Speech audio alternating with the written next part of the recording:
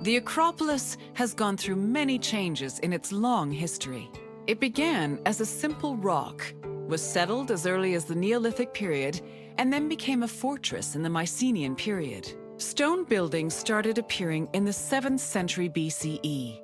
But the famous structures whose ruins remain visible today date mainly from a period of construction in the 5th century BCE. The location of the Acropolis is closely tied with Athens' foundation myth. Supposedly, it was the site where Athena and Poseidon competed for the city's patronage. This connection gave the Acropolis a sacred aura, and it was considered the religious heart of the city.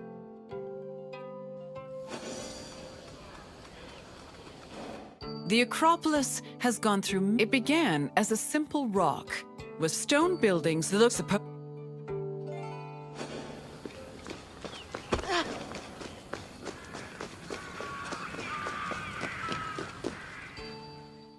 The Temple of Athena Nike was built on the remains of old fortifications from the Mycenaean era. Worship at the temple can be traced back to the 6th century BCE, but the building itself was destroyed during the Greco-Persian Wars a century later. It was rebuilt during the Peloponnesian War. Given that the name Athena Nike roughly means Athena of victory, it was likely constructed in the hopes that Athens would win the war. Unusually, the temple depicts historical scenes of battles against the Persians instead of the more mythologically inclined art of other Greek buildings. The temple's priestess was chosen randomly among the Athenians and received a salary of 50 drachmae annually, along with skins and trophies from sacrificed animals.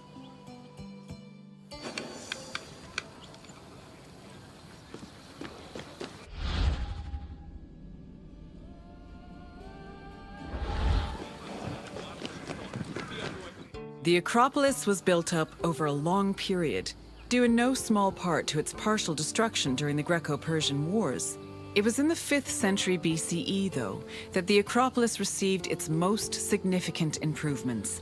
This period was an extremely prosperous time for Athens, both financially and culturally.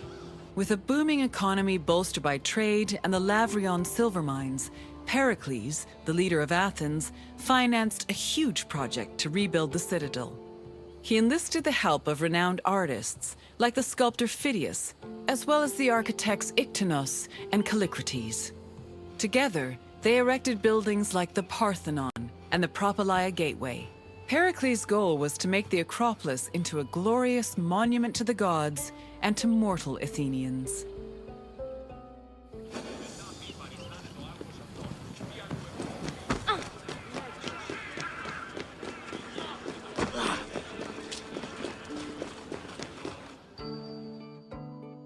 Behind the Propylaea was the giant bronze statue of Athena Promachos, or Athena who fights on the front lines. That name was reflected in the spear and shield the statue held in its hands. It was erected in the mid-5th century BCE by the artist Phidias. According to an inscription, it took 9 years to make and cost almost 500,000 drachmae.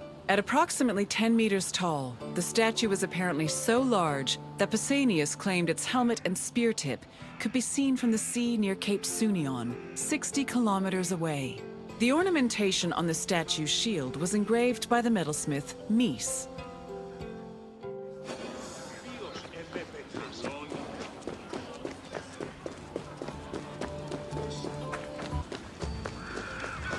The Aerophoroi were young girls between the ages of 7 and 11 who were in charge of special rites. A list of 4 girls was drafted by the Assembly of Citizens, from which the High Magistrate, the Archon Basileus, chose 2 to serve as Aerophoroi for the year. The girls lived in a house on the Acropolis. They were in charge of carrying sacred objects and weaving the peplos of Athena. The peplos was a sacred robe offered to Athena during Panathenaea, a festival held in her honor.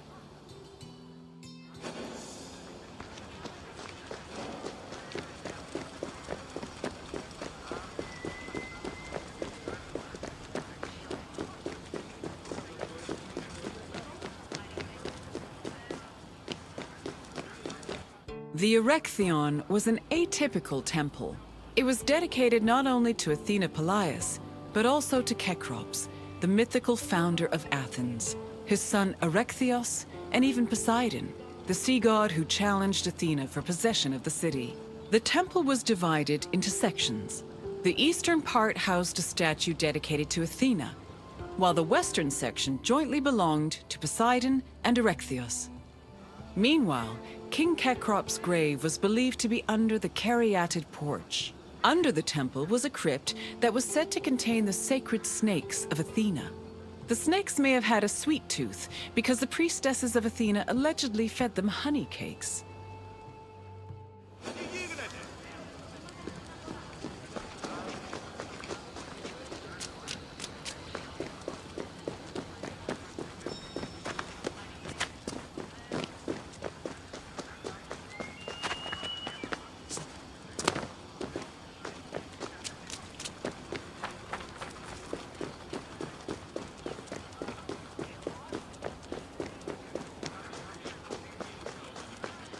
The Parthenon is one of the most well-known buildings in the world and an enduring symbol of ancient Greek civilization.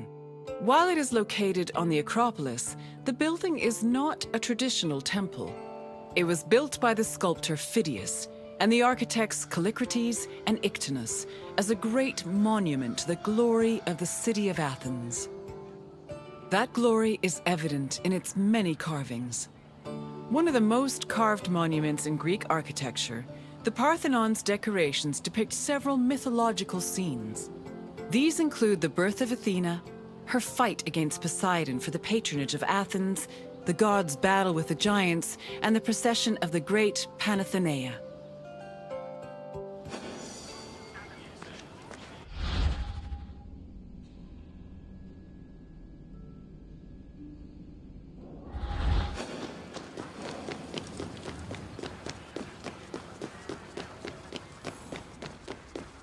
The Parthenon's inner chamber, or cella, contained a massive statue of Athena that was considered to be one of the sculptor Phidias's greatest masterpieces. The statue was chryselephantine, a combination of gold and ivory. To justify the steep cost of its construction, Pericles told Athenians that the statue was a gold reserve, which could be disassembled in times of economic distress. The cella also allegedly contained a pool, whose main purpose was to control the room's humidity, which helped preserve the statue's ivory.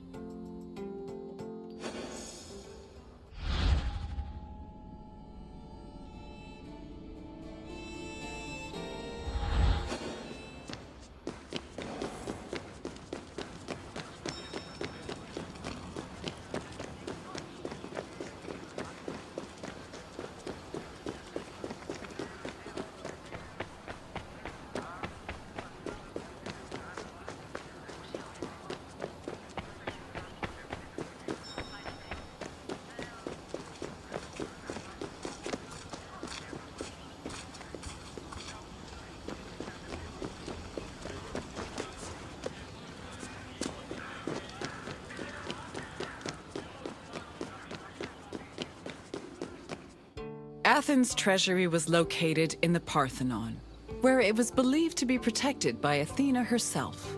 The treasury contained objects of great value, acquired from different conquests, as well as a mass of minted silver coins and various offerings to Athena. Pericles also decided to move the entirety of the Delian League's treasure to the Parthenon in 454 BCE.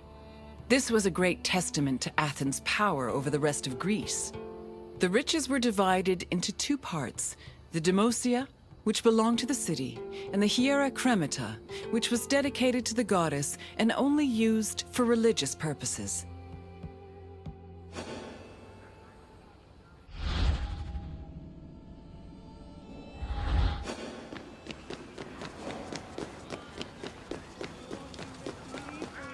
And what did you think of the Acropolis?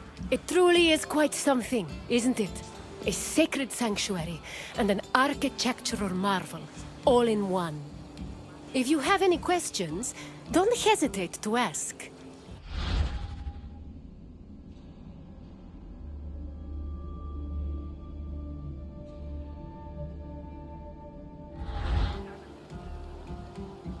You're confident enough for a test? Very well. Let us see how much you know. Which two gods competed for Athens' patronage?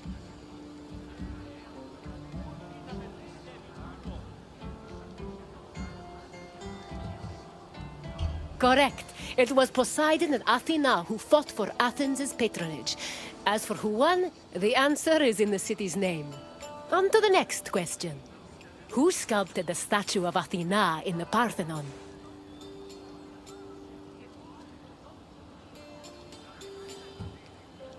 Praxiteles sculpted a marble statue of Artemis that stood in the Vravronion.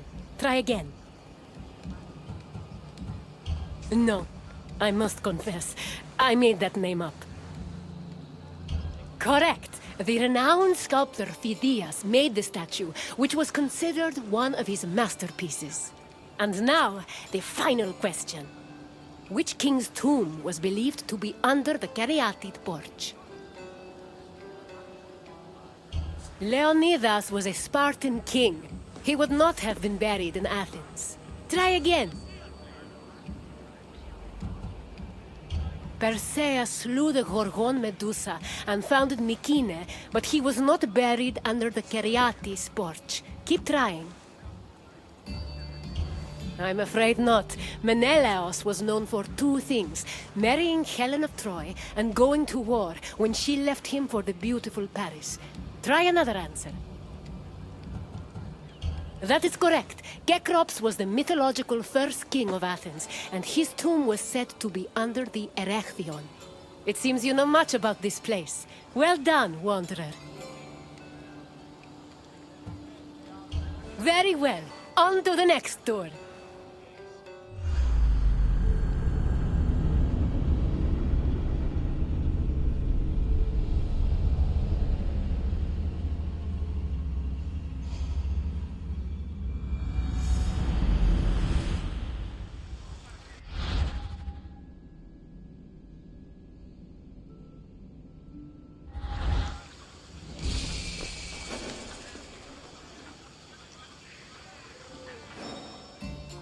Greetings, Wanderer. It is my pleasure to introduce you to a unique tour.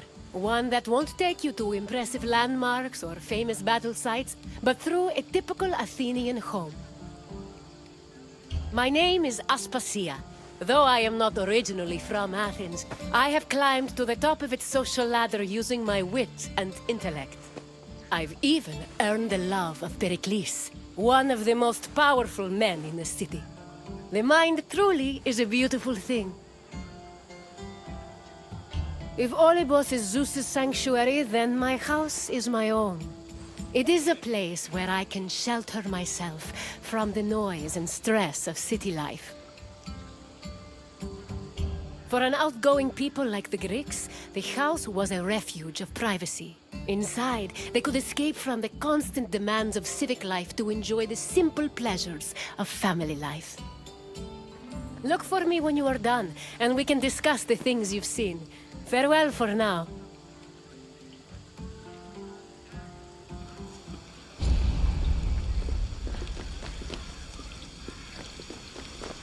The house, or oikos, was a residence for Greek families and their slaves. Contrary to modern houses, which look outward, the Greek household was built to look inward on a courtyard. The courtyard was the house's central fixture. It was the building's main source of daylight, and also the location of religious altars dedicated to worship. The building itself was made up of familiar accommodations, including bedrooms, storage rooms, a kitchen, and a living room. Women were generally in charge of tending to the home, which in Greece was called oikonomia, a term that inspired the modern word economy.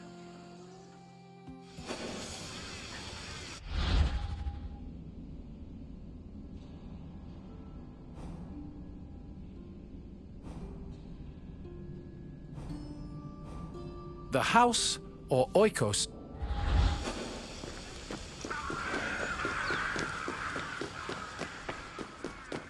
a pasta was a corridor that connected a house's courtyard to its residential section. Archaeological evidence from the city of Olynthos reveals that pastas were added to Greek home design in the 5th century BCE.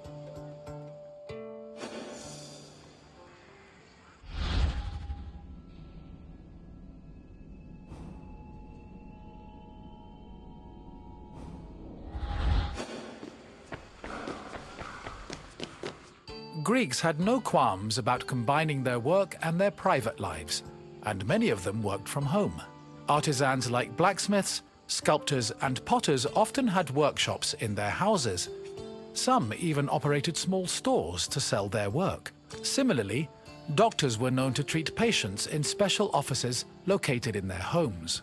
Women also worked in the house and were responsible for making textiles, as well as producing clothes and supervising weaving, which was carried out by slaves. If the household was wealthy enough, they could even produce a surplus of textiles to sell in times of financial difficulty.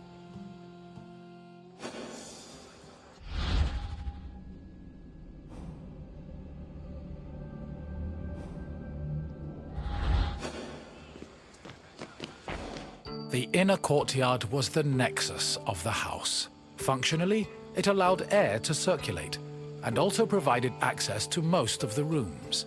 It also sometimes housed a well or a cistern that collected rainwater. In the center of the courtyard was an altar to Zeus Hercules, who served as the protector of the household. Women would often use the space to sew and cook, while children used it as a play area. Furthermore, if the family had pets or animals, the courtyard was where they were allowed to run free.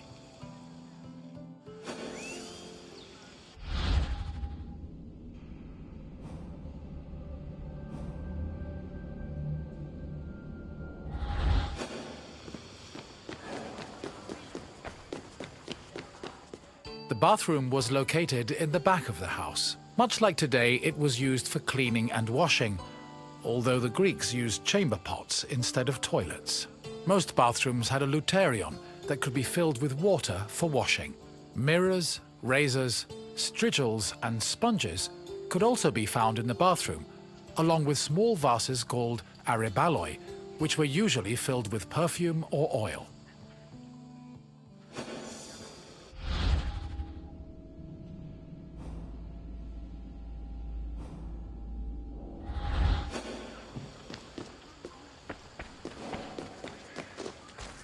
Greek homes had kitchens where the family's meals were prepared. The Greeks did not often eat meat, except during special occasions like banquets or after sacrifices. They had mainly a grain-based diet, eating staples such as bread, porridge, or a barley cake called maza. They also occasionally ate poultry, fish, and other seafood, as well as fruits, vegetables, goat milk and cheese, and olive oil. Food was cooked on a tripod, or sometimes in a klebanos, which was a sort of mobile oven. Other cooking implements included braziers, mortars and pestles, a spit to hold food over a fire, platters, and frying pans. The family also used the kitchen to store food in containers called pithoi.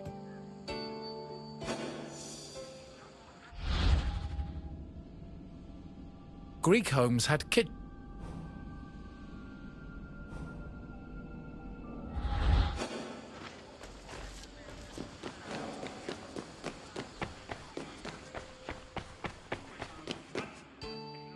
Symposia were major social institutions in Greece.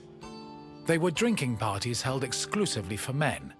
The party took place in the men's section of the house, the andron, where residents and guests reclined on special couches called klinai. Food was served on low tables set in front of the couches, while wine was placed in a crater in the center of the room. During a symposium, men drank, sang, had philosophical discussions, and played games like kotobos. Musicians, dancers, and even courtesans were often welcomed to attend as well. However, wives and daughters were always excluded.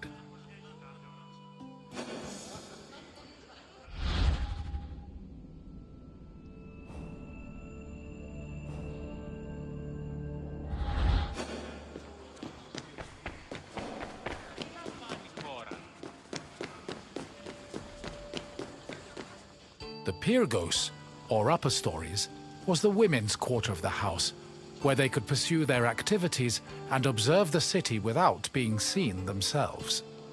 The rooftops were also used in a special rite called the Adonia, a private celebration held in honor of Adonis, which was reserved for women. At the beginning of spring, women filled terracotta pots with soil and lettuce seeds, then climbed a ladder to place the pots on the rooftop. These pots served as the women's very own Gardens of Adonis.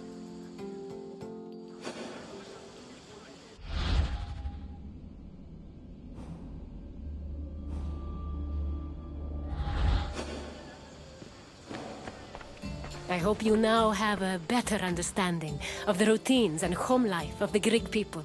What would you like to do next? Then let's start with a simple question. Which group of people celebrated the Adonia? Men did have exclusive parties, but they were called Symbosia. Try another answer. Correct. The Adonia was celebrated by women of all stations. Let's move on to the next question. Which of the following was known as the protector of the household?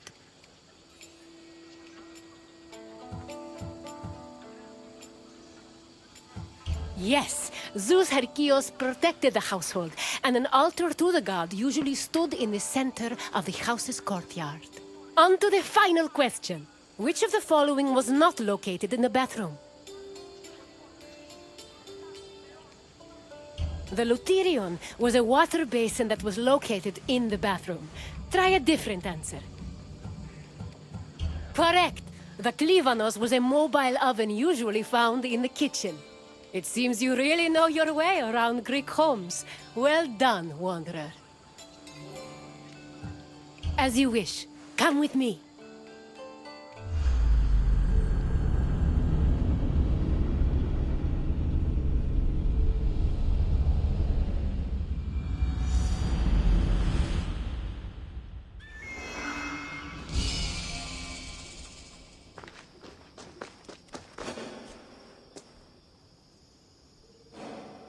My friend! How fortuitous to run into you in this most intoxicating place! I'd offer you a drink, but for some reason the workers won't let me borrow any of their wine. Cheapskates.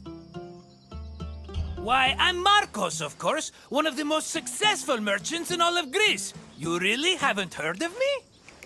My name is known from Kefalonia to Kos. If you've ever paid money for something, I probably received a percentage. But enough about me. Let's go back to what you're doing here. You know, I once started my own wine business on Kos. It hit a bit of a snag when my investors, three brothers calling themselves the Cerberos, suddenly lost faith in me. But after they had a tragic run-in with a bloodthirsty Misthios, I was able to land on my feet. From then on, the streets of Kos overflowed with wine, and my purse overflowed with drachmae. Very sad about the Cerberus, though. Couldn't have happened to nicer people. As you can probably tell by all the grapes, this is one of Greece's many vineyards. Wine was an essential part of Greek culture, and this tour will take you through how it was made. In addition to being delicious, not to mention lucrative, wine was an important part of Greek economy. I promise I'll meet you at the end of your visit, my friend. See you soon!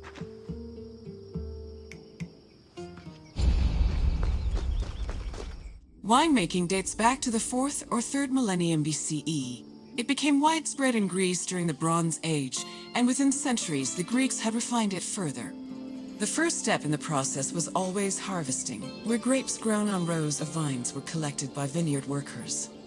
According to Homer, harvesting was often accompanied by music to give it a more festive atmosphere.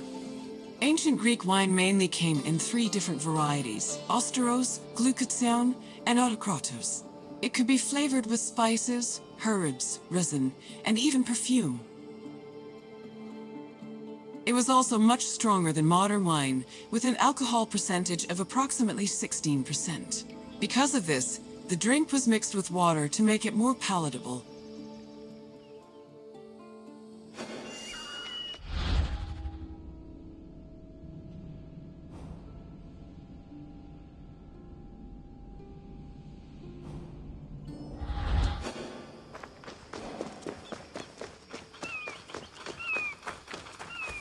Grapes were dried to maximize the wine's sweetness and prevent it from turning into vinegar.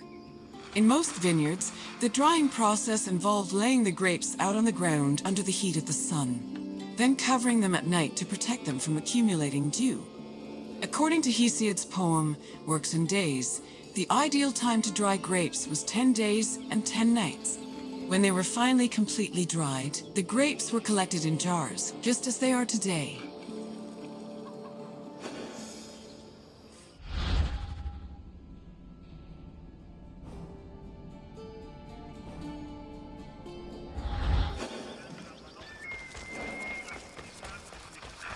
The Greeks had many methods for crushing the harvested grapes. The most common technique was to use a lenos, a large treading vat where workers stomped on grapes with their feet. Alternatively, the Greeks sometimes crushed the grapes by hand using a strainer, mashed them with a mortar and pestle, or squeezed them using a tool called a sack press.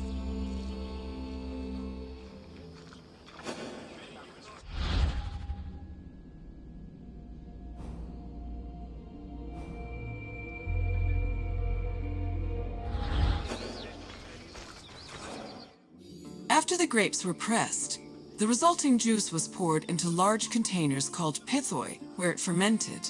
Once fully fermented, the wine was filtered through an ethmos, or sack, which separated it from the residual yeast called lees. The wine was then placed in a special storage room.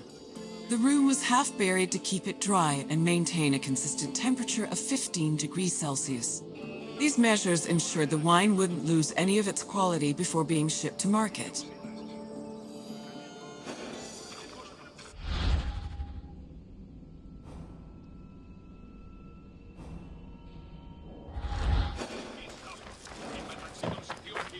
When the wine was ready to ship, it was poured into storage containers called amphoras. These were smaller than pithoi, which made them easier to ship and display in crowded marketplaces. However, that doesn't mean transporting wine was always a safe endeavor. Sometimes ships carrying amphoras as cargo would be wrecked before making it to their destination, losing hundreds of bottles of wine to the sea.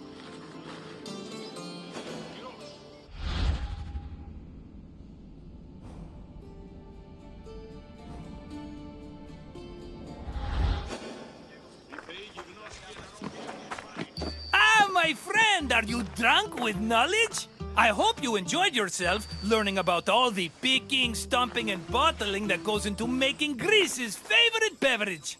Maybe if my customers understood how hard winemaking was, they'd agree more with my perfectly reasonable prices. But let's talk about something else, yes? What else can I do for you? You want your intelligence tested? Well, let me tell you, my friend, no one is more qualified for that task than me. Let's get started. What container was used to ship wine to the market? No, pithi were the big containers with the juice fermented into wine. But I'm fond of second, third, even fourth chances, so try another answer. An ethmos was actually a strainer, not a container. Although both words end in einer, so I understand the confusion. Try again. Yes, wine was stored in amphoras during its long journey to market. Here's another question. Which of the following wasn't a type of wine variety? Correct! Thasos was an island famous for its vineyards, not a specific type of wine. Just one more question to go, my friend. Which part of the winemaking process created the grape juice necessary for wine? Fermentation was what turned the juice into wine, so no. But keep trying, my friend. That's the one! The harvested grapes were pressed in a linos, often by the feet of vineyard workers. Just try not to think about that last part whenever you have a cup of wine. You know your wine. You're as good with facts as I am with money, and that's really saying something. Of course! Right this way, my friend!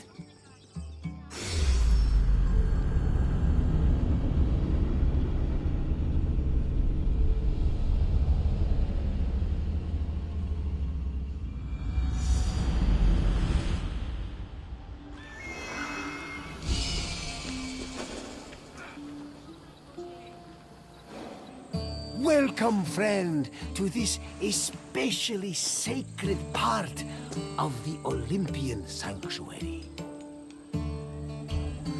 My name is Barnabas, and I am a ship captain. Don't be fooled by my scarred eye. Though I've seen my share of combat, I mostly stick to trading these days. Well, trading and introducing visitors like you to wonderful sights like this. This place is practically vibrating with divine energy. I feel like if I look over my shoulder right now, Zeus will be staring back at me.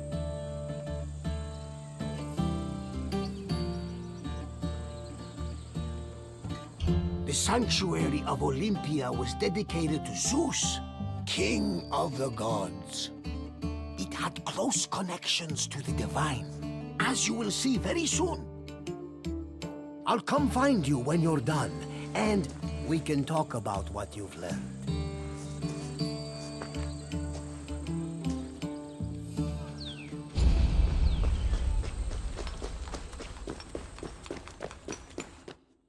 This workshop was built for the renowned sculptor Phidias after his work on the Acropolis of Athens.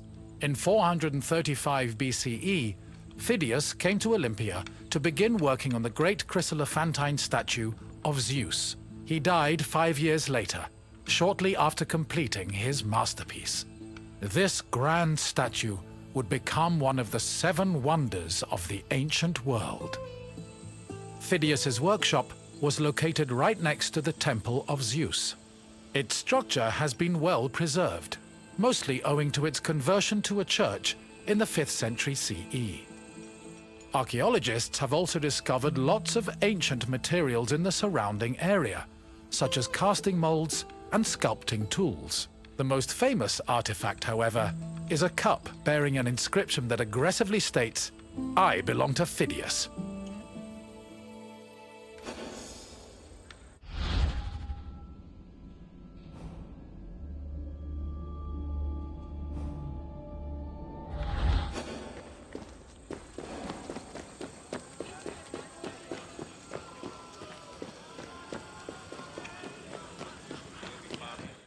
On the 5th and final day of the Olympic Games, victors attended a ceremony where they were crowned with olive wreaths and showered in flowers.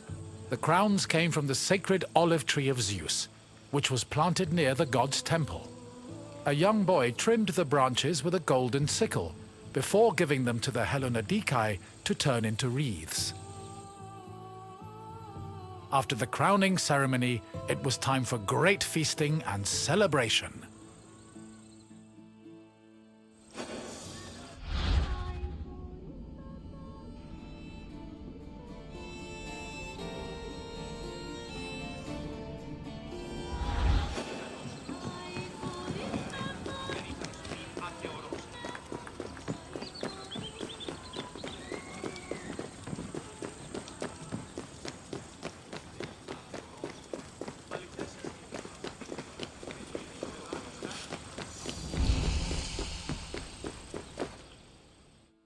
Pelops was both a legendary Greek hero and the mythical founder of the Olympic Games.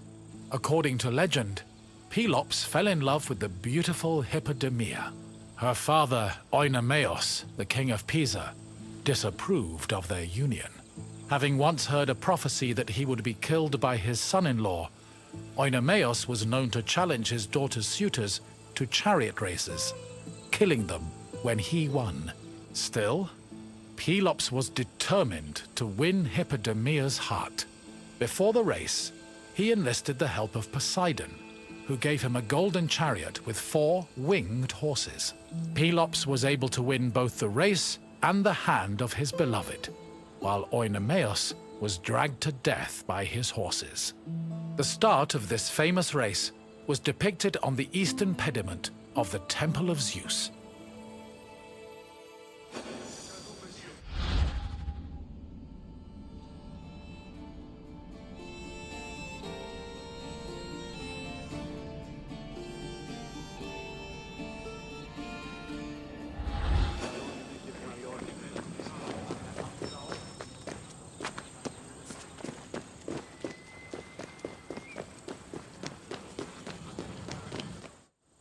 The Heraion was a temple dedicated to Hera. It is one of the oldest temples in the sanctuary, dating back to approximately 590 BCE. The structure included columns painted with images of women who won the Heraia, an athletic competition made up of running events. Every 4 years, 16 women were chosen to make a veil dedicated to Hera. These women also organized the competition, though they did not compete in it. The Heraia was unique for its focus on female athletes, in contrast to the male-exclusive Olympic Games.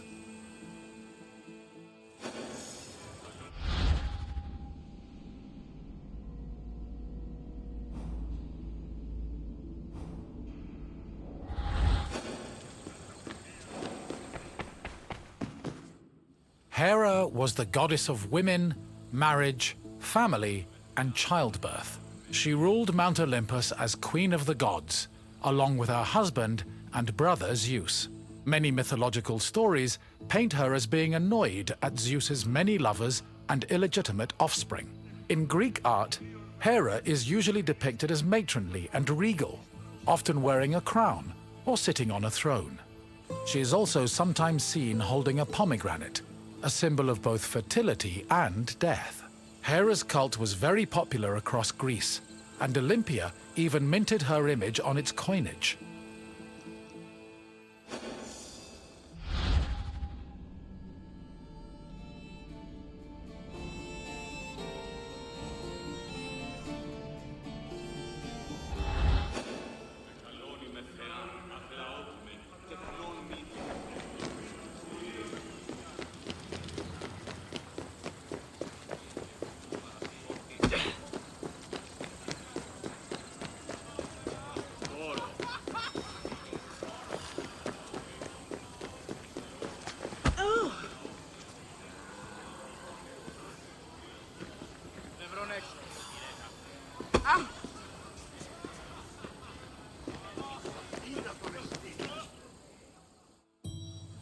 One of the highlights of the Olympic Games was a ceremony that took place on the 3rd day of the festival.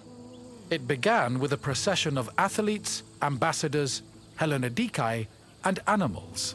The group made their way around the Altis until they arrived at the Temple of Zeus. Then the animals were brought in front of the altar of Zeus and offered as a sacrifice. This sacrifice was known as a hecatomb, a word that originally described the sacrifice of 100 oxen. During the hecatomb, the bones and legs of the animals were burned and carried to the top of a mound of ashes from previous sacrifices. Meanwhile, the meat of the animals was saved for a large banquet held later in the evening.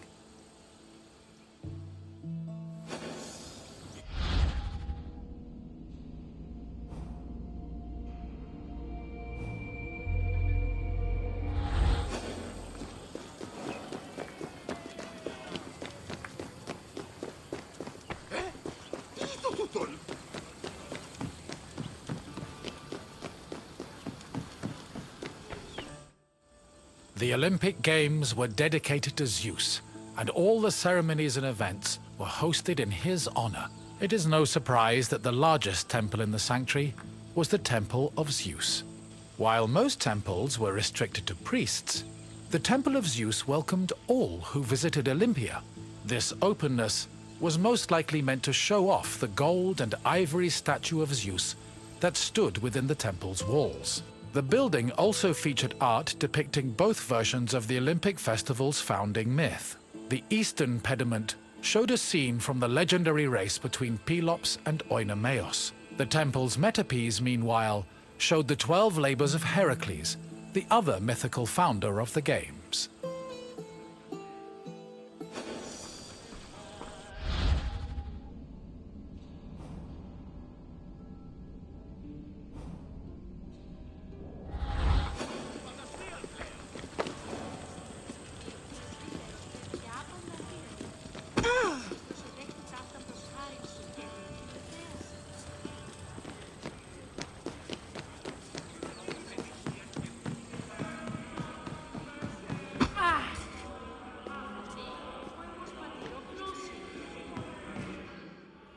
Zeus was the god of sky and thunder, and king of the Olympians. He ruled the world from his home on Mount Olympus. The child of Cronus the Titan, Zeus overthrew his father and cast the Titans out in a great battle known as the Titanomachy. He had children of his own with his wife Hera, including Ares, Hephaestus, Hebe, and Eileithyia. He also had many children without Hera, much to her consternation, but there are too many to list here. Zeus was believed to have control over the lives of mortals, as his many epithets attest to. For example, his title Hawkios made him a keeper of oaths, while Xenios was the name conferred to him as a protector of hospitality. In Greek art, Zeus was usually depicted holding a thunderbolt and sitting on a throne, befitting his position as king.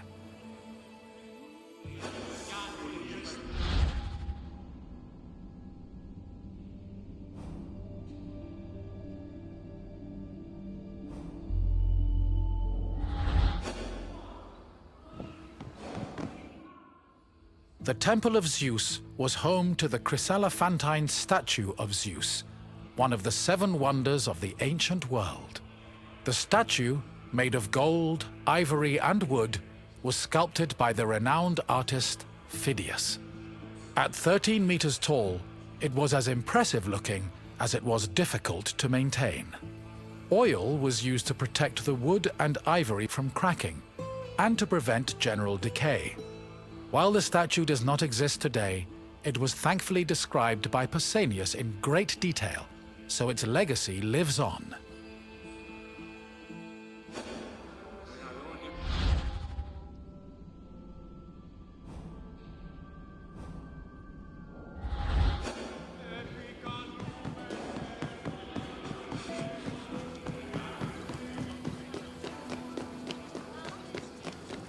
Hello again! I hope you enjoyed your visit and feel a little bit closer to the gods. Well, as close as a mortal can get. Is there anything else you'd like to do? Excellent! Let's see what you remember. Your first question is a simple one. Which goddess was Zeus's wife? Correct! Not only was Hera Zeus's wife, she was his sister as well. But let's move on to the next question. What kind of contest did Pelops win in his quest to marry Hippodamia? Yes, Pelops won a chariot race, thanks to Poseidon's help. And now, the final question. What was inscribed on the cup found near Phidias' workshop?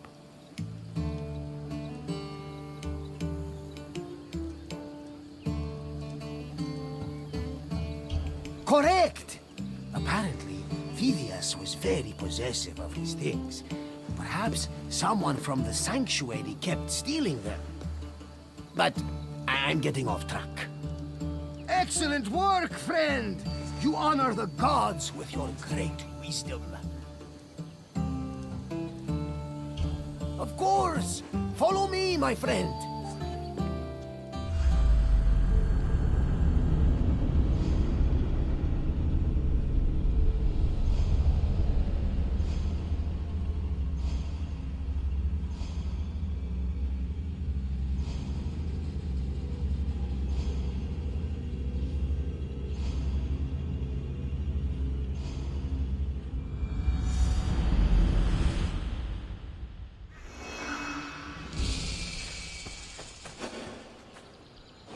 Welcome, traveler, to the ruins of Mykine.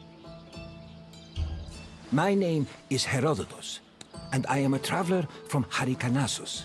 I retrace the cause of various events, such as wars and great calamities. I describe what I see and record what I'm told, all with the aim of providing a better understanding of why these things occur. Look for me to introduce you to many sites. It is humbling to stand in the remnants of such a great civilization. Looking at these ruins, I am reminded that the past is never as far behind us as we think.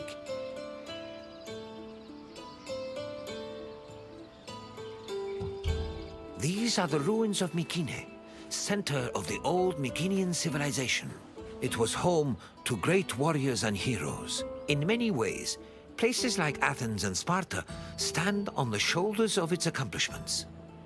This tour will take you through its ruins and introduce you to its most important monuments, revealing its history in the process. I hope you enjoy yourself. I'll be waiting for you at the end of your visit.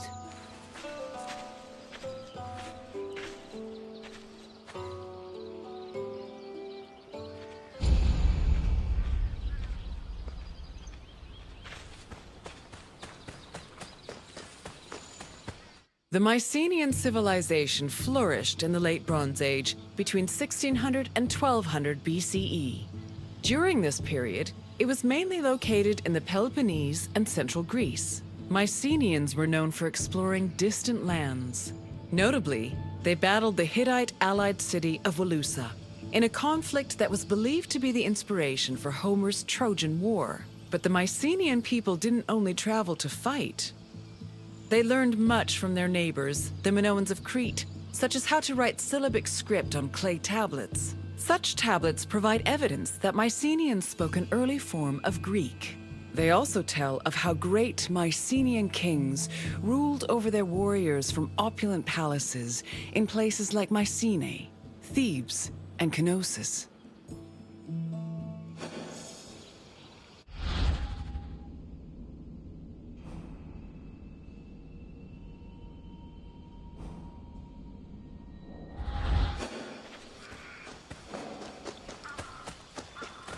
The entrance to Agamemnon's citadel, or the Lion Gate, is one of the most iconic monuments in Mycenae. It is impressive for both its height and for the intimidating rendering on its relief, which depicts two lions standing on either side of a column.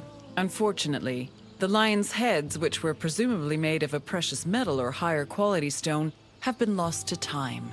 The gate was most likely meant to greet a triumphant king returning home from successful military campaigns and to awe foreign visitors.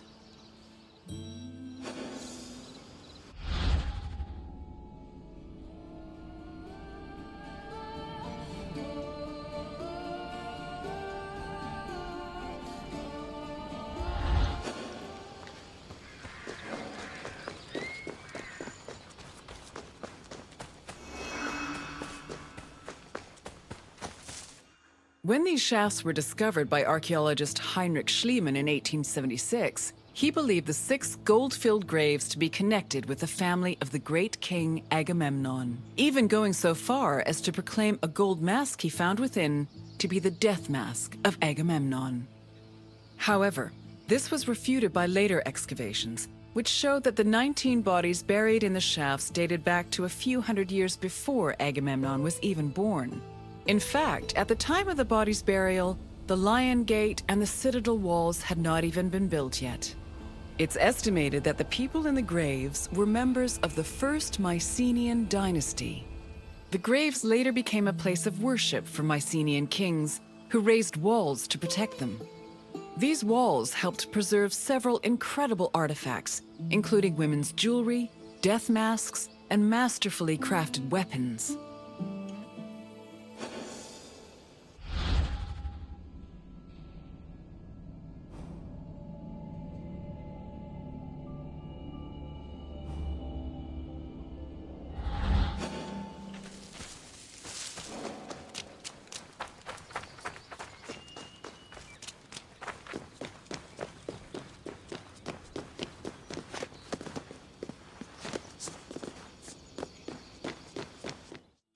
By 1250 BCE, Mycenae was at the height of its power, and its living quarters and workshops were numerous. Houses were built everywhere, from the top of the palace's hill near the king's residence, to the slopes and terraces within the walls, to the nearby hills outside the citadel. At one point, the citadel's walls even had to be enlarged to make room for more quarters. The people who lived inside the citadel were those with high status in either the military, religious, or administrative sectors of the kingdom. This is reflected by the ceramic and metal vessels inside the houses, as well as their painted plastered walls.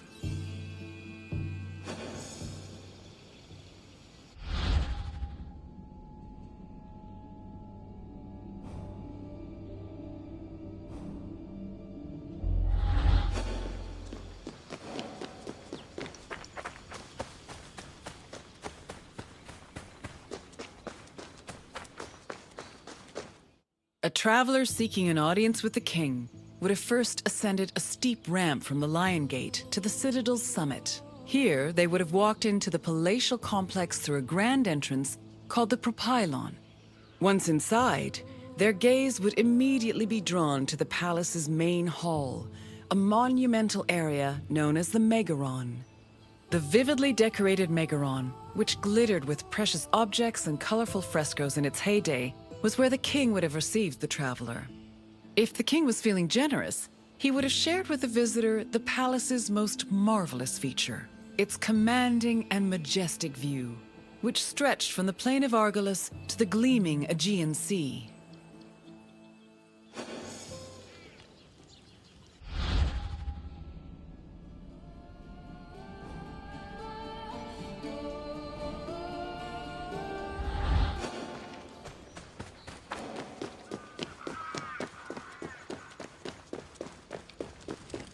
It was in this palace where a legendary Mycenaean king like Agamemnon would have held court. According to Homer and other poets, Agamemnon led the Greeks in the sack of Troy.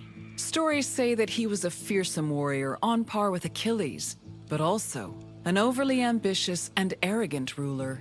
He sacrificed his own daughter, Iphigenia, to convince Artemis to grant his ships passage to Troy. After conquering the city, he returned to Mycenae with mounds of riches, and a Trojan named Cassandra as his concubine.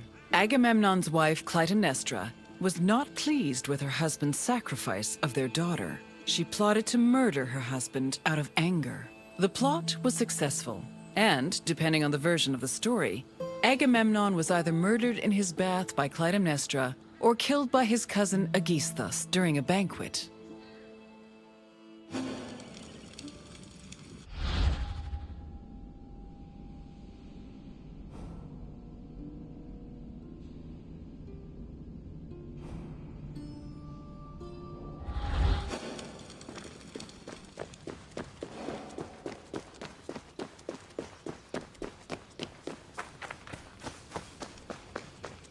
You've completed the tour. I trust it was an eye-opening experience. Though it did not last, Mycenae was a sort of precursor to what would eventually become the Greek civilization we know today. It's important we remember them, if only to avoid repeating their mistakes. Now, what else would you like to do? Then let's begin. First, I have quite a simple question. Which ancient city may have been the inspiration for Homer's depiction of Troy? No, the Megenians who were at war with Troy in the first place. Thebes played an important role in the tragedy of Oedipus, but it was not the basis for Troy. Keep trying. Rhonossos was the supposed site of the legendary Minotaur, but it did not inspire Troy. Although I am certain the Trojans wished they had a Minotaur on their side during the war. Either way, try again. Yes, the Mycenaeans' conflict with the city of Wilusa allegedly inspired Homer's Trojan War. Now for the second question. Agamemnon sacrificed his daughter Iphigenia to convince which god to allow him to proceed to Troy?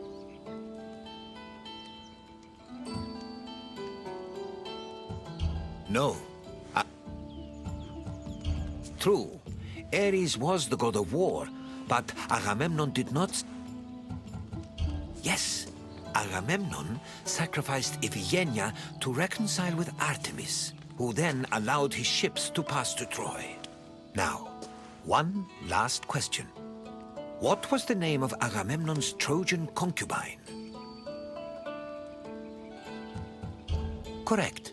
Following the sack of Troy, Agamemnon sailed home with the Trojan prophetess named Cassandra.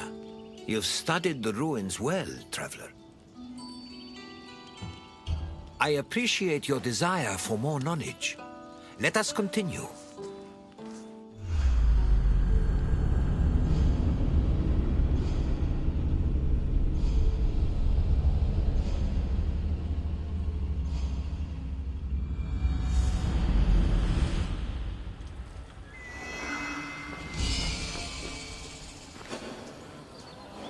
Greetings, wanderer, and welcome to the Agora of Athens. I love this Agora. Where else could you find a common fish merchant and an extravagant jewelry seller within a few feet of each other? It's that kind of variety that makes city life so rich and exciting. The Agora is the beating heart of any Greek city. It is a place where all types of people may gather, from citizens and foreigners to magistrates and philosophers. All manner of business is conducted here, including political meetings, legal proceedings, and trade. When you finish exploring, come find me, and we can talk more. See you soon, wanderer.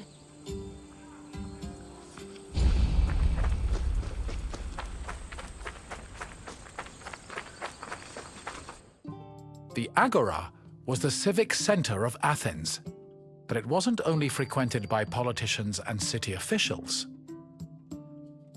The area housed a market where people could purchase food and other goods from merchants. It was also frequented by philosophers, who used the public space to establish schools and pass on their teachings to students. Religion had its place as well. Temples dedicated to Hephaestus and Apollo were located in the Agora, along with the altar of the 12 gods and the monument of the eponymous heroes.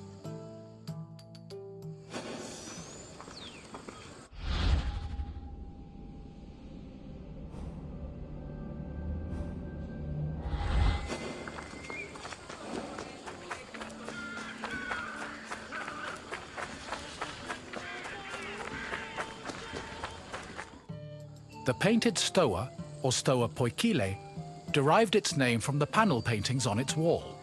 The paintings were created in the 5th century BCE by famous artists like Polygnotus and depicted Greek military victories like the Battle of Marathon. The stoa served as a public meeting place for citizens, but it was especially popular with philosophers who used the space to pass on their teachings. In 301 BCE, the philosopher Zeno of Kition chose the Stoa Poikile as the location for his school of philosophy, the appropriately dubbed Stoicism.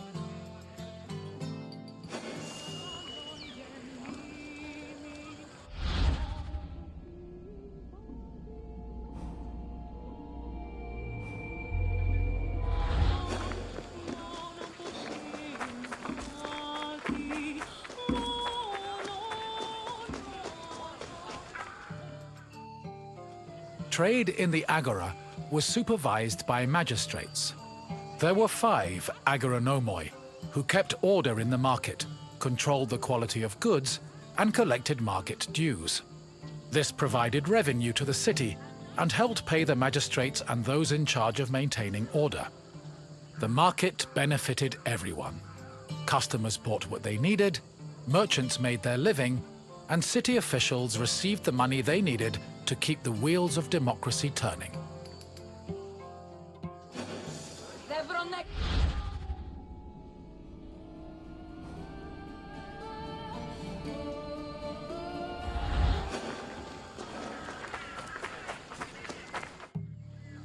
The original Temple of Apollo Patrous was built around 535 BCE by Pisistratos, but was destroyed by the Persians during their invasion a few decades later.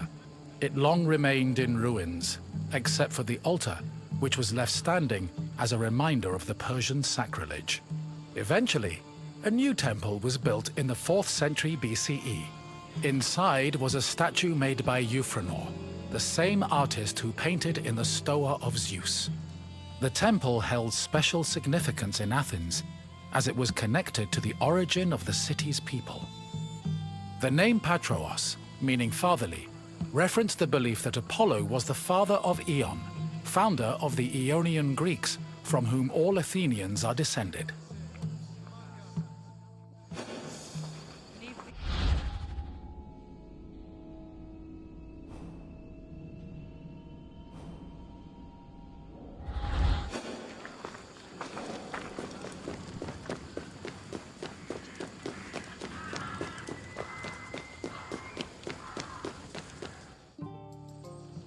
temple of Hephaestus overlooks the Agora from the Colonus Agoreus hill. Today, it is one of the best preserved temples in Greece, owing to its conversion to a church in the Middle Ages. But while this transformation preserved the structure, it also damaged the surrounding sculptures. The temple was dedicated not only to Hephaestus, the god of metallurgy, but also to Athena Ergane, goddess of arts and crafts. Nearly every part of the Hephaestion was lavishly decorated with depictions of famous mythological events, like the labors of Theseus. The Theseus scenes gave the temple the nickname Thesion, a name that lives on today as a city district in Athens.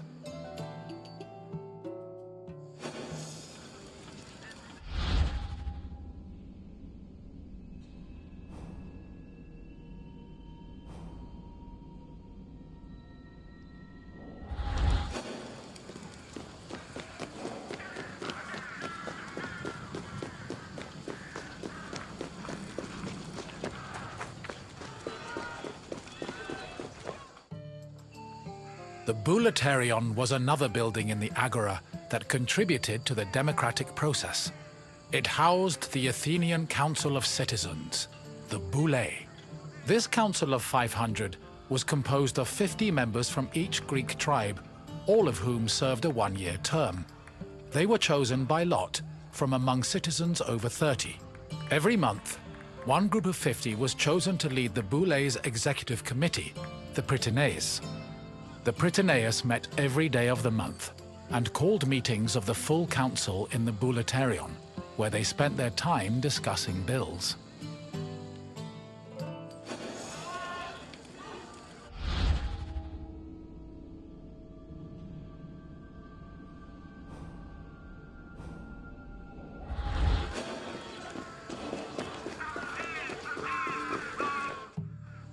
The Prytaneon was one of the most important buildings in the Agora, as it was the headquarters of the Prytaneis.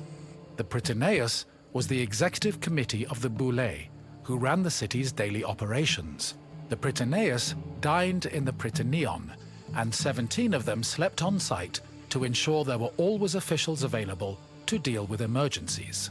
The Prytaneon also housed the official weights and measures of the city. The Fire of Hestia, which provided sacred fire for all public sacrifices, was also located there.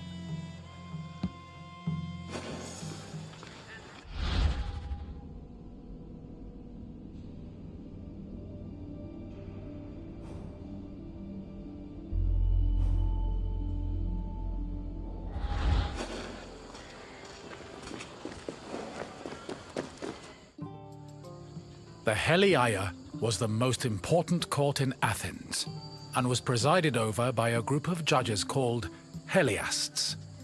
Judging was a regular part of an Athenian citizen's life, with trials happening almost every day.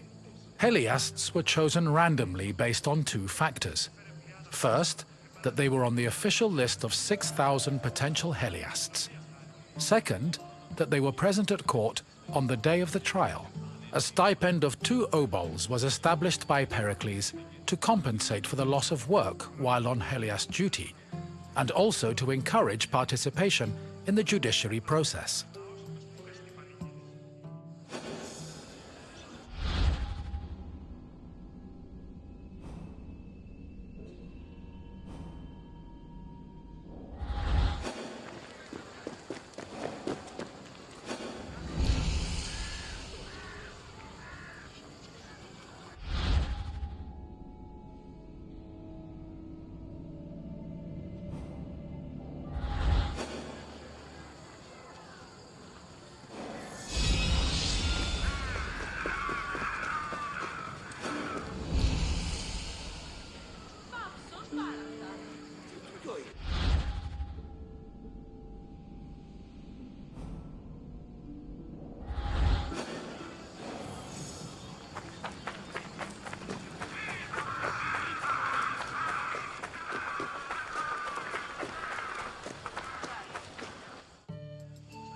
In the Agora, an Athenian could buy and sell many different products.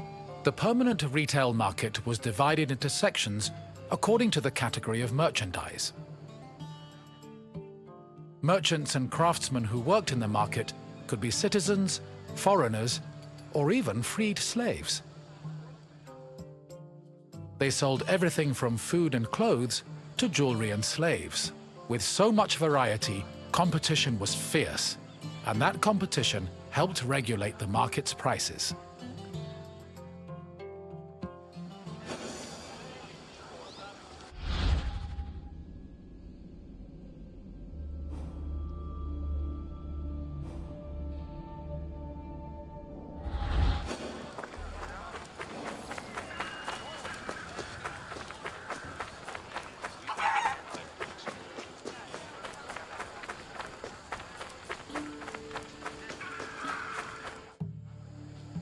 The Heliaio wasn't the only court in Athens.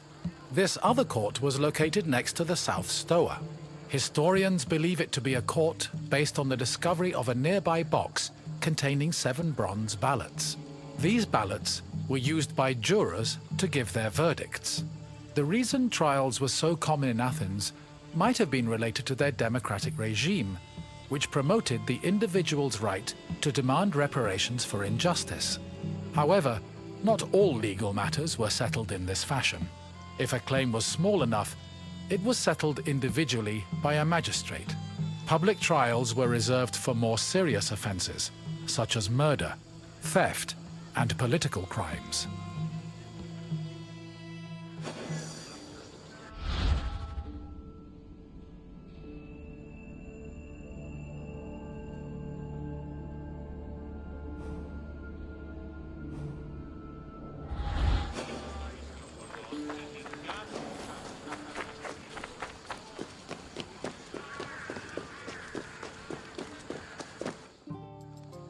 The mint was where the city made its coinage.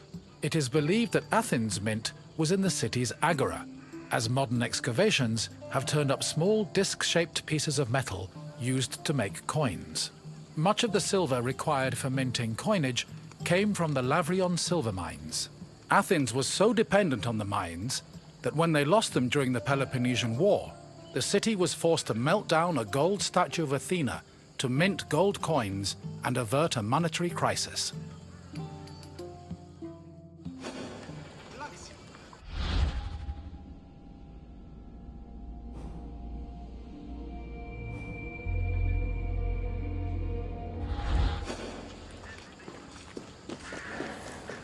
You have now experienced the Agora, following in the footsteps of countless Athenians before you.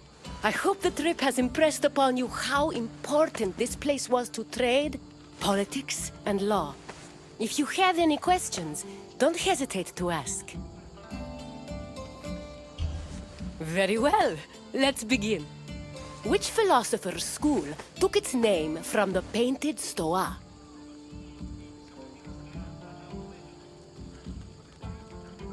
Yes, Zenon taught at the Stoa, and so he and his followers were dubbed Stoics.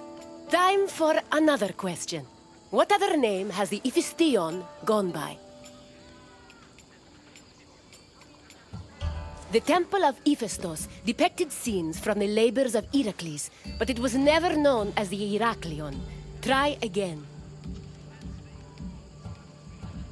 That is another building entirely. Correct. The name was inspired by the scenes showing the hero Theseus, which decorate the temple. Only one question left. When Athens lost the Lavrion silver mines during the Peloponnesian War, which statue did they melt down to mint new coins?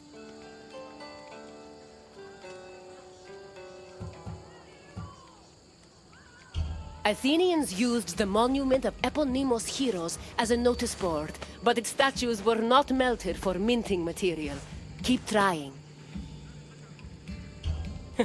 There was a statue of Apollo Patros. Correct. The Athenians melted down a statue of Athena to mint gold coins. It's clear you are very familiar with the Agora of Athens. I'm impressed. As you wish. Let's see what else Greece has in store for you.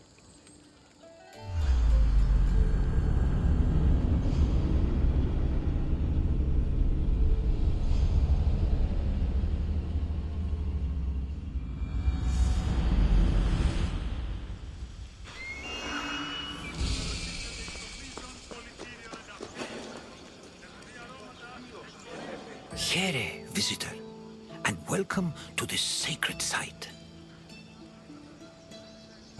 Delphi is an amazing place to visit if you're looking for information.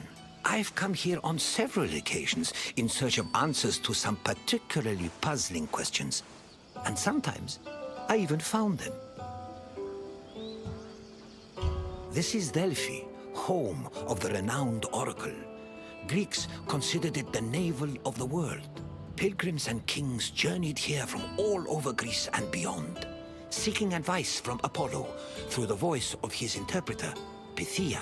During your visit, you will experience the sanctuary through a pilgrim's eye and discover how important oracles and prophecies were to the people of Greece. Now, go off and begin your pilgrimage. I will be waiting for you at the end of your visit.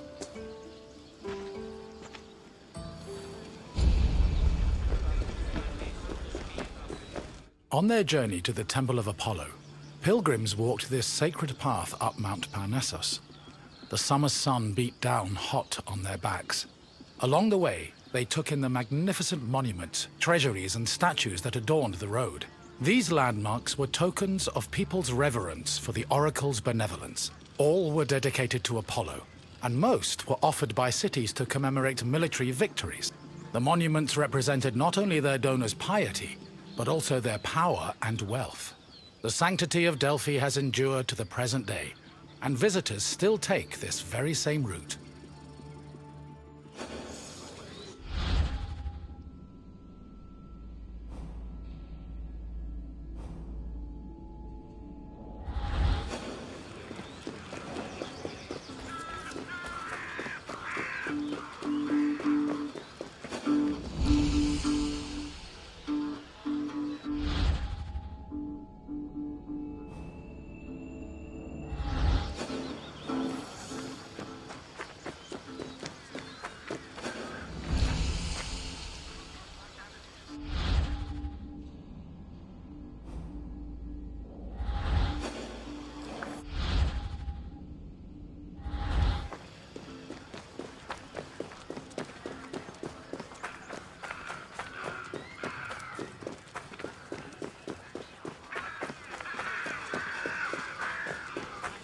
One of the most impressive dedications to Apollo came from the Cnidians, a Greek population that colonized the island of Lipari, north of Sicily. The story behind this dedication is notable.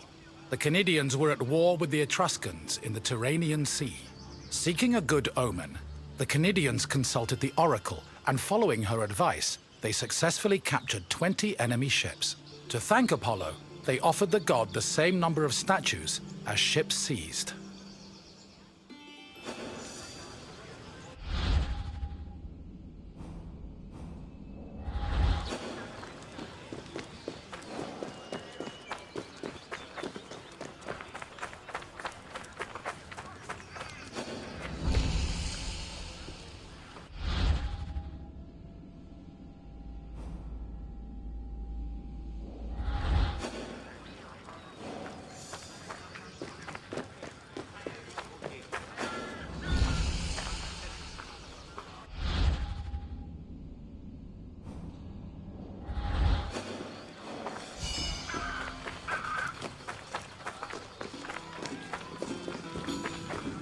Next to the Naxian Sphinx stood a simple structure to display offerings from the Athenians, most of which were spoils of war. In particular, these offerings, called ex-votos, were prows of sunken Persian ships. The Athenians built the portico after their naval victory over the Persians in 478 BCE. So proud are those born to be Spartans. They'll rise through the fire they face. They carry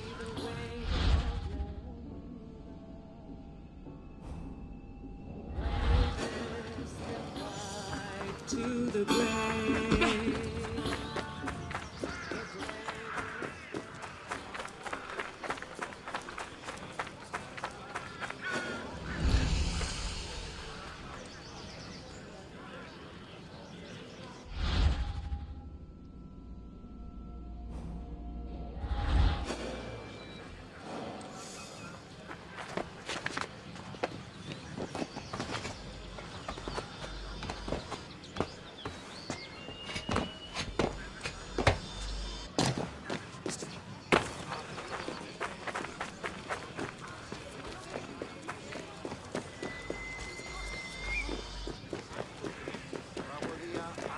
Once arriving before the temple, pilgrims wishing to consult the oracle had to first pay a tax. This tax gave them the initial right to approach the altar of Apollo and make an animal sacrifice to the god. But before proceeding to the Pythia, the preliminary ritual had to succeed. If the animal reacted favorably and showed signs of acceptance to the god, it was sacrificed, and the pilgrim would be allowed to enter the temple to question the Pythia.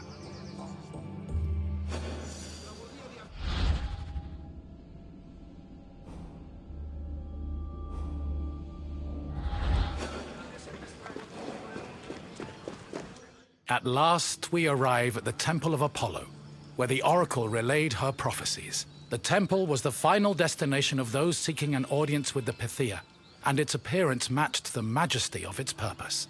Atop its imposing columns, the structure's pediments displayed famous mythological scenes, sculpted by the renowned Greek artist Antenor. But as grand as the temple looked from the outside, it paled in comparison with what happened within.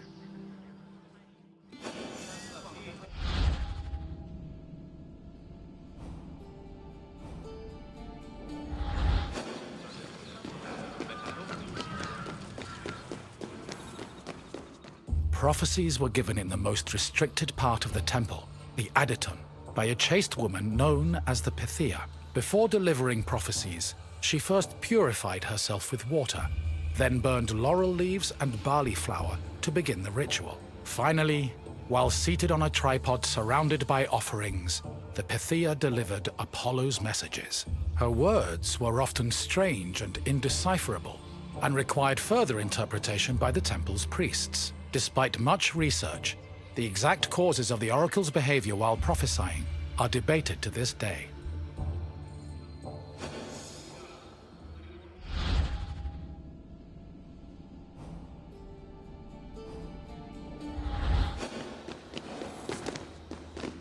Myths say that while searching for an oracle who could impart their words to mortals, Apollo established a sanctuary on Mount Parnassus. Apollo took over this site by slaying its sinister guardian, the snake-like Python.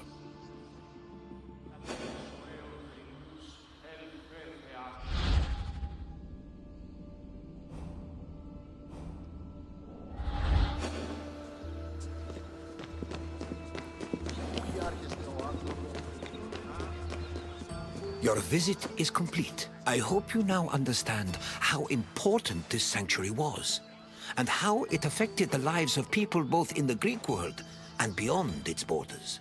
To be honest, I could speak about Delphi all day. But what would you like to do now? Ah, you wish to test your knowledge. Let's begin with a simple question. What did the oracle use to purify herself before her predictions? Correct. The oracle used water for purification. Time for another question. Which god was believed to speak through the oracle at Delphi? The god of the underworld was both feared and Hermes did not speak through the oracle at Delphi. When you're the messenger of the god... Yes, the oracle allegedly spoke the words of Apollo, which were then interpreted by priests. One final question for you. Delphi is situated on which mountain? Olympus is notable for its association with the gods, but it is not the site of Delphi. Correct. Delphi stood on the slope of Mount Parnassus. Well done, traveler. Your knowledge rivals that of the wisest philosophers. Of course. Follow me.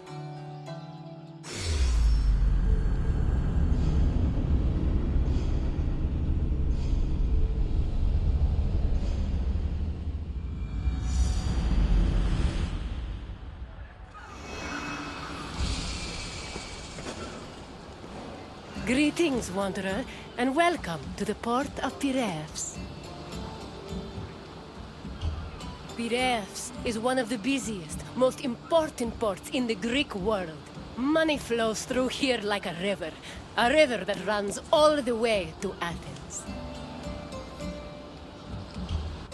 Acting as a port for Athens, Piraeus welcomed merchants, goods, and travelers from all over the world. It was a central part of Athens' economy, but it was also fortified enough to protect the city's considerable fleet.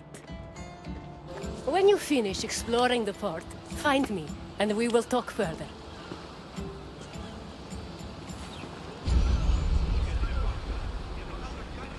Enjoy your visit. I will... Piraeus, a peninsula southwest of Athens, became the city's main port after the politician Themistocles encouraged the development of its natural harbors. These developments led to the gradual abandonment of the older harbor of Phaleron. Piraeus's fortifications were further developed by Cimon and Pericles, along with the long walls, which ensured goods could still be moved during sieges. Piraeus was divided into three main sectors: the military port, the emporion, and the residential area. By the 5th century BCE, it had become not only Athens' naval headquarters, but also the mercantile center of the Mediterranean.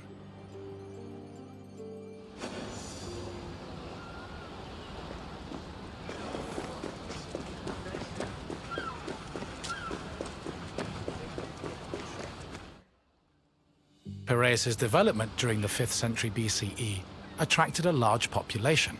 Many craftsmen, merchants, bankers, sailors, and ship owners moved to the port in great numbers.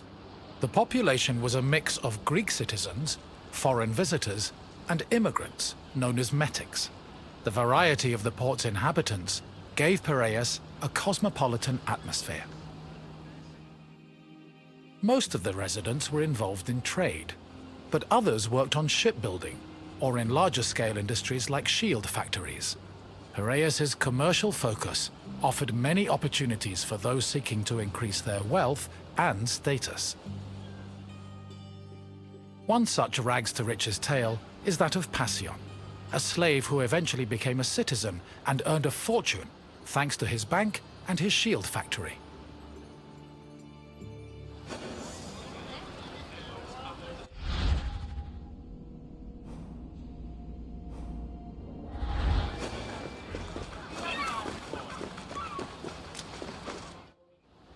Piraeus was a demi, or district, of Attica.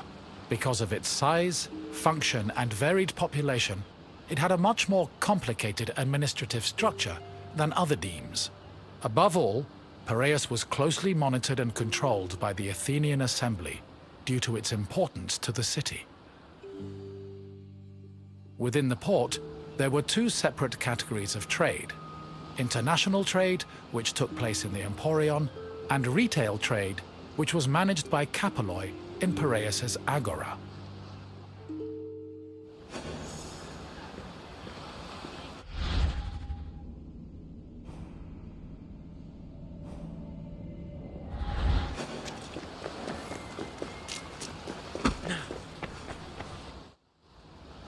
The emporion was a commercial port dedicated to trading goods from overseas.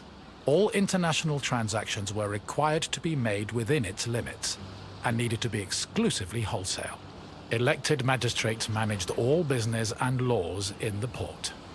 Meanwhile, port authorities known as epimeletes oversaw trade and took care of the regulation of prices. This was an especially crucial duty, as the amount of supplies and goods could fluctuate wildly based on factors like bad harvests or lost cargo.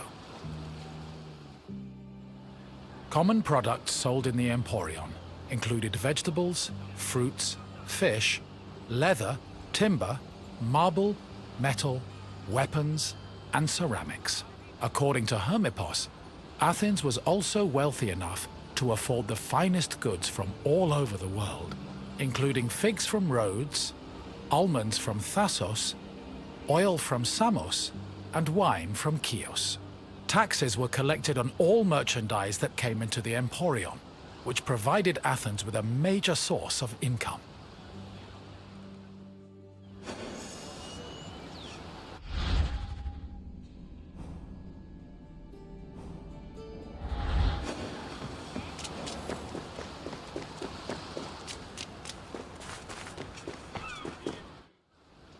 After arriving in the Emporion, merchants set up samples of their goods in a display area called the Deigma.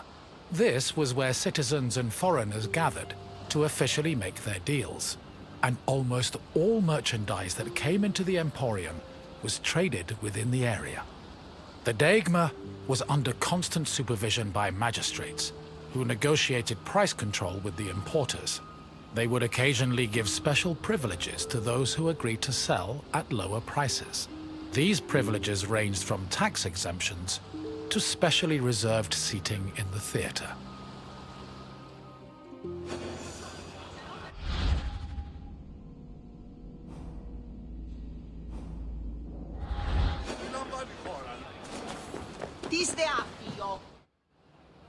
Piraeus was a deme, and as such was supervised by a magistrate called the Demarchos. While most demarchoi were chosen locally within their deme, Piraeus was appointed directly by Athens, so the city could better monitor its commercial interests. In fact, matters regarding the Emporion, the military harbor, and the grain trade were regularly debated and decided by the Athenian assembly. Transactions within the Piraeus were supervised by metronomoi. These were magistrates responsible for keeping track of weights and measures. They made sure merchants' measurements were always accurate to prevent bad deals and scams. Even though Piraeus would eventually develop into a city in its own right, it always remained under the control of Athens.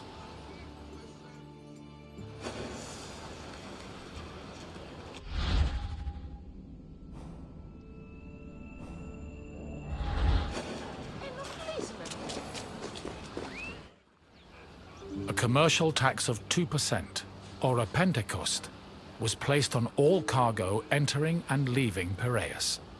The tax was collected by a group of 5 people called Pentekostologoi. According to Andocides, this position could be bought for the hefty sum of 30 talents, or 180,000 drachmae. However, most of these officials made a profit of up to 6 talents, making the job very lucrative. While merchants were responsible for setting the value of their goods, Pentekostologoi had the power to challenge the value if they saw fit. Furthermore, merchants were required to register with these officials before they could transport, display, and sell their goods. Overall, this system provided Piraeus, and by extension Athens, with a tremendous amount of money.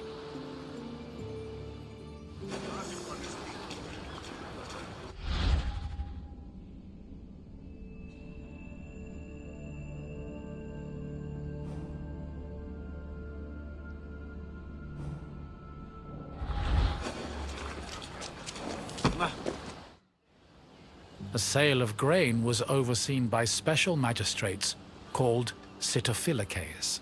Since some Greek cities had a grain deficiency and relied heavily on imports, these officials were extremely important. Their duties encompassed all aspects of grain commerce, including price control and profit margins, to ensure Athens remained well-fed. This is no surprise. Grain was so important to Athens that 2/3 of all stocks were required to be transported and sold at the city's agora by law. According to Demosthenes, the significance of the sitophilakes was such that if they failed in their duties, they faced the death penalty.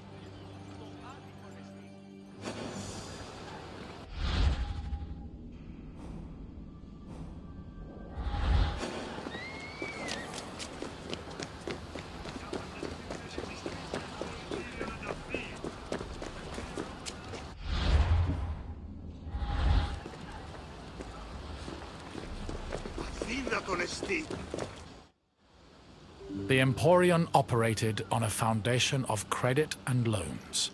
Overseas commerce was handled by two types of tradespeople. Emporoi transported cargo in borrowed ships, while Naukleroi were ship owners who moved goods on their own vessels. Elsewhere in the Emporion were bankers and accountants who arranged loans and kept track of incoming and outgoing ships. Emporoi and Naukleroi financed their maritime voyages with these loans, which often had a high interest rate due to the dangers of sea travel. Emporoi used the loans to pay for both the cargo and the right to a ship, while Naukleroi only had to pay for their crew.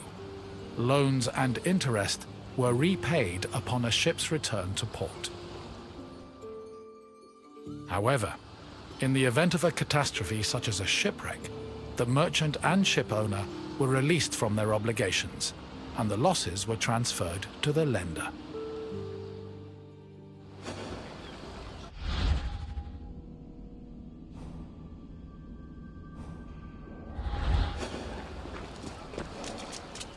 You've returned. I hope you enjoyed your stroll through the port. Piraeus was important to Athens' commercial interests, but it eventually came into its own as a vibrant and bustling port. If you have any questions, don't hesitate to ask. If you say so, let us see what you've learned, Wanderer. First, a simple question. Which Athenian politician originally encouraged the development of Piraeus' natural harbors? Pericles did contribute. Try again. By the time Alcibiades was born, Piraeus was all... Keep trying. Correct. Themistocles saw Piraeus' potential as a port and encouraged its development. On to the next question. What did the Sitophilakes supervise? No, the aptly named Pedikos. Loans were handled by... It was metronomic. Yes, Sitophilakes had the extremely important responsibility of handling all matters related to grain commerce. Only one question left. What was the name of the slave who took advantage of Piraeus' opportunities to earn themselves citizenship? Prometheus was the Mithraean answer. Perseus was a Correct. Passion managed to earn a fortune and achieve citizenship thanks to both his bank and a successful shield business. Your knowledge of Piraeus is impressive. Well done, Wanderer.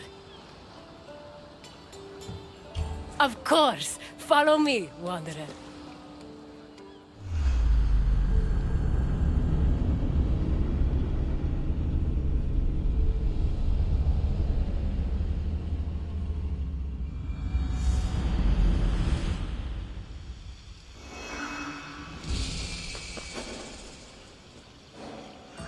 Welcome, traveler, to the sanctuary of Asclepios, a place of rest and healing. The sanctuary of Asclepios is an amazing place, even for those with only a passing interest in medicine. It was a fascinating location, combining the mystical, religious, and scientific. And if someone happened to pass out, they'd luckily be surrounded by skilled physicians.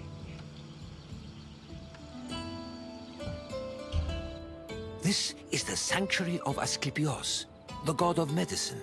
It was here that the sick and weary came, seeking cures for their ailments. Sometimes the medical practitioners provided the cures, and sometimes the healing came from the gods themselves. This tour will help explain the inner workings of the sanctuary, as well as the unique way the Greeks approached medicine. I hope you enjoy yourself. I'll be waiting for you at the end of your visit.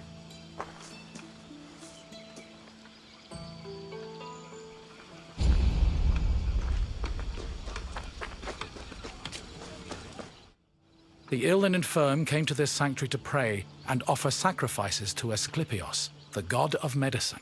According to myth, Asclepios was once a mortal physician who eventually became a god. He had many sanctuaries across Greece, but the most famous was in Epidaurus. When pilgrims passed through the entrance of the sanctuary, they could read this inscription: "When you enter the abode of the god which smells of incense, you must be pure, and thought is pure when you think with piety."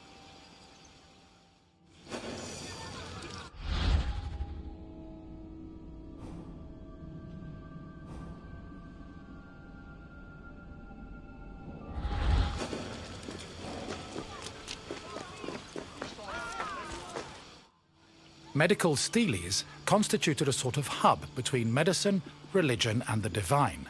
They were slabs with inscriptions that praised Asclepios' virtues and merit, and described his methods of healing. The inscriptions relayed the dreams patients had within the abaton, one of the most important buildings in the sanctuary.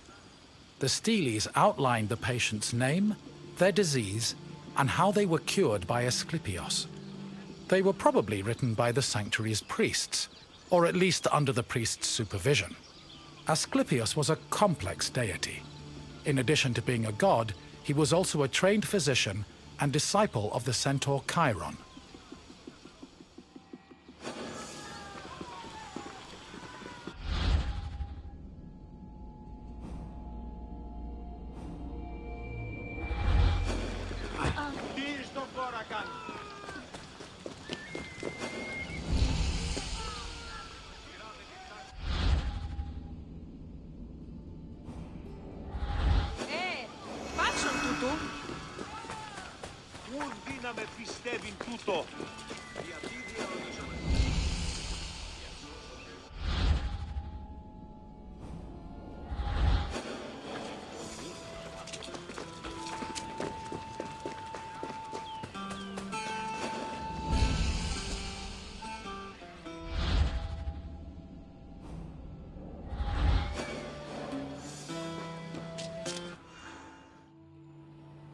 In ancient Greece, religion was inseparable from rites, processions, and sacrifices.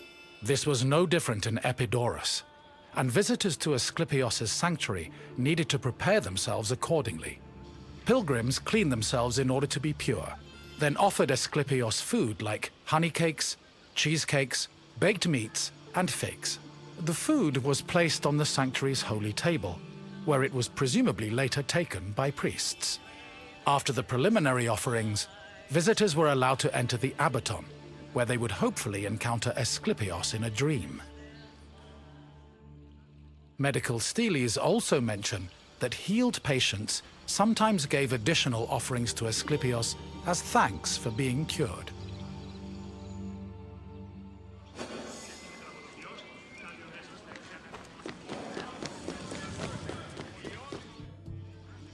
Asclepios was originally born a mortal, and was the product of an affair between the god Apollo and a mortal, Coronis. Apollo killed Coronis after discovering she had been unfaithful, and ordered her body burned on a funeral pyre. However, he rescued his unborn child from Coronis' womb before the fire consumed her body. Apollo gave the baby to the centaur Chiron, who raised Asclepios and taught him to practice medicine. Over time, Asclepios became so skilled in the art of healing, he could even raise the dead. This angered Zeus, who sent Asclepios to Hades with a thunderbolt. Apollo retaliated by killing the Cyclopes responsible for making Zeus's thunderbolts. Then, Zeus revived Asclepios, making him immortal and deifying him in the process. In sculptures, pottery, mosaics, and coins, Asclepios was portrayed holding a staff intertwined with a sacred snake. The staff is a symbol of medicine that still endures to this day.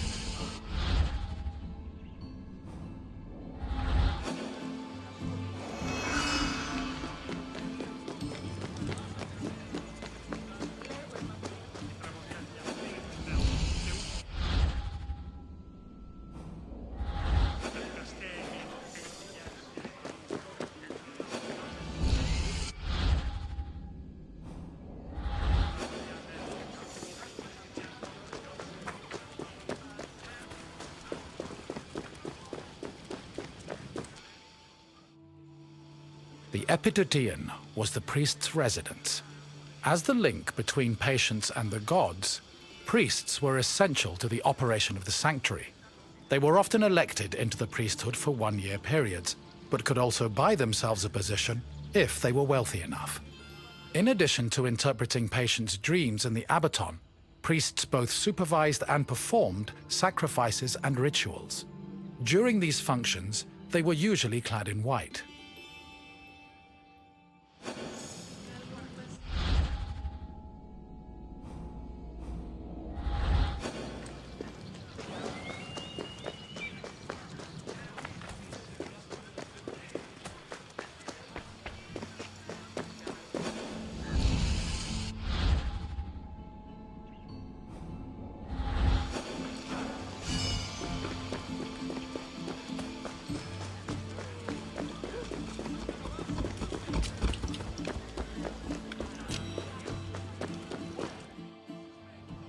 The abaton was built in the northern boundary of the sanctuary, where it surrounded a sacred well whose water was believed to have therapeutic properties. The abaton was where pilgrims went for incubation, or dream rituals. Details of the incubation ritual have been described in unearthed medical steles. They were also noted in Aristophanes' play Plutos, which featured a more comedic view of the process.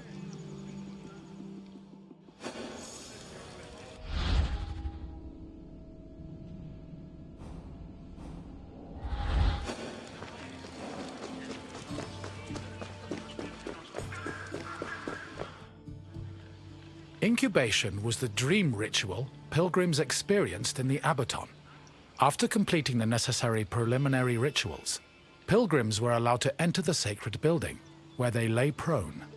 As they took in the smell of burning incense, the sanctuary's priests extinguished the oil lamps and asked them to sleep in silence. Once they were asleep, Asclepios would appear in their dreams and give his medical advice. The advice included diet and treatment recommendations, as well as requests for specific offerings or religious rituals. Upon waking up, priests interpreted the patient's dreams, unless a patient had been miraculously healed in their sleep. However, if a patient was completely beyond help, they were removed from the abaton. This was to adhere to a ritual law that stated that no one could die or be born within the building.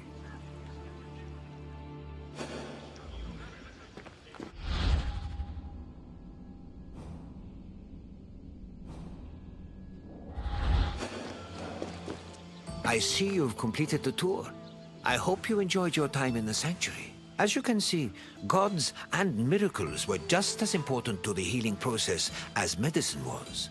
Now, what else would you like to do? Excellent. Here is your first question. Which mythical creatures made Zeus's thunderbolts?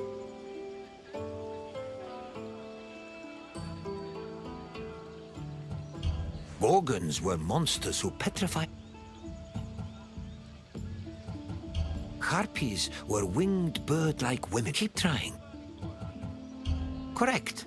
Zeus's thunderbolts were crafted by Cyclops. On to the second question. What was the name of the building where incubation occurred?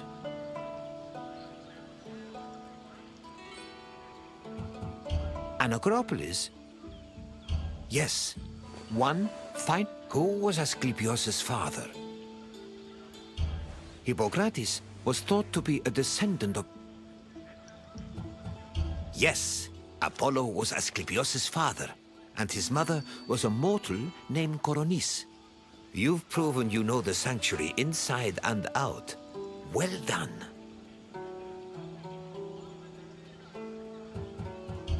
Very well. May your quest for knowledge be fruitful and fulfilling.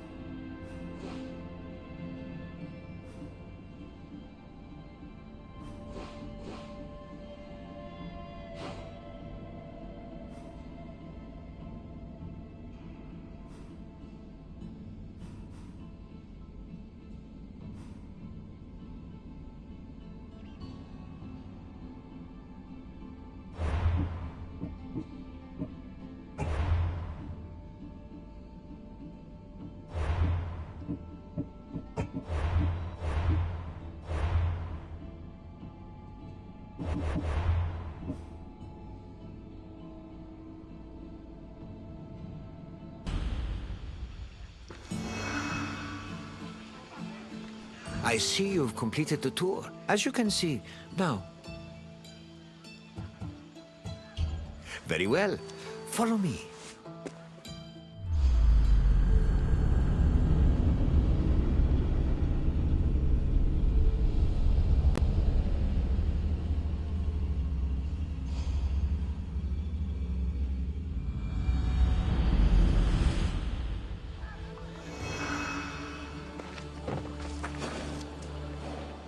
Welcome to Corinth, Wanderer.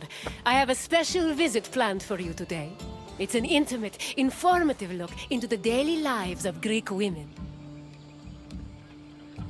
It's amazing what women could accomplish while men spend all day trying to out-debate each other at assembly meetings.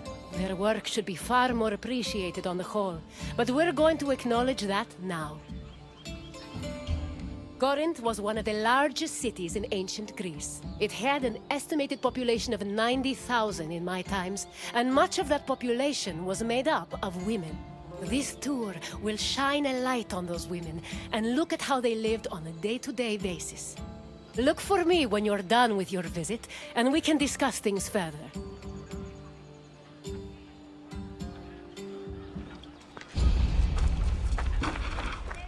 Young girls growing up in ancient Greek cities were usually raised by a nurse.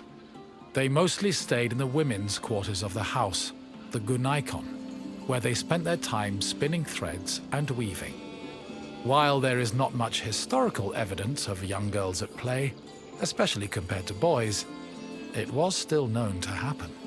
For example, an ancient terracotta group depicts two girls playing ephedrismos. This was a competition to see who could strike an upright rock from afar using a pebble or ball. The game's loser had to close their eyes and carry the victor until they managed to touch the same rock with their hands.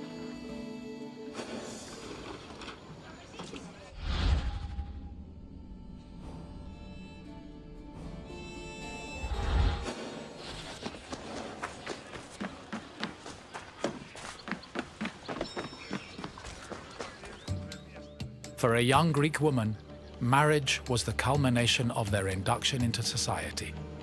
The average life expectancy for women was about 40 years, so most marriages took place when the bride was 14 or 15 years old. The marriage did not require her consent either. Instead, she was passed on from the protection of her father to that of her husband. Married women were not technically citizens at the time, and lacked the rights that came with official citizenship. However, they did receive a dowry that only they were allowed to spend, but in the event of a failed marriage, the dowry was returned to the bride's father. After the marriage was consummated, the woman's status changed from being a maiden to a bride. She remained a bride until the birth of her first child, wherein she officially became a woman.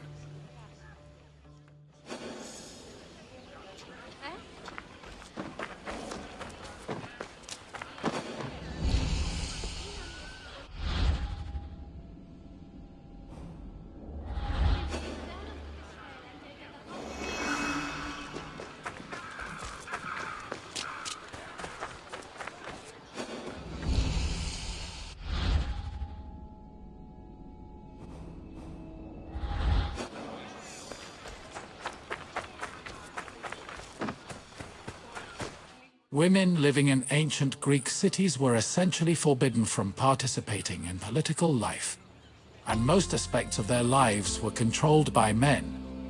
Their most important responsibilities were running the household and giving birth to children, preferably boys. Most of the time, women's excursions outside of the house were limited to visiting other female neighbors, as per custom. The few exceptions to this strict rule were weddings, funerals, and religious festivals involving women in prominent public roles.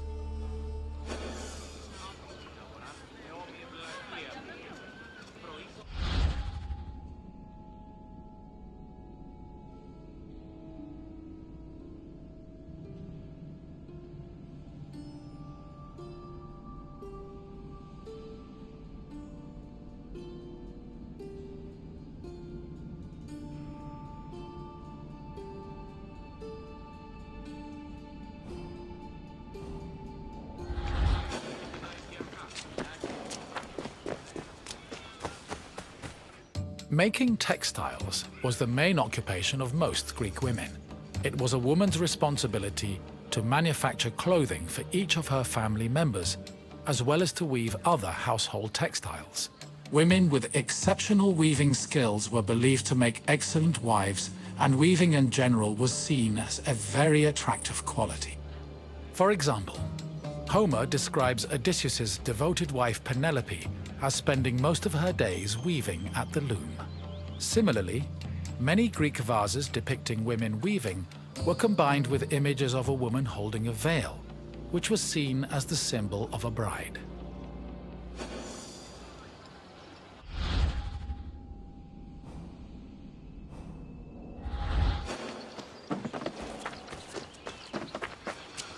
Ancient Greek women cooked in their house's kitchen area. However, since their cooking equipment was small and portable, they also sometimes prepared meals in the central courtyard. This was also where women performed other domestic activities. These activities were rarely seen by visiting men or passers-by, because the architecture of classical Greek houses facilitated the social norm that women should never be seen at work.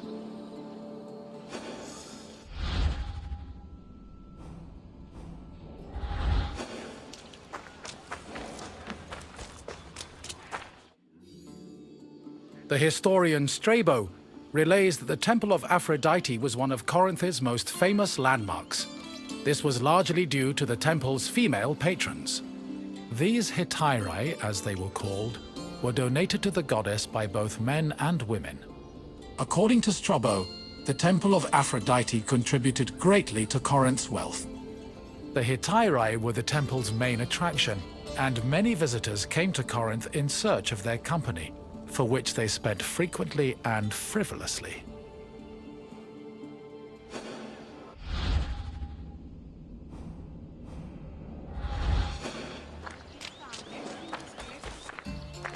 Hello again, wanderer.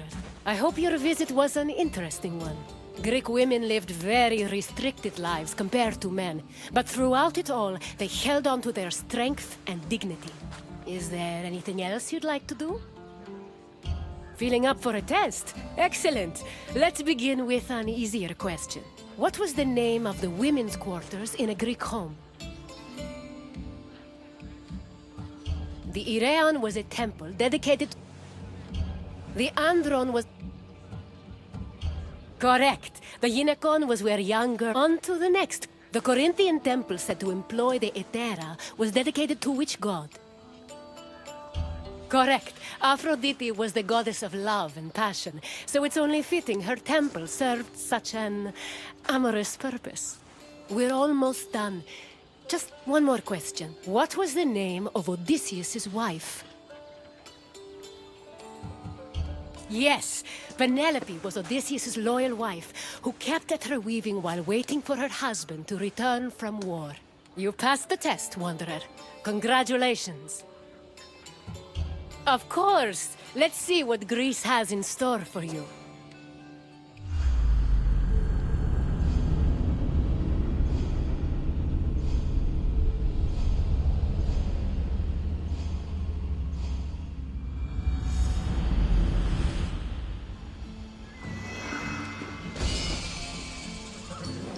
Welcome to Argos, traveler.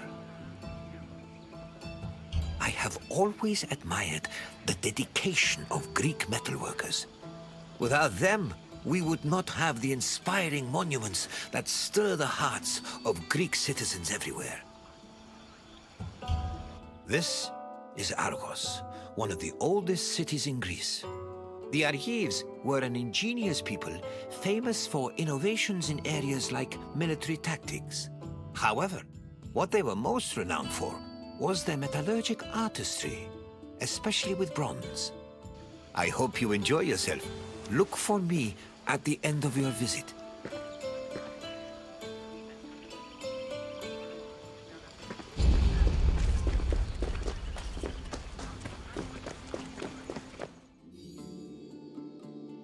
The area that would become Argos was inhabited as early as the 3rd millennium BCE, but it was in the 7th century BCE that it officially became a city-state. One of Argos's major pillars was its metallurgical industry.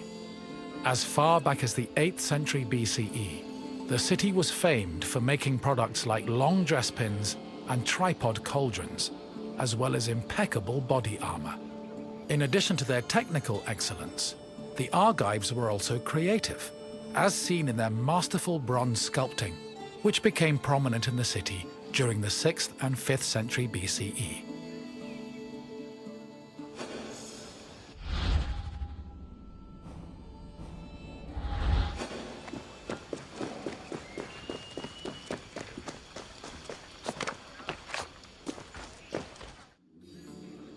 Bronze is an alloy composed of 90% copper and 10% tin. Because of this, copper and tin needed to be smelted and combined to create the material needed for sculpting.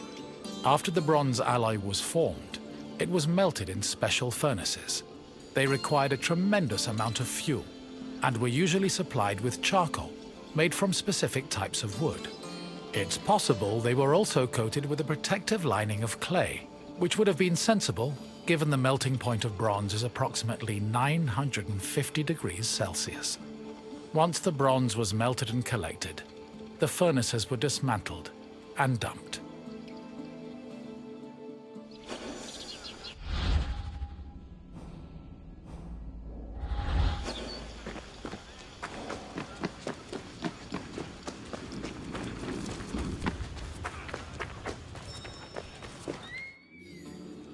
In the 8th century BCE, most small-scale statues were molded using a complicated and lengthy method called solid lost wax casting. From the 7th century BCE onwards, metalworkers adopted the more efficient hollow lost wax casting. At its core, this process involved using sculpting models from wax, making molds over these models, then filling the molds with bronze to produce the desired shapes. The process was advantageous because it saved on materials, produced lighter statues, and reduced the chance of possible defects.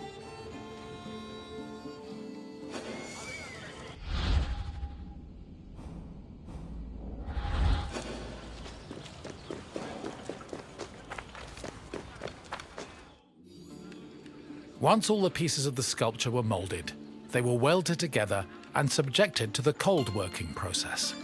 This process involved repairing the sculpture's flaws by filling any holes and cracks with specifically measured bronze patches. Afterwards, the sculpture was scraped, chiseled, and polished until it was deemed satisfactory. Decorative details like hair, eyebrows, and mustaches were added with the use of a sharp tool. Eyes, which could be inset with ivory, glass, or silver, were attached to their sockets using a resinous kind of glue. Teeth and fingernails were inlaid with silver, and lips and nipples with copper. These small touches added color and contributed to the sculpture's lifelike appearance.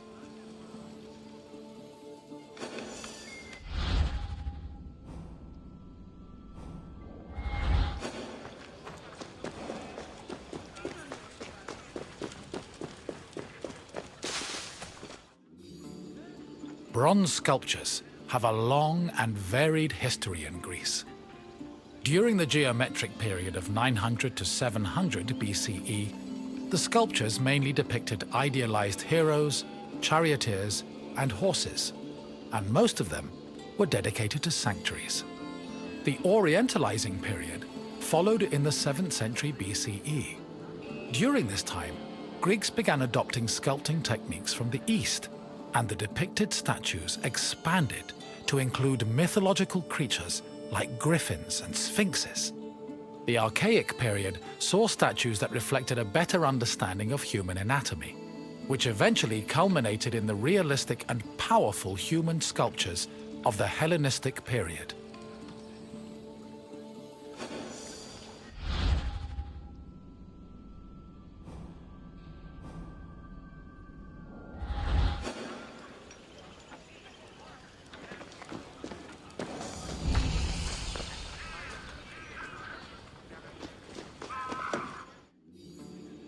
Argos was the home of Polykleitos, one of the most famous sculptors in ancient Greece.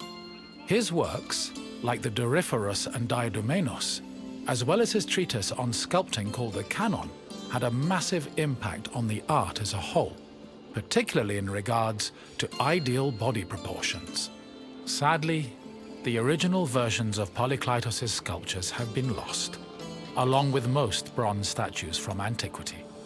As time went on, many bronze statues were melted down to be recycled in things like weapons, ammunition, and even church bells.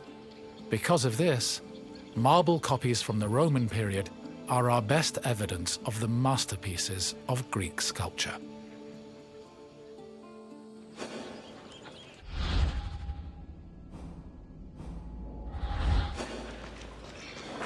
I see you have completed your tour. I trust you have a new appreciation for Greek sculptures after learning of the heart and soul that was poured into each step of their creation. Now, what else would you like to do? Then let us dive right in. Here is your first question. Which era of sculpting came first? The Hellenistic period began in 300... The Orientalizing period last... Try a different... The Classical period, but please... Correct.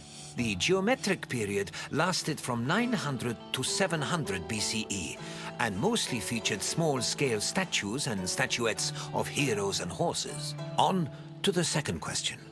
Bronze was an alloy composed of which two metals? Yes. To get the bronze required for sculpting, metal workers first needed to smelt copper and tin. One last question for you. Which renowned sculptor was a native of Argos? Yes, Polykleitos was based in Argos and had an enormous impact on the art of sculpting. You've done well, traveler. Your knowledge of metalwork is astounding. And so, your quest for knowledge continues. Follow me.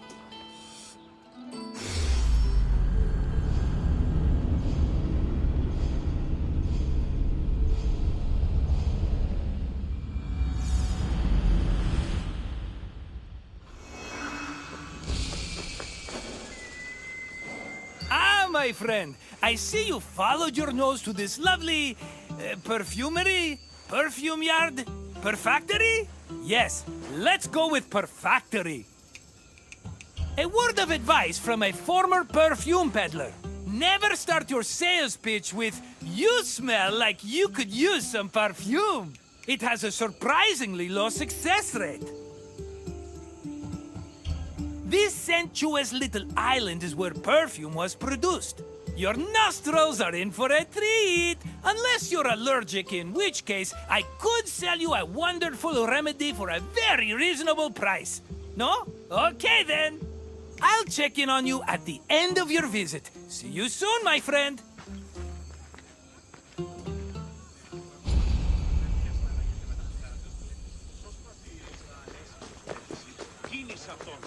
Perfume-making techniques were invented and perfected in Mesopotamia and Egypt, beginning in the 4th millennium BCE. By the time of the Mycenaean era, perfume played an important role in the Greek economy.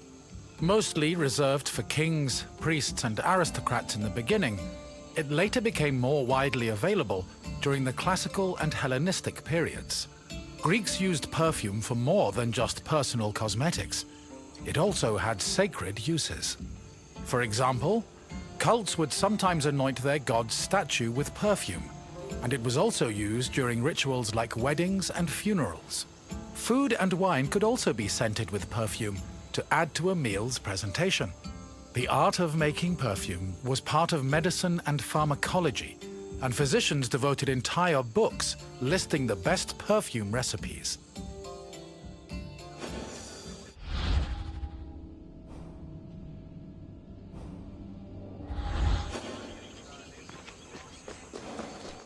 Perfume is made up of two main components: a greasy substance, called an excipient, like vegetable oil or animal fat, and an odorous substance, such as flowers and plants. For ancient Greeks, the most common excipient was olive oil. According to Theophrastus, however, the most valuable oils were those extracted from nuts in the Syrian and Egyptian deserts. The odorous ingredient could be taken from a variety of sources. These include flowers like roses or lilies, herbs like oregano, spices like saffron, resins like amber, and leaves from plants. Some fragrances were also imported from outside of Greece, like Indian cinnamon and Syrian frankincense. These exotic scents were considered exceptionally precious.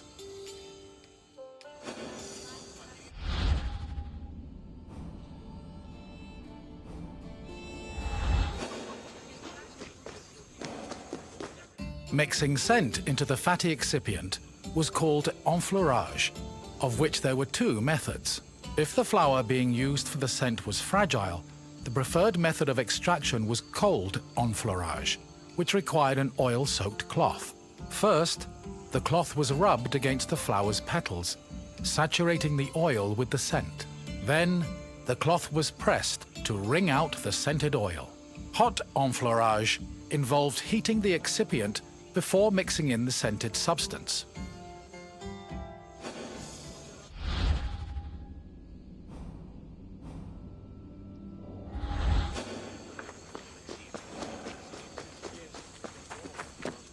The hot enfleurage process consisted of heating and distillation.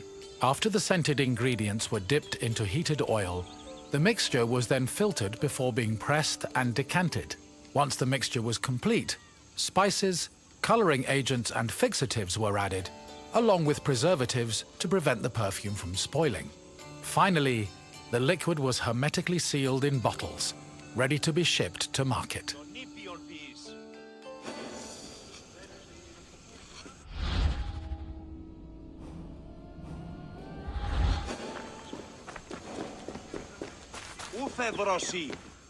Perfume was usually bottled in ceramic or glass flasks, but more luxurious fragrances were contained in ornamented and painted flasks.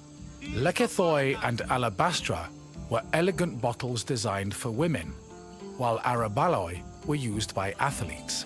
It was common for the bottle's craftsmen to brand them to prevent frauds and knockoffs. Perfume shops were usually located in city centers, befitting of their importance.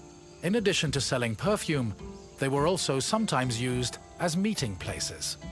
For example, the perfume shops near Athens' Agora were frequented every morning by the city's youth.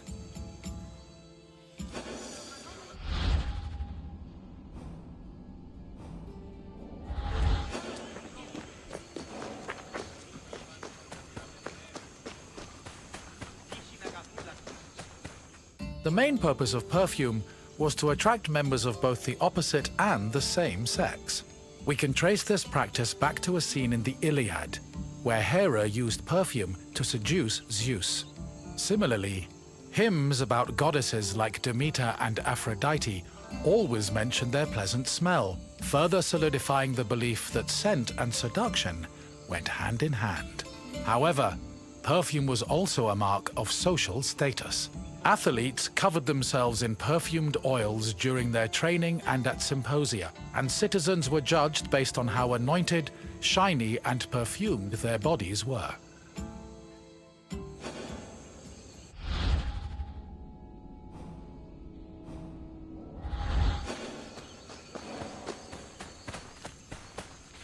Hello again, my friend! I hope you see now how important perfume was, not only for aesthetic purposes, but for Greek social hierarchy.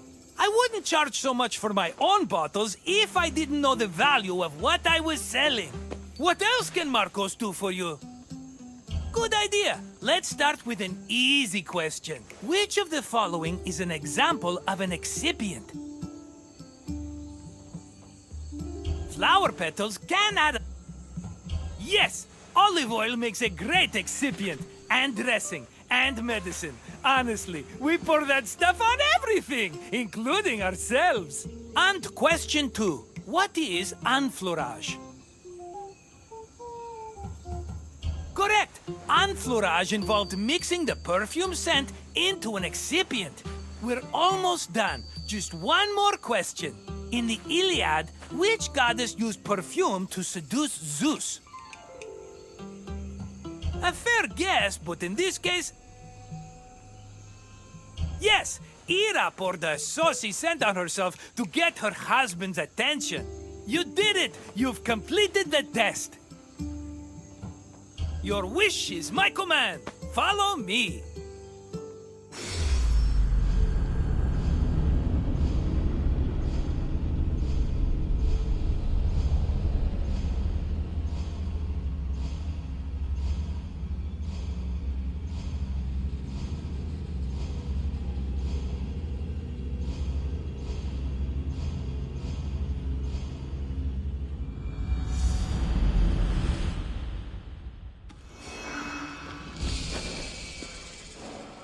Welcome, visitor, to where Spartan boys become Spartan men. My name is Leonidas. I am a king of Sparta, but do not think me some idle aristocrat softened by luxury. When Spartans go to war, I stand alongside them, shield to shield, and my spear tastes the same blood as those of my men. I can't help but be reminded of the boy I used to be. I wonder what that boy would think if he saw me today. Would he be proud? Intimidated? Or would he pity the tired old man standing in front of him? But such thoughts are meaningless. Let us move on. The agoge was Sparta's strict education system.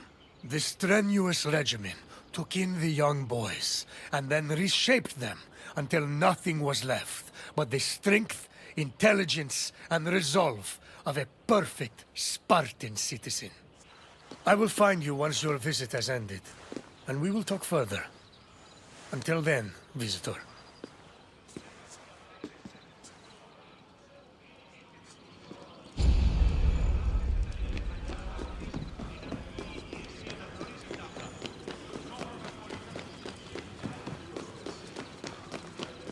Sparta was a Greek city located in the Peloponnese. It differed from other cities of the time in that it had no walls. Sparta originated as 4 neighboring villages: Patane, Limnes, Mizoa, and Cynosura, all of which shared the same political, military, and religious life. After 2 wars with the Messenians, the city's territory expanded even further. By the 5th century BCE, they allegedly controlled almost half of the Peloponnese.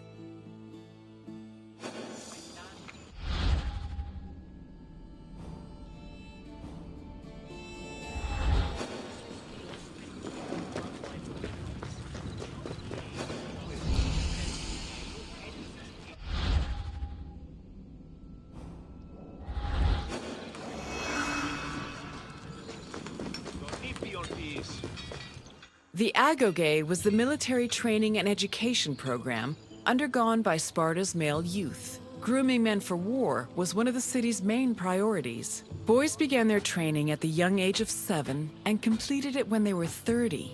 It has been said that Spartan infants were inspected for weakness shortly after birth. If they were deemed too sickly, they were thrown into chasms. However, this information remains unproven. The healthy boys were considered suitable for training. When they came of age, they were removed from their families and were placed into service of the state. Their education included subjects like reading, writing, and even music, but was mostly focused on tough military exercises meant to turn the boys into efficient soldiers. The agoge was divided into 3 cycles: one for boys aged 7 to 12, one for adolescents aged 12 to 20, and one for men aged 20 to 30. Each cycle included different exercises for refining the body and mind.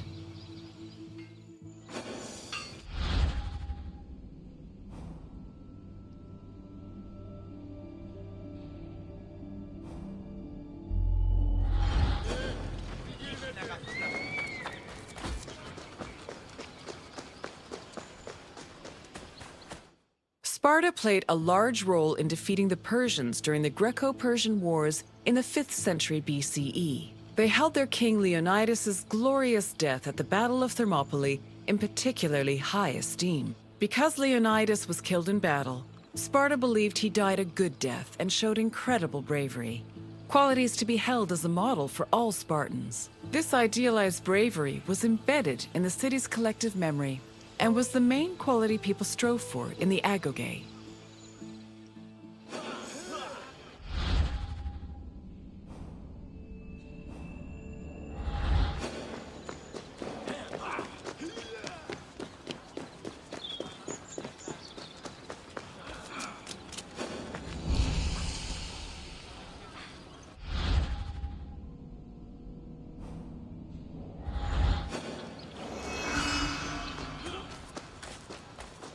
The first cycle of the agoge focused on boys aged 7 to 12. Each of the boys had shaved heads and wore light clothing.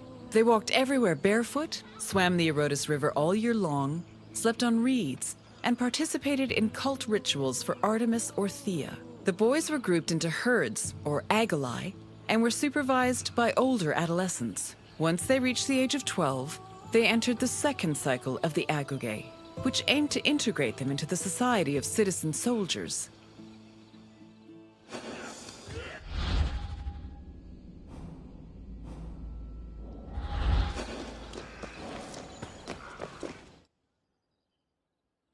The agoge's second cycle included boys aged 12 to 20.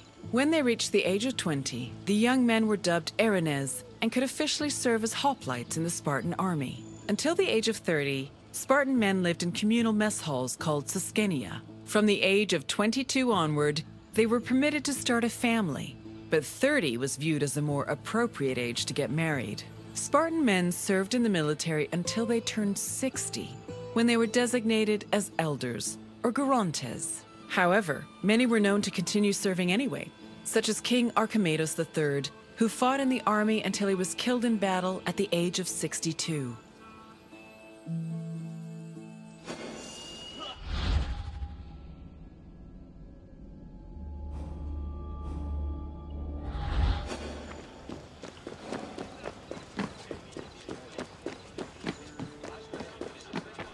All adult male Spartans participated in communal meals called syssitia.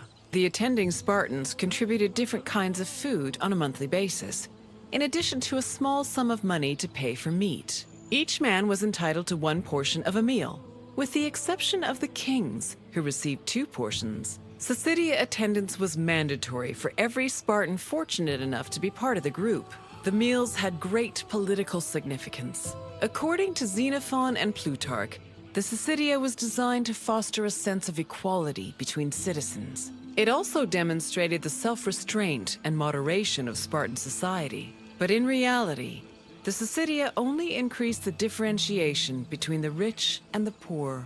Those who could not afford to contribute to the communal food not only missed their meals, but also lost their right of citizenship.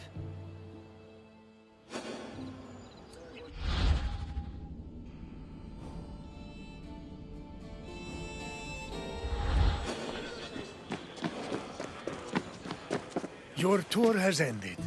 As you have seen, the agoge was not for the weak or faint of heart, but it did its job in producing skilled warriors and shrewd citizens. What else would you like to do? So you think you are ready for a test? Very well. Let us see how you fare. First, a simple question. The agoge was made up of how many cycles? Correct. The agoge was divided into 3 cycles. One for boys aged 7 to 12, one for adolescents aged 12 to 20, and one for men aged 20 to 30. Next question. How many meal portions were kings entitled to at Syssitia? No. Although that was the allotted... Yes, Spartan kings had the right to double portions. One final question. When were Spartans allowed to grow mustaches?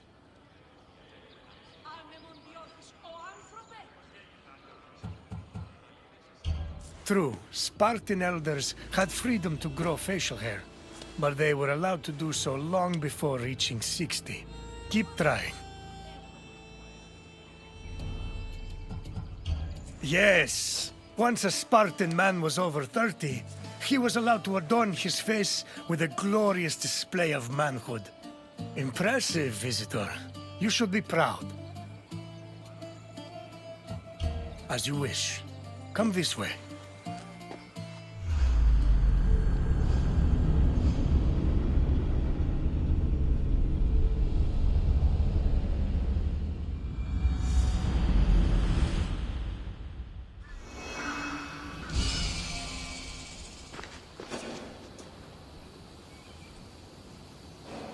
Welcome, traveler, to the site of the legendary Battle of Marathon.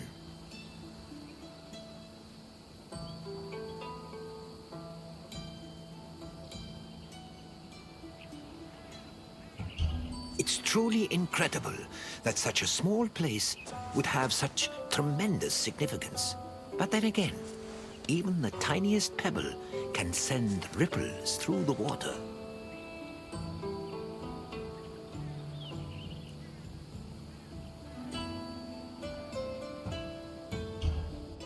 Marathon was the location of one of the greatest battles in Greek history. It was here where Athenians made a stand against the might of an imposing Persian fleet. Your visit will take you through the causes of the conflict, the battle itself, and its far-reaching consequences. I will see you again once you're through. Farewell for now.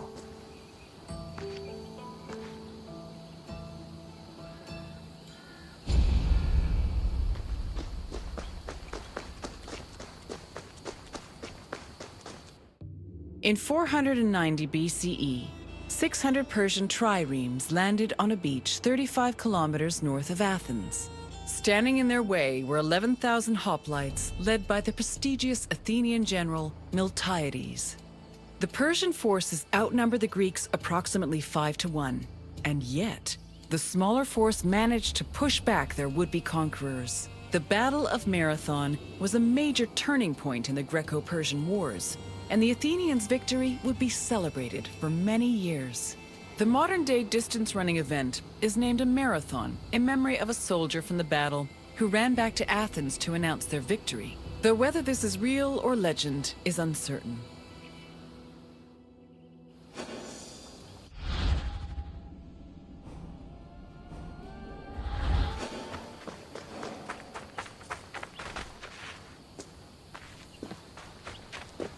The Persians wanted to invade Greece in part due to its rich silver mines. In 545 BCE, they came closer to this goal after their victory over Croesus, the king of Lydia. The victory forced some Greek populations in Asia Minor to surrender and gave the Persians a solid foothold to carry out a large-scale invasion. In 494 BCE, the city of Miletus revolted against its Persian rulers. They were aided by Athens and the nearby city of Eretria, and even burned down an important Persian temple. The Persian king Darius was enraged by their sacrilege, and in 491 BCE, sent messengers to the Greek cities demanding their submission. Athens and Sparta killed the Persian messengers, goading Darius to invade. The Persians began their attacks, first capturing the city of Naxos and enslaving its inhabitants, then taking the city of Eretria. Filled with confidence from their string of victories, the Persians set their sights on Athens.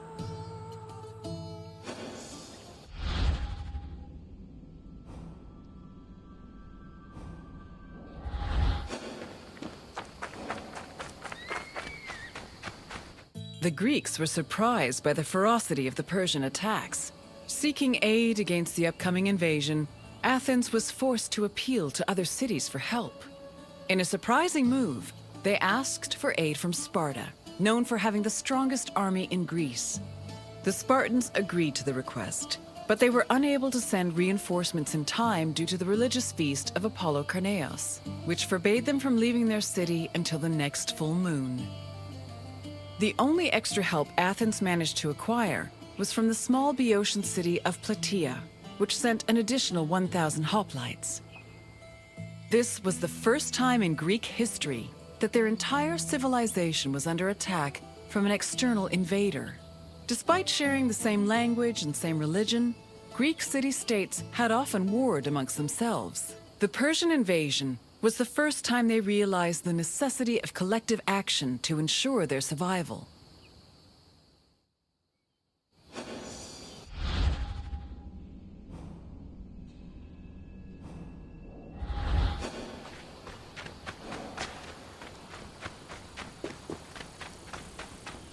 The Persian fleet originally planned to land at the port of Phaleron.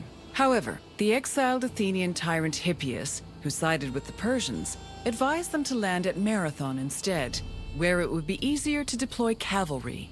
The Athenians were unaware of the Persian battle plans and left Marathon undefended.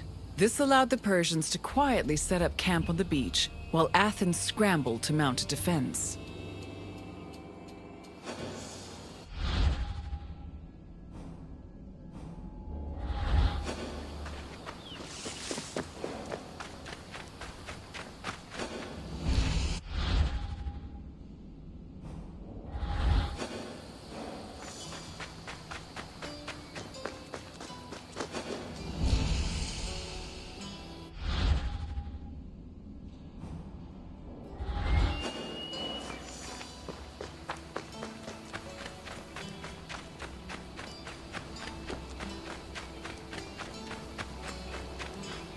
The Persians' overwhelming numerical superiority forced the Athenians to get creative with their defensive strategy.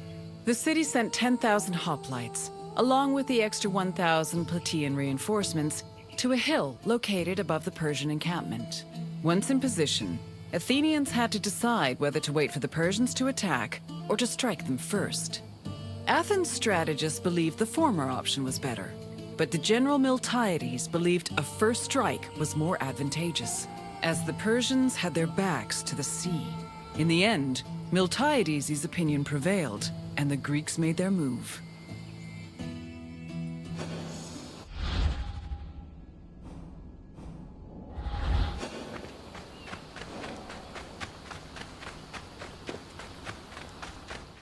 According to Herodotus, the Greek forces charged at the Persians without archers or cavalry. The Persians were unprepared for what they saw as an act of madness. While they were able to hold the Greeks back at first, they were eventually pushed back to their ships and forced to retreat.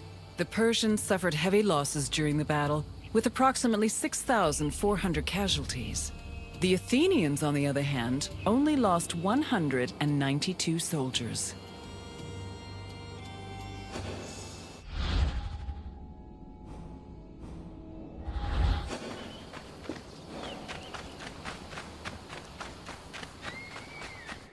The victory at Marathon was considered miraculous. The Greeks attributed this miracle to the appearance of legendary heroes who they allegedly saw return from the dead to fight at their side in defense of the city.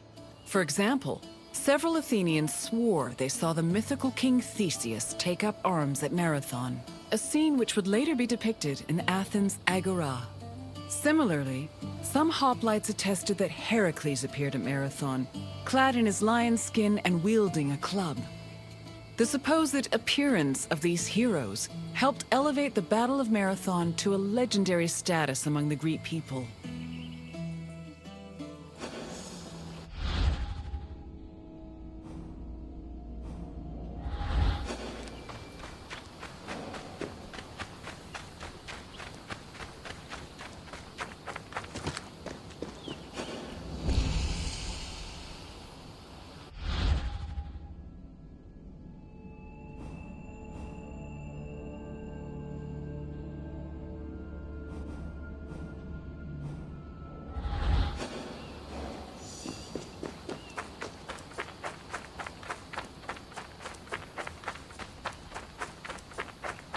After the Persians fled Marathon, they tried to invade Athens by way of the Bay of Phaleron. However, this gave the Athenians time to return to their city and mount a proper defense. Fearing further losses, the admiral of the Persian fleet called off their attack, and the Persians returned to their empire. Darius was furious at the campaign's failure and decided to seek vengeance in a retaliatory expedition from both land and sea. Meanwhile, Sparta begrudgingly congratulated Athens on their victory.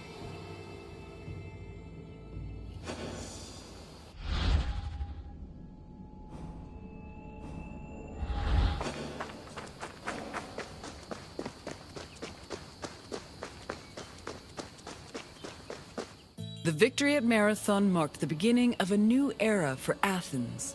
According to Herodotus, Athens' success at pushing back the Persians ranked them first in the ongoing competition between the Greek city-states. The Athenians immortalized their prestige by erecting monuments in both their own city and in Delphi. The Battle of Marathon was also perceived as a blow against tyranny. Tyranny went from being perceived as a simple flaw in authoritarian excess to major treason against the homeland, a sin that rulers would take great pains to avoid being accused of. This helped consolidate the institution of democracy for the next 2 centuries.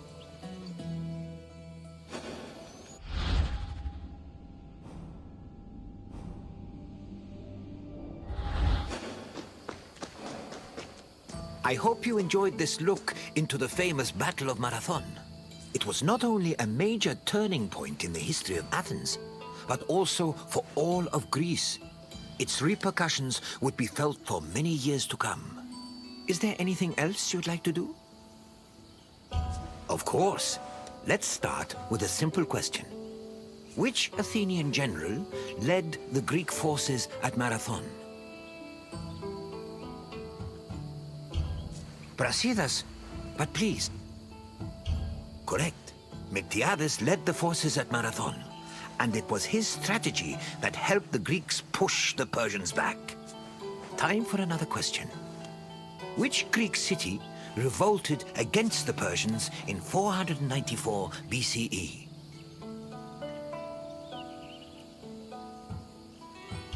No. Marathon. Correct. Miletus revolted against Persian rule, with support from both Athens and Eretria. One more question. Which other Greek city aided Athens at Marathon? Unfortunately, yes, Plataea sent 1,000 Obytes to aid the Athenian forces. Well done, traveler. You have learned much. Very well. Follow me closely, traveler.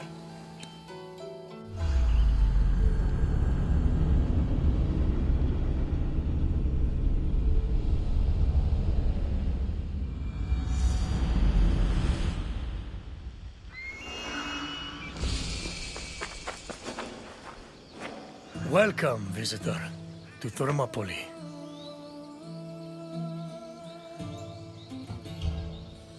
Thermopylae stirs many feelings in my heart. Rage at the Persians' arrogance. Regret that I could not do more.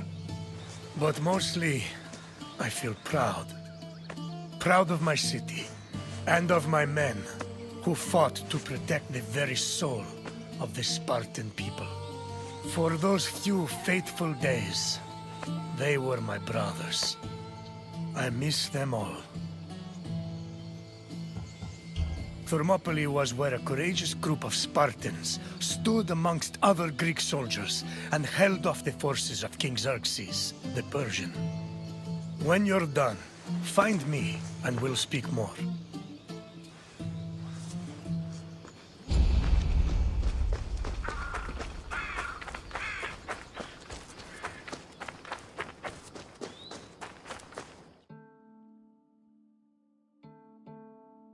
The Persian king Darius's cries of rage echoed for years after his humiliating defeat at Marathon.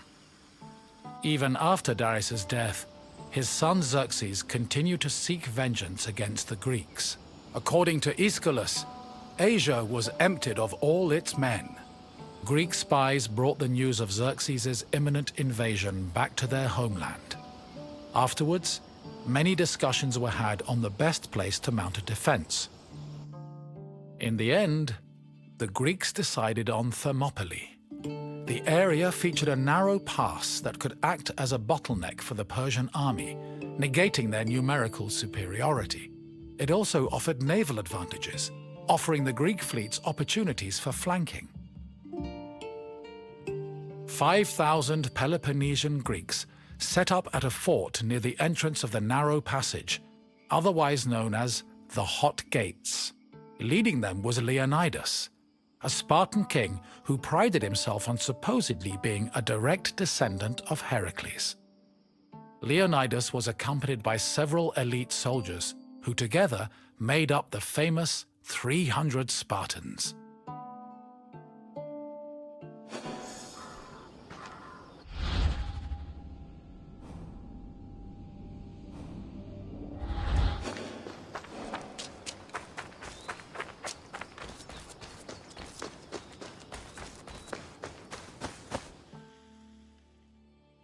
The Persian army arrived in the summer of 480 BCE, preceded by a flood of rumors regarding their strength and numbers. It was claimed they consumed 6,000 tons of wheat every day, and that they dried every river and brook they passed to quench their near insatiable thirst. During their march to Thermopylae, the Persians faced no opposition, and in fact increased their numbers further by recruiting more soldiers from other Greek cities and places like Thrace. According to Herodotus, the last count of the Persian fleet was numbered at 1,207 boats, mounted by approximately 240,000 men. He estimates the land army, meanwhile, was made up of more than 1 million men. The Greek forces at Thermopylae were heavily outnumbered.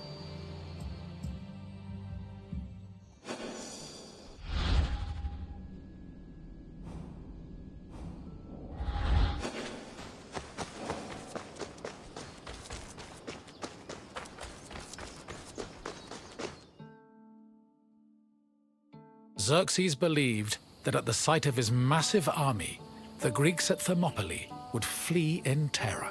Instead, they deliberated. The majority of the Peloponnesians wanted to engage the Persians on the Isthmus of Corinth. Leonidas, meanwhile, believed it was wiser to stay put in Thermopylae. While the Greek forces debated, a Persian horseman was sent to spy on the enemy. He returned to Xerxes with surprising news. Not only were the Greeks not fleeing, but the Spartans guarding the fort were exercising and combing their hair. A far cry from the fearful soldiers Xerxes expected. To increase the pressure on the Greeks, Xerxes waited 4 more days, then attacked on the 5th. The Persians faced heavy resistance and suffered many losses, and Herodotus says Xerxes leaped 3 times from his chair, seized with fear for his army. The following day proved to be just as difficult for the Persian forces, and the Greeks continued to stand their ground.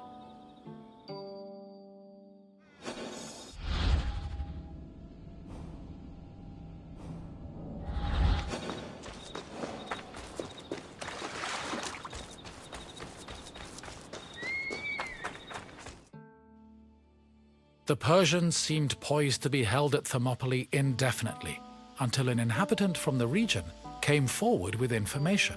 He told the Persians of another route which could take them around Thermopylae. A Persian contingent was sent to verify the information. While there were Greek soldiers stationed to guard the route, they were forced to flee from the Persians. Thus, on the 3rd day of the battle, the Greeks were surrounded by their enemy.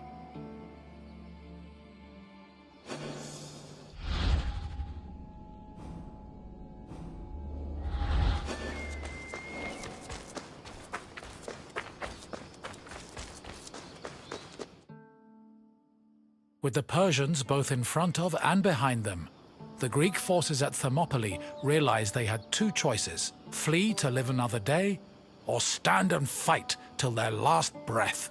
Most of the Greeks chose the former option, but some stayed, including Leonidas and his 300 Spartans. For the Spartans, dying a glorious death was one of the highest honors they could achieve. The few members of Leonidas's Spartans who did not participate in the last stand at Thermopylae felt that they had missed an opportunity for honor and either committed suicide or continued living under the mockery and disgust of their fellow citizens. The Spartans' last stand was not only for glory, though. Had they not held off the Persians, the Greeks' retreating forces would probably have been cut down by enemy horsemen.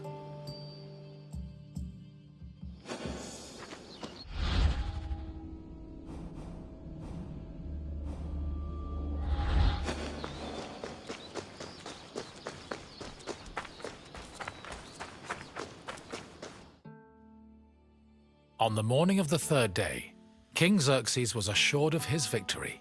However, that victory did not come easy. King Leonidas himself fell in battle, and a furious fight broke out around his body. The Spartans fought to the last man, and when they had all been slain, Leonidas's body was brought before Xerxes. According to Herodotus, Persians usually honored the most courageous warriors, even if they were enemies. However, Xerxes was so consumed by rage at the Spartans' resistance that instead he cut off Leonidas's head and ordered it impaled on a stake. A statue of a lion was later erected on the hill of the Spartans' last stand in honor of Leonidas's bravery.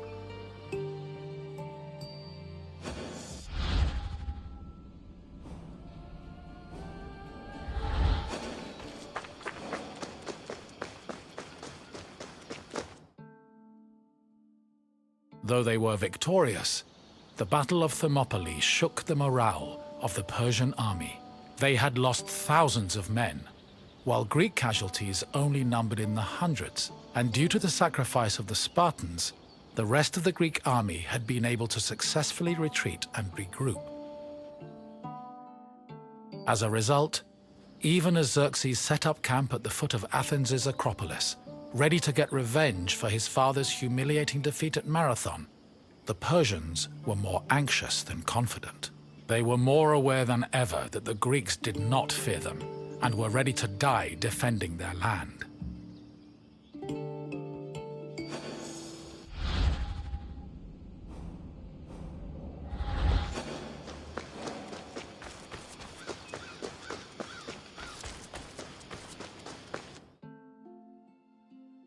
In the end, the Battle of Thermopylae was still a loss for the Greeks. However, the battle gave the Greeks a boost in morale that carried them all the way to their decisive victory over the Persians in the Battle of Plataea in 479 BCE. With the war against the Persians finally won, the Greeks were able to honor the sacrifice of Leonidas and his Spartans with memorials and poems, forever solidifying the glory of Sparta's military prowess. The newfound respect for Sparta was noteworthy, because before the war, the city was seen as no more than a bully who forced itself into the affairs of others. Thermopylae changed opinions of Sparta for the better, and gave them a legitimate claim to be one of Greece's most powerful and influential cities.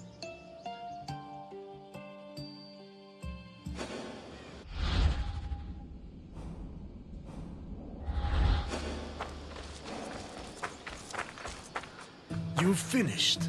I hope you understand the magnitude of the sacrifices made at Thermopylae. Without them, the Greek people would have surely ended as a footnote in Persian history. Is there something else you'd like to do? If you think you're ready, let's begin. First question. Who was Xerxes' father?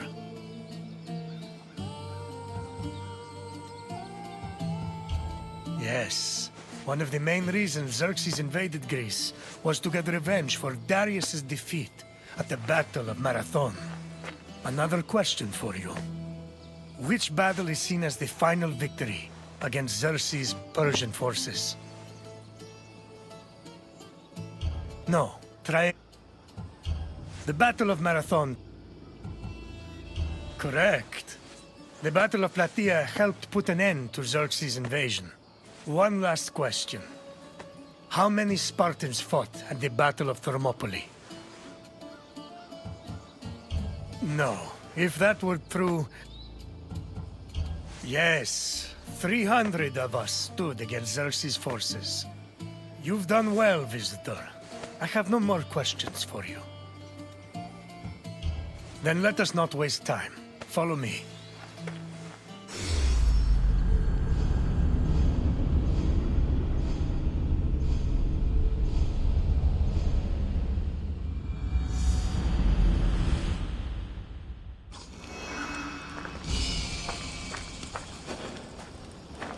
Welcome to Amphipolis, traveler. The Battle of Amphipolis was surely an interesting one. One might even call it anticlimactic. But that does not mean it wasn't important in the greater scheme of the Peloponnesian War. The city of Amphipolis was the site of one of the more unique battles of the Peloponnesian War.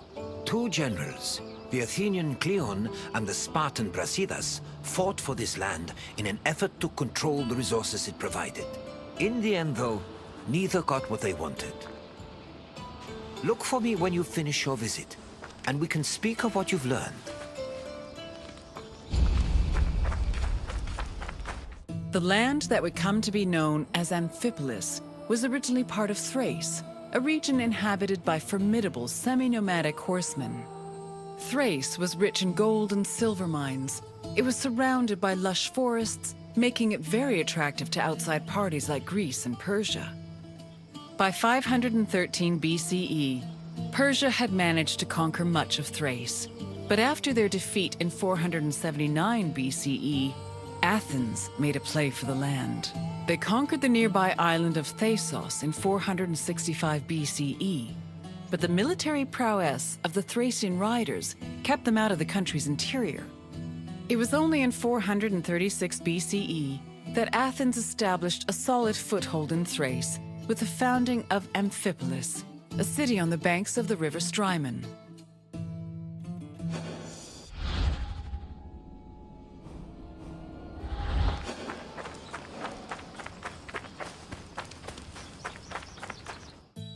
During the Peloponnesian War, the Spartan general Brasidas sought a way to subvert Athenian power across the Greek world. He set his sights on capturing the coast of Thrace, hoping to seize the resources the area provided. Brasidas knew that many of the Greeks living in Thrace hated the greed and brutality of their Athenian neighbors and decided to take advantage of the situation. He set off on an expedition to Amphipolis, accompanied by 1,000 hoplites and 700 helots, and arrived before the city in the winter of 424 BCE. At Amphipolis' ramparts, Brasidas announced that he preferred to take the city peacefully and promised to allow safe passage to any inhabitants who wished to leave, in addition to sparing those who wanted to cooperate. This proposal was well received by the city's residents, and he was able to capture Amphipolis without striking a single blow.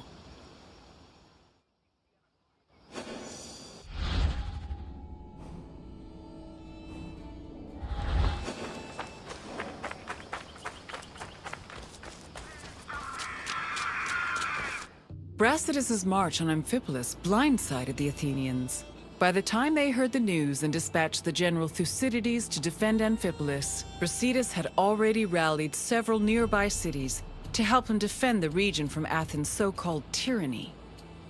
After half a day's journey from Thasos, Thucydides arrived at the port of Aeon, but was unable to retake Amphipolis. Athens held Thucydides responsible for the loss of Amphipolis and forced the general into exile. In spite of Brasidas' achievements, Sparta did not send him reinforcements, which forced the general to negotiate a truce with Athens to hold on to the ground he gained.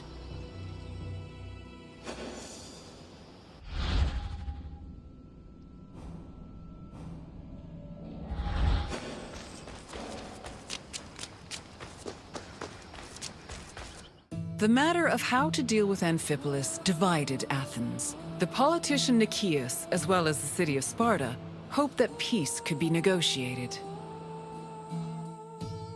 However, the popular Athenian statesman and general Cleon wanted to continue fighting the war. Indecision continued until 422 BCE, when Cleon was elected as one of Athens' strategists. This decision made it clear that the city's people were in favor of war. The truce was ended, and Cleon began his journey to Amphipolis, retaking small towns that had been conquered by Brasidas along the way. On arriving at the port of Aeon, Cleon requested troops from the king of Macedonia. He also hired several Thracian mercenaries to bolster his force's numbers. Afterwards, all Cleon could do was wait for the remainder of his reinforcements.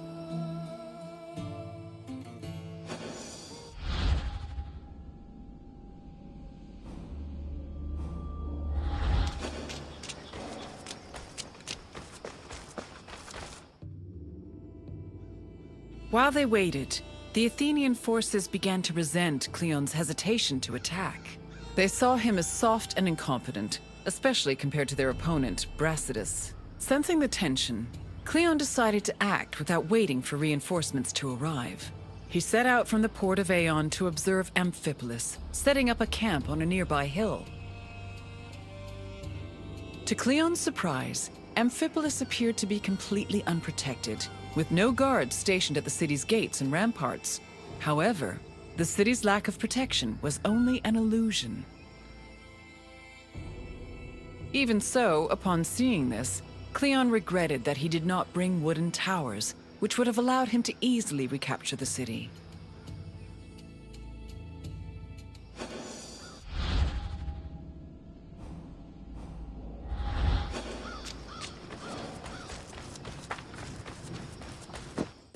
Brasidas positioned his own troops in a nearby wooded area to get a better view of Cleon's army.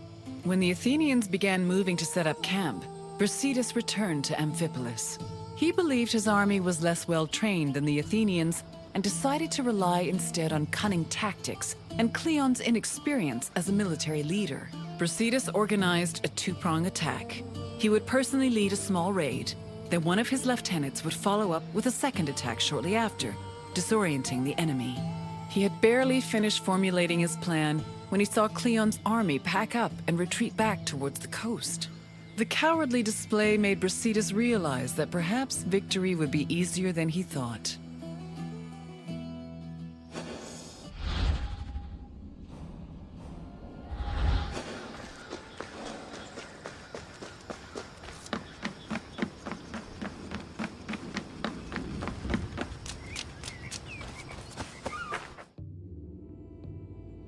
After seeing Brasidas' troops return to Amphipolis, Cleon decided to fall back to the port of Aeon and once again wait for reinforcements. Unfortunately, his exact orders were confusing and contradictory, which left the Athenian forces in disarray. Brasidas took advantage of this confusion and began his attack.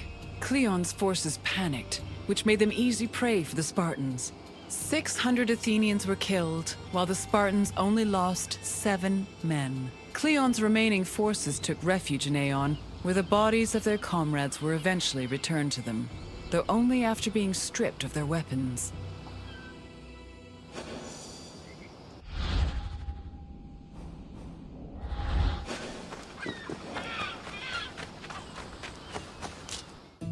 During the pitched battle between the Spartans and the Athenians, both Brasidas and Cleon were killed. The reports of their respective deaths reflect how they were perceived as military leaders. We know almost nothing about Cleon's death, other than that he was killed by a Thracian soldier. Brasidas, meanwhile, survived long enough to be taken back to Amphipolis, where he was informed of his victory. He was buried inside the city, which was considered an honor bestowed only upon heroes, and was celebrated as the true founder of Amphipolis.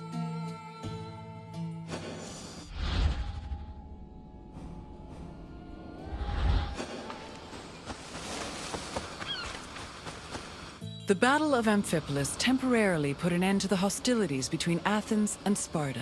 The Athenian forces returned to Piraeus, while Sparta called back the reinforcements they'd sent for Brasidas. The death of both Brasidas and Cleon encouraged the two cities to push for peace. The negotiations took time, but Sparta and Athens eventually agreed to return to the way things were before the Peloponnesian War. The resulting treaty became popularly known as the Peace of Nicias. Throughout the Greek world, it was mostly agreed that Sparta had lost the war, in spite of Brasidas' heroic efforts. The sentiment was rooted in the fact that Sparta had failed to end Athens' domination over Greece, something they had promised to do at the start of the war.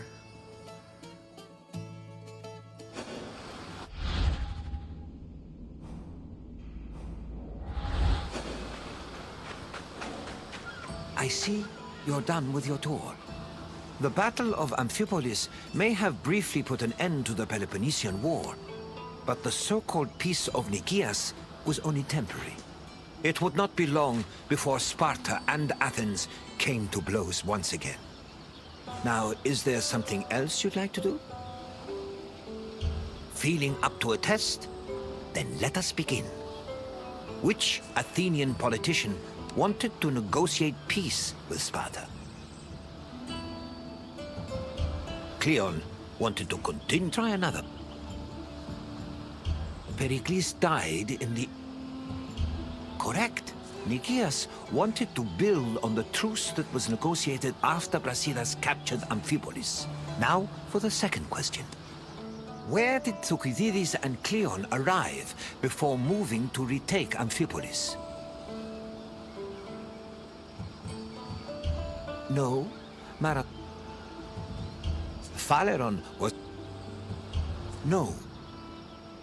Yes, Ion is where both Thucydides and Cleon's forces arrived before trying to retake the city.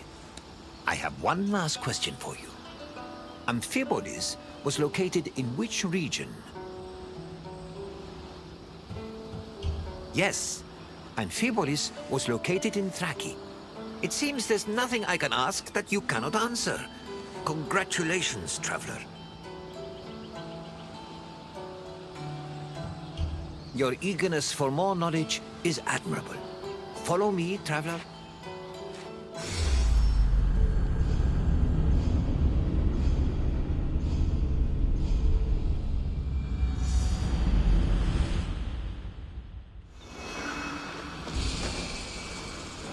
Welcome to Pylos, traveler.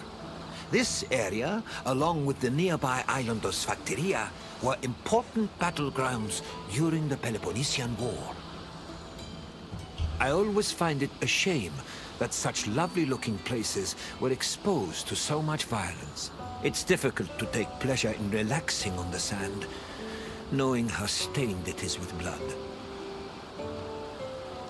The Peloponnesian War was a great conflict between rivals Sparta and Athens. It lasted many years and cost a great number of lives on both sides. The battles of Pylos and Sphacteria occurred almost one after the other, and culminated with one of the most surprising outcomes in the entire war. But I will not spoil it for you. You'll have to experience it on your own. I'll wait for you at the end of the tour.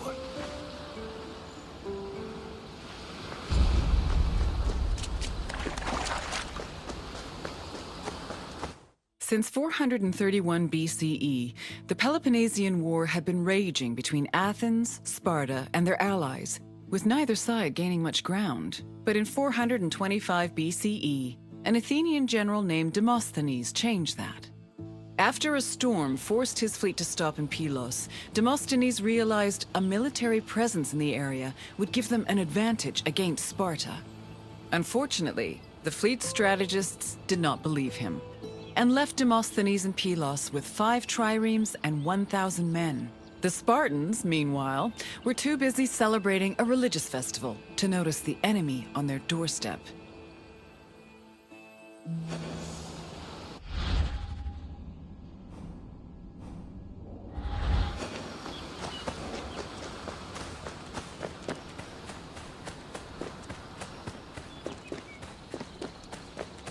Once Sparta discovered the Athenian presence on Pylos, the Spartan king Agis mustered his troops and fleet.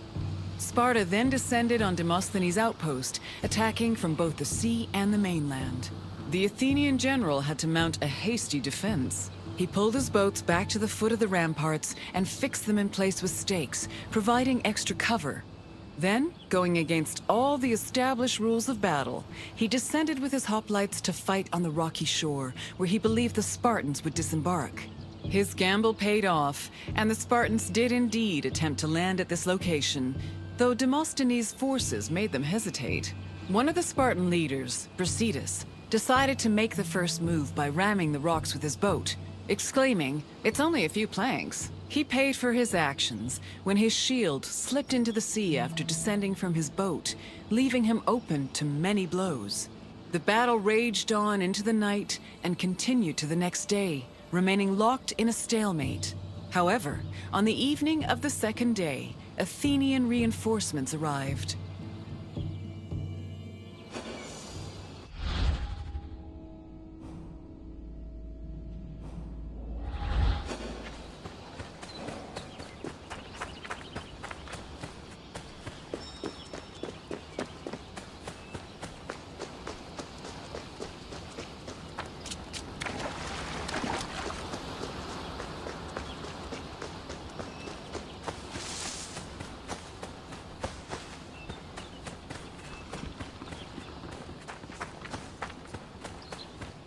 The sudden arrival of the Athenian fleet stacked the odds in Athens' favor.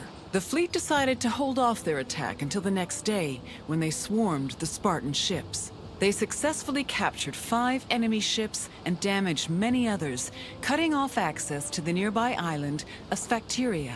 Then, to add insult to injury, the Athenians raised a stake hung with weapons they'd captured from the Spartans, including the shield of Brasidas. Meanwhile, the 420 Spartans on Sphacteria were trapped, and Sparta was completely helpless to rescue them.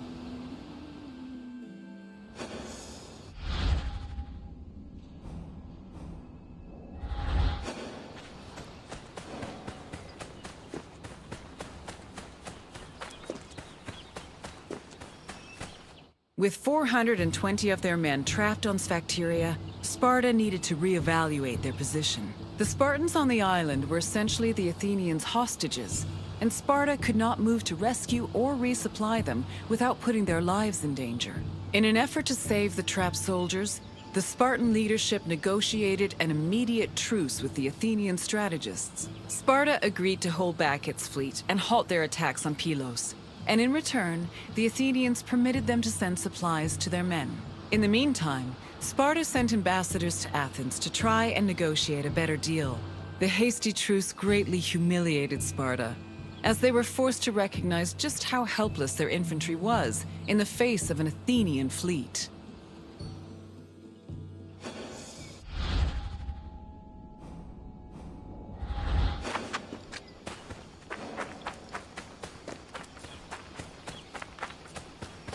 To bargain for the safety of their men, Sparta sent ambassadors to Athens to propose a cessation of hostilities. The ambassadors tried to emphasize that their situation was not a result of strategic incompetence or lack of strength, but rather plain bad luck. According to them, the Spartans on Sphacteria did not deserve to suffer further, because they were trapped through no fault of their own. These statements provoked the ire of Cleon, a popular Athenian politician known for his populist speeches. Cleon insisted that the terms of negotiations be discussed openly before the assembly and the Athenian people, instead of in private. The Spartan ambassadors were not as comfortable with public speaking as the Athenians, so they decided to leave.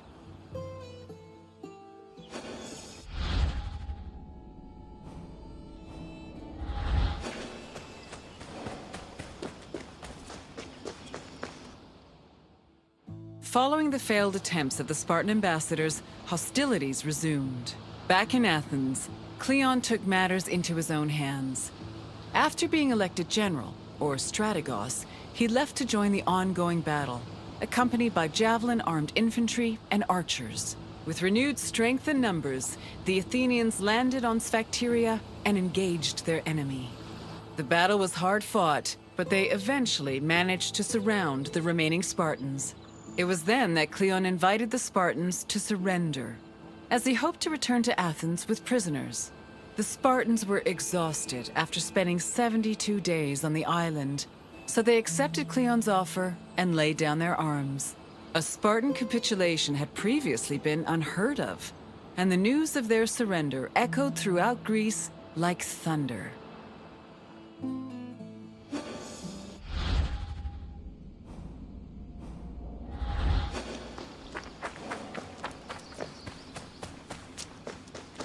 The Spartans' capitulation completely changed the course of the Peloponnesian War.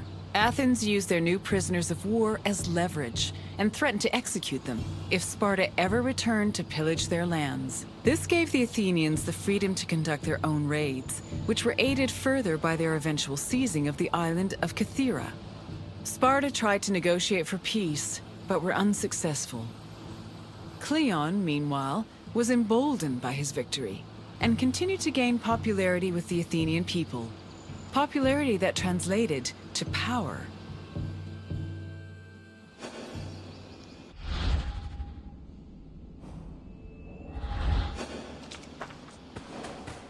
I hope you enjoyed learning about the battles of Pylos and Sphacteria. The battles were hard fought by both sides, but Athens' victory gave them an enormous boost in morale. It encouraged them to be more aggressive. and it was some time before Sparta recovered from the aftershocks of their historic surrender. Now, is there anything else you'd like to do? I'm happy to oblige. Let's begin. Where were Demosthenes and his fleet forced to land during a storm? Demosthenes landed... Yes, Demosthenes landed at Pylos, where he was inspired to set up an outpost. On to the second question. Which famous Athenian argued with the peace-seeking Spartan ambassadors? Correct. Cleon demanded the terms of the peace be discussed in front of the Athenian assembly, which greatly dissuaded the ambassadors. One last question. Which Spartan general rammed Pylos with his ship? Agis was the... Thucydides... Correct. Brasidas ordered his ship to ram the rocks, and lost his shield in the process. You've passed the test. Well done, traveler. I admire your desire for more knowledge. Follow me.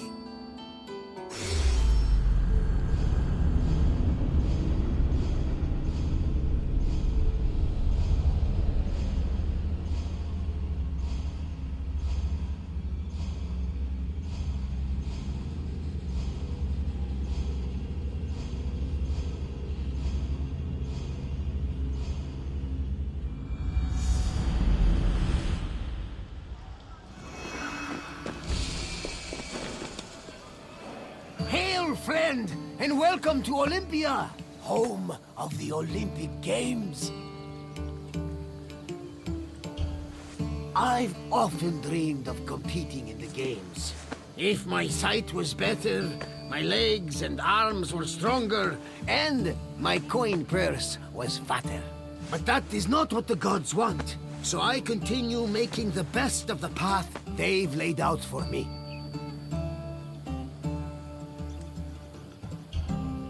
We're standing in the main section of Olympia, where the Olympic Games themselves took place. Over the course of the festival, athletes competed against each other for prestige and glory to honor themselves and their cities. Enjoy your visit, friend. I'll check in when you're done to make sure you've been paying attention.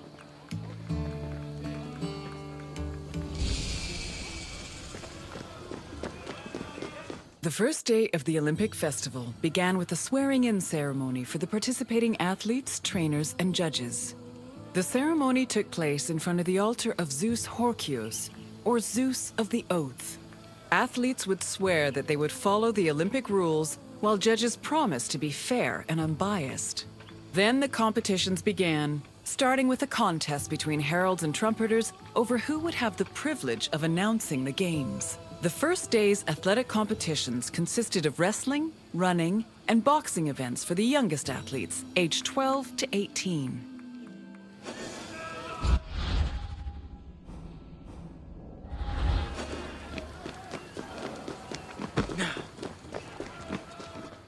The second day began with a grand procession into the Hippodrome to celebrate the start of the popular equestrian events.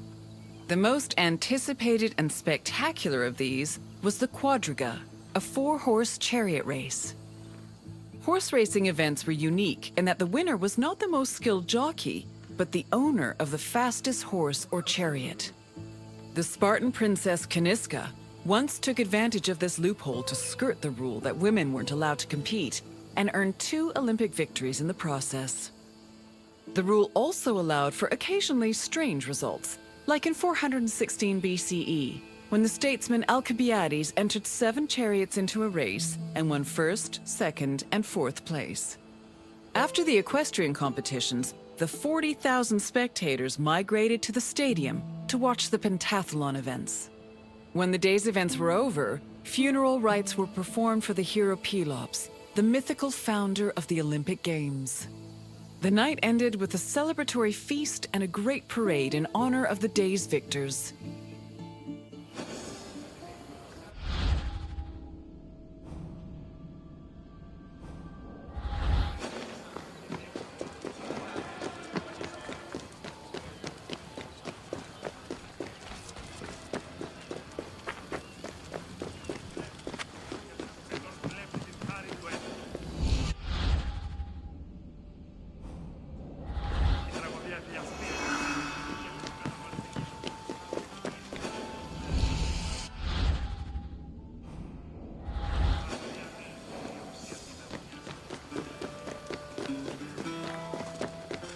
Victory at the Olympic Games was one of the highest honors a mortal could achieve, and there were several ways to immortalize that honor. Some athletes had statues erected of themselves, while others commissioned poets to write them victory odes. Oral tradition was very important to the Greeks.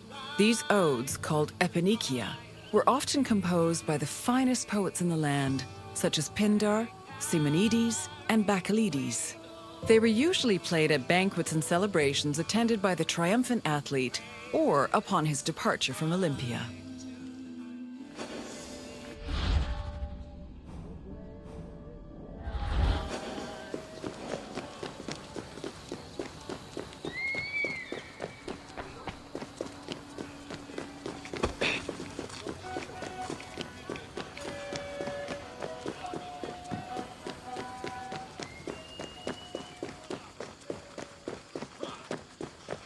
The pentathlon took place at the stadium on the second day. As its name implies, it was made up of 5 events: discus throwing, javelin throwing, jumping, racing, and wrestling. There are several differences between the ancient version of events and their contemporary counterparts. For example, ancient long jumpers held weights in their hands to give them momentum to launch, since there was no run-up before the jump. Similarly, if an athlete won the first 3 events, they were immediately declared the winner, instead of being judged by their overall performance in all 5 events. Running events work the same as they do today, with the notable exception of all the athletes being nude. As for wrestling, competitors were not divided by weight class as they are today, but instead by age. The winner was the first to throw his opponent to the ground 3 times.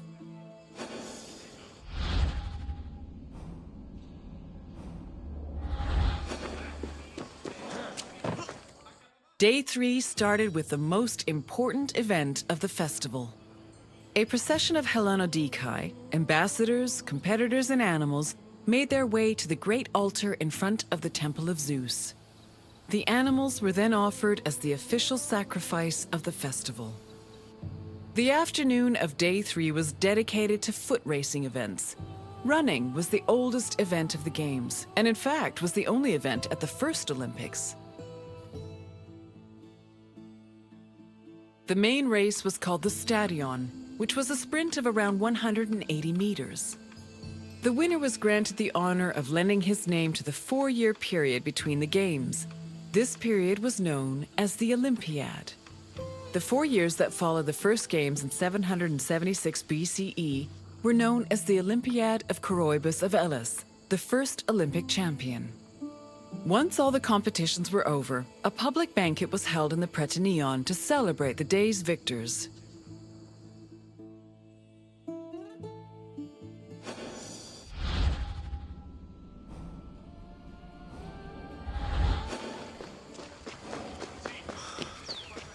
Day 4 was mainly for combat events. Wrestling matches were held in the morning, followed by boxing and pankration. Pankration was a no-holds-barred mix between wrestling and boxing. Almost all moves were permitted, except for biting, poking the eyes or mouth, and striking the genitals. The event was very popular, and it was seen as the ultimate expression of strength and technique. Later on in the afternoon, there was a unique racing event called the Hoplitodromos, or race in armor.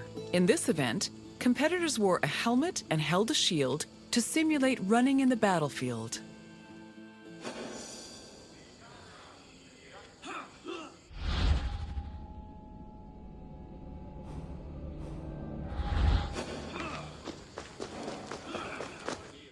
The Hellenodikai, or judges of the Greeks, were both the game's adjudicators and their organizers. They hailed from Elis, the city in charge of the sanctuary of Olympia, and new judges were elected each Olympiad. They had several responsibilities. Before the games started, they decided which athletes would be allowed to compete and supervise their training. They also drew lots to make the competition brackets. During the games themselves, they picked the winners and kept an eye out for foul play. For the latter, they were assisted by stick and whip-wielding umpires who stood near the athletes and punished them if they were caught cheating.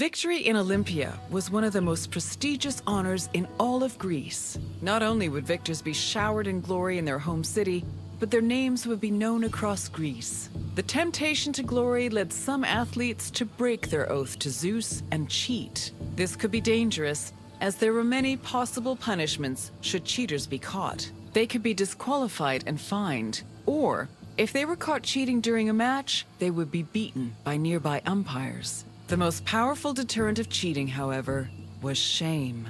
At the foot of Mount Kronios, and on the way to the stadium, were a group of bronze statues called Zanes, the plural of Zeus. These statues were inscribed with the names of the cheating athletes, how they cheated, and the fine that was imposed. The Zanes, which were funded by cheaters' fines, were strategically placed to be highly visible. Individuals or even entire cities could be found guilty of cheating.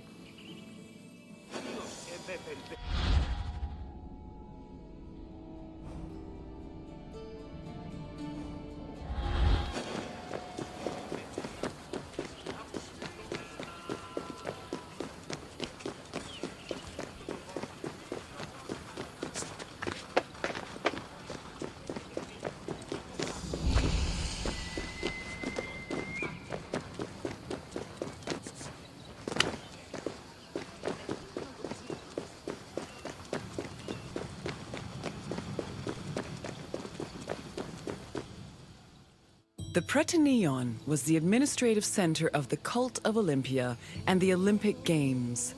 The building housed the sanctuary's priests as well as the game's officials. It was also used to stage the grand banquet held on the evening of the third day to honor victors. It also had a sacred function. Its central chamber was the location of the Fire of Hestia, a sacred flame that burned day and night. This fire was used to light the other altars around the sanctuary. This practice may have partially inspired the modern tradition of carrying the Olympic torch.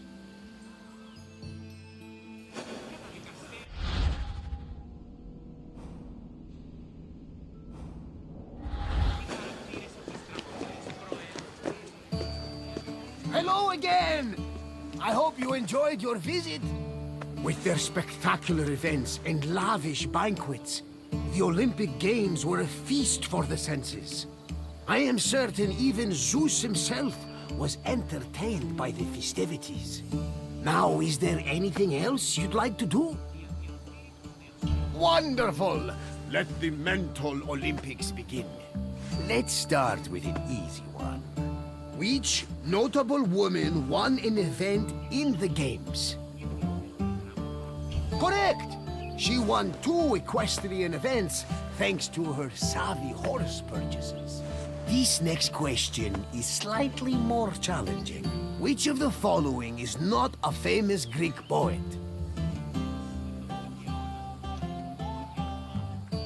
Simonides was a poet best known for his ability to describe everyday life with clarity and simplicity. Try a different answer. You are right! Brasidas was a renowned Spartan general, and he didn't have time for rhymes and pretty words. Time for the final question. How many events were in the pentathlon?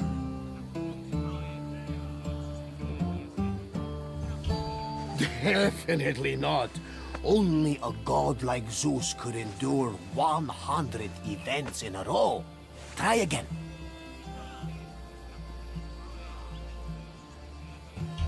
No, 10 events. Yes, well done, my... Thirsty for more, eh? I don't blame you. Follow me.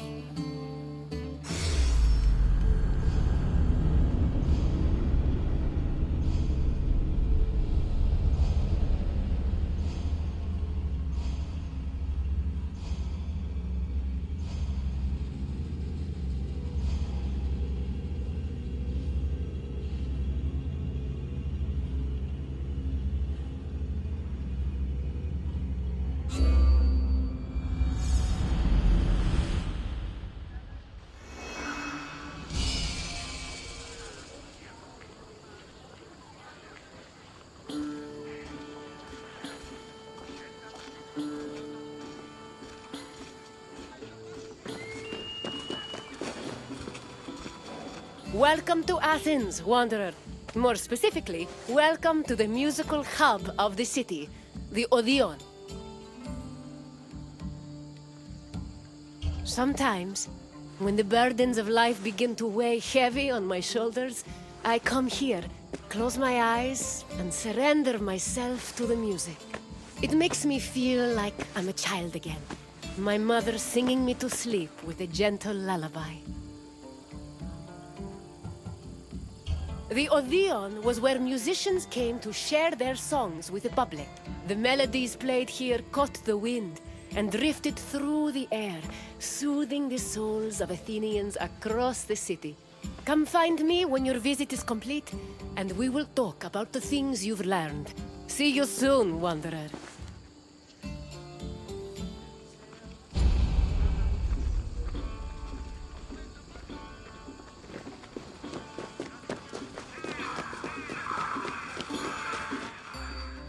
Music played an important part in almost every aspect of ancient Greek life. Whether attending a public gathering, rubbing elbows at a dinner party, laying out offerings in a temple, or marching into battle, there was a song for everything. Aristotle even wrote that music increased the efficiency of laborers, and it was often played for rowers and field pickers to keep them working at a steady rhythm.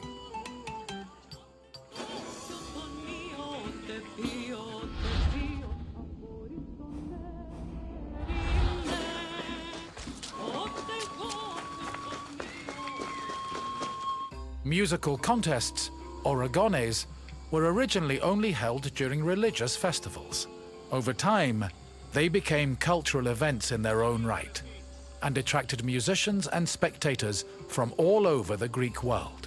For example, the Athenian Panathenaea festival featured competitions for instrument playing and poetry recitation.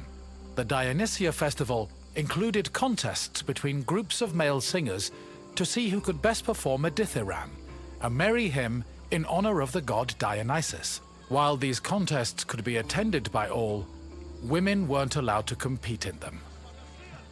In the early days of the competitions, winners only received a crown and an ego boost for their talents. But from the Hellenistic period onward, the rewards were upgraded to cash prizes. These prizes were large enough for musicians to make a fortune, especially if they moved from festival to festival.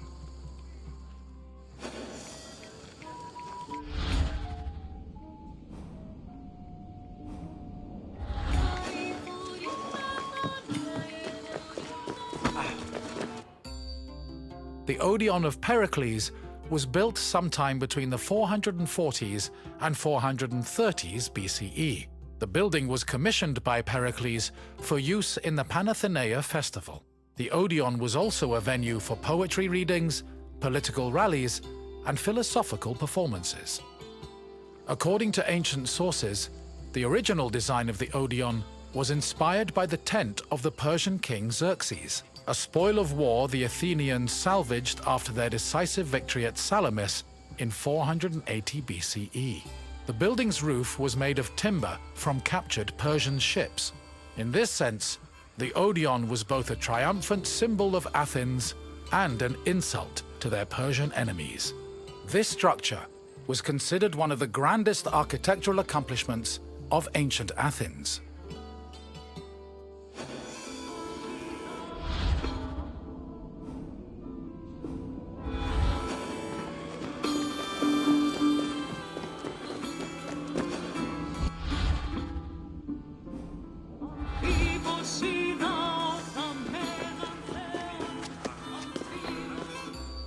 In ancient Greece, there was a type of music for almost any occasion.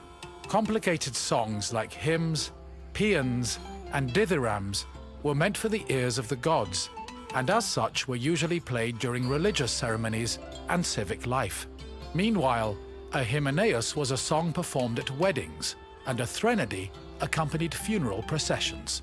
For more merry occasions like symposia, scholia were the soundtrack of choice.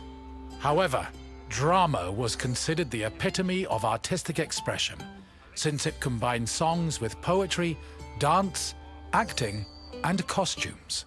Plays were thought to be the connection between mortals and gods, and the songs that accompanied them, especially those from the tragedies of Euripides, often became huge hits in the rest of Greece.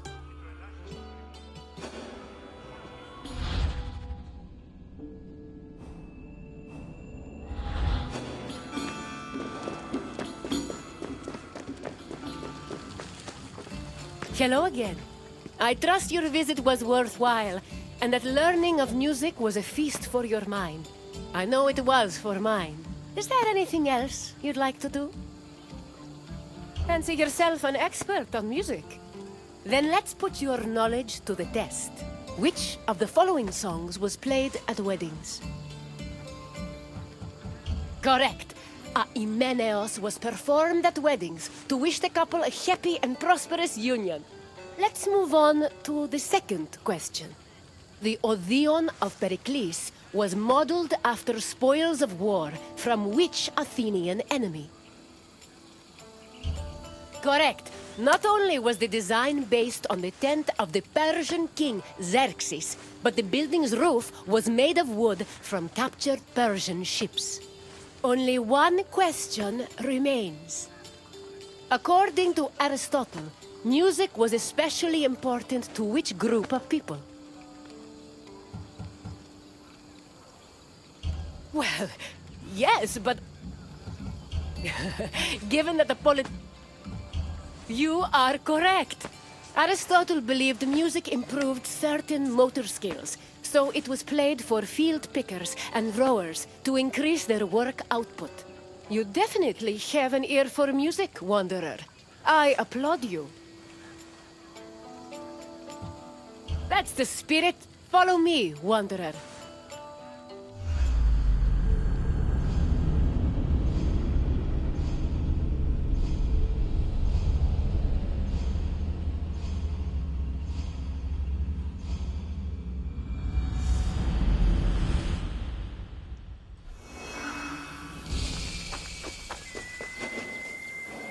Welcome to Knossos, traveler, where the Minotaur once prowled. Some say, if you listen closely, you can still hear echoes of the Minotaur's ferocious bellowing. Of course, it may only be a trick of the wind. Perhaps.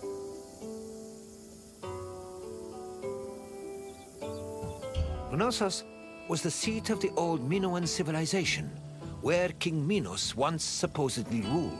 These ruins have been the backdrop for many important events in both history and mythology.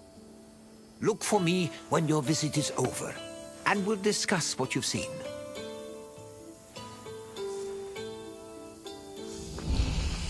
I will see you again soon, traveler. The island of Crete was first settled around 8000 BCE. Over time, significant towns and maritime trade began to develop. Palaces were built, destroyed, and then rebuilt, culminating in what archaeologists call the Neopalatial period, which began around 1700 BCE. This period lasted for over 300 years and is considered the golden age of Minoan civilization. The largest palace of this period was located in Knossos and featured maze-like complexes of workshops, temples, courts, throne rooms, and living areas, as well as paved roads and advanced plumbing and draining. Trade and external relations were important to the Minoans, and their networks extended across the eastern Mediterranean. As a result, the people of Crete and the lands they traded with often influenced each other and exchanged ideas, usually through peaceful interactions instead of military conflict.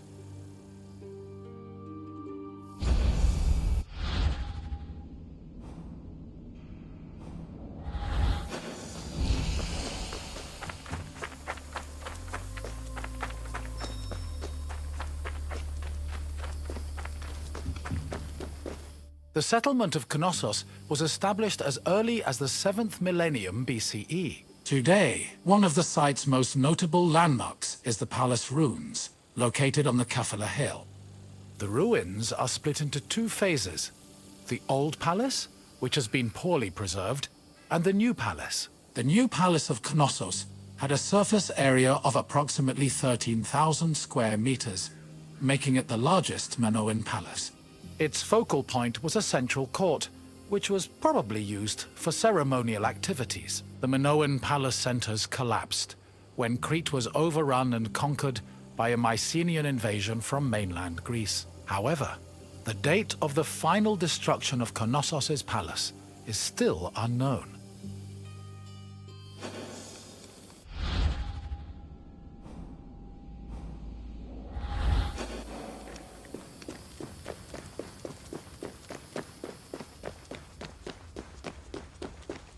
During the new palace phase, the ground floor was dedicated to economic activities and contained large storage rooms. The residential quarters, which notably had toilets, were located southeast of the central court, at the foot of the grand staircase.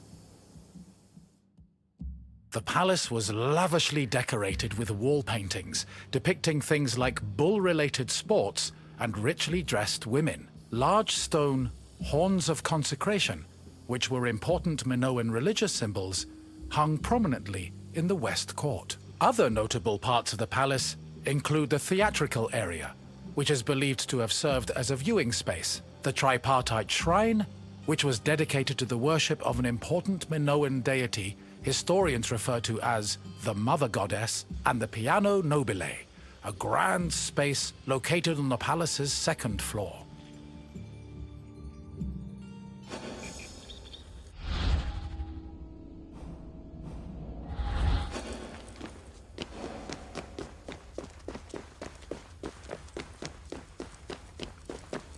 During his trips to Crete, archaeologist Arthur John Evans discovered several ancient tablets. They eventually led him to define the forms of Minoan writing known as Linear A and Linear B. The Minoans used these forms of writing for recording many things, including business transactions. For example, one clay tablet discovered at the Palace of Knossos was inscribed in Linear B script. The tablet detailed the transfer of coriander, often used in the perfume industry, between a man named Kyprios and another person named Twinon. The deciphering of tablets such as these has given historians great insight into many aspects of Minoan culture and society.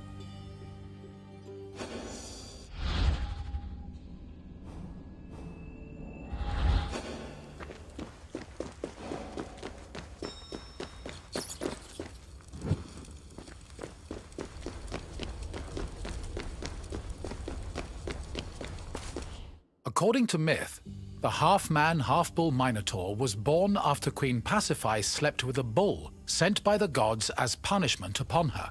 This embarrassed King Minos, but he could not bring himself to kill the Minotaur.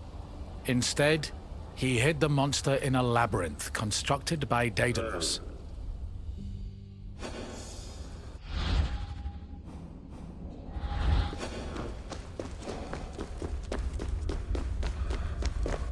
Daedalus was an important figure in Greek mythology, an ingenious inventor. He once became so jealous of his similarly clever nephew that he threw him from the top of the Athenian Acropolis. As a consequence, Daedalus was banished from Athens, though this did not prevent him from being able to get work. In Crete, he was hired by Queen Pasiphae to construct an artificial cowsuit that would allow her to seduce a bull she was particularly taken with due to a curse from the gods. Daedalus complied, and his invention helped facilitate the birth of the Minotaur. Afterwards, Minos conscripted Daedalus to build the labyrinth, presumably as penance for his role in creating the Minotaur. But perhaps the most well-known story about Daedalus involves his son, Icaros, who used wings built by his father and flew too close to the sun, thus plummeting into the sea.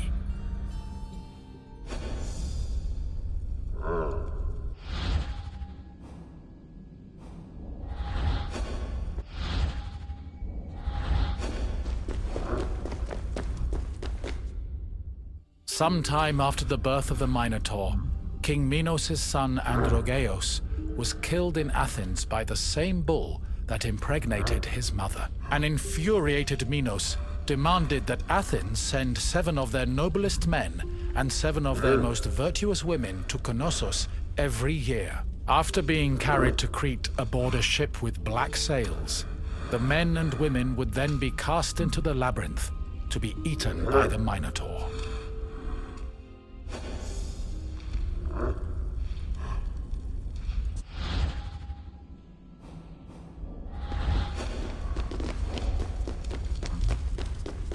One of the Athenian youths chosen to be imprisoned in the labyrinth, Theseus, had enough of the morbid ritual. Before leaving Athens, he proclaimed he would kill the Minotaur, then return to his city on a ship flying white sails.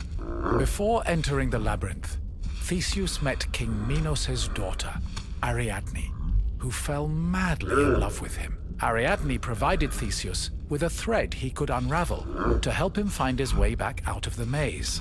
Armed with this thread, Theseus entered the labyrinth, killed the Minotaur, escaped the maze, and set sail for Athens with Ariadne by his side.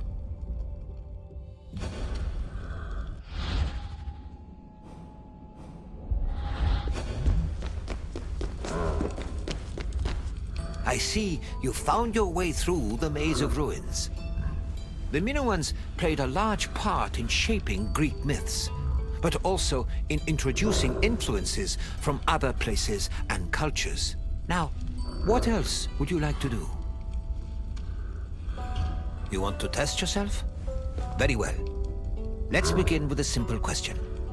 On which island was Knossos located? Yes, Knossos was located on the island of Crete. Time for another question. Which hero killed the Minotaur? Correct. Theseus slew the Minotaur, then escaped the labyrinth thanks to some thread from Ariadne. Now for the last question. What did Daedalus build for Queen Pasiphae? No. Yes, Daedalus made Pasiphae a cowsuit, so she could seduce the bull she was cursed to love. Congratulations, traveler. You are a true student of history.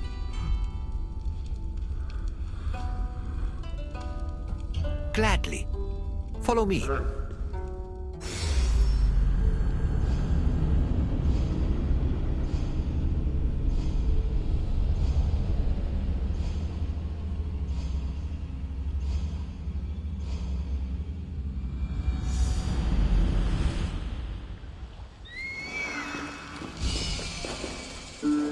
Welcome, wanderer, to one of the most prestigious places in Greece, the theater.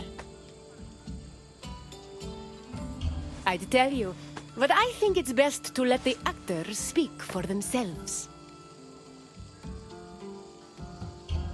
The theater was where audiences gathered to watch plays. They were the highest form of art in Greece, and people saw theater as a symbol of complete harmony between the mortal world and the divine. When you're done taking in the sights and sounds, come see me, and we'll talk more. Until then, wanderer.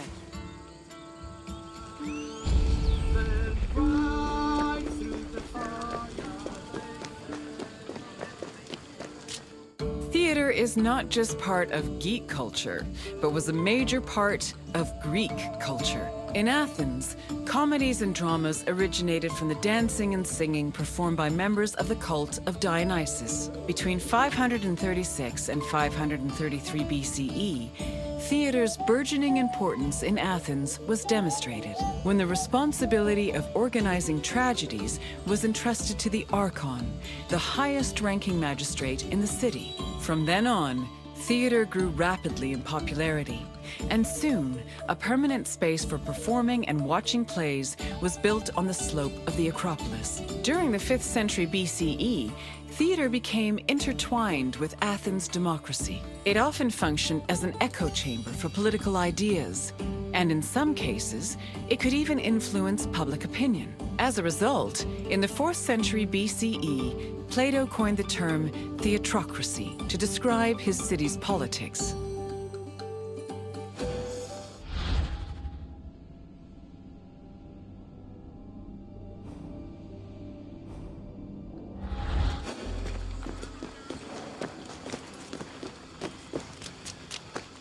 Theatrical competitions were held in the sanctuary of Dionysus Eleutherios, god of wine and patron of drama. Dionysus was the son of Zeus and a mortal woman named Semele. Stories say that Zeus, who had fallen in love with Semele, appeared to her holding a lightning bolt in his hand.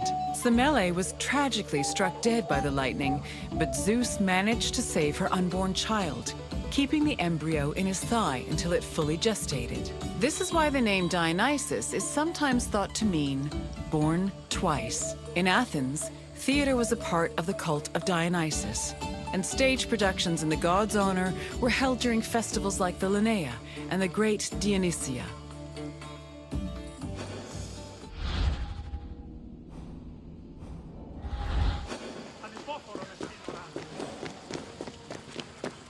In Athens, there were 3 festivals that honored Dionysus with drama performances: the rustic Dionysias, the Linnea, and the Great Dionysia.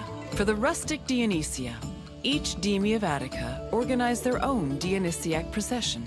The parades were full of phallic songs, dances, and symbols meant to signify fertility, and participants wore drunkard masks and sang bawdy lyrics about the god. The Linnea was the oldest Dionysian festival. It was exclusively reserved for Greek citizens and mostly made up of comedy performances. Finally, the Great Dionysia was the most important festival. Taking place over several days, it began with a parade called a phallophori, followed by a dithyramb contest, and ending with consecrated drama competitions.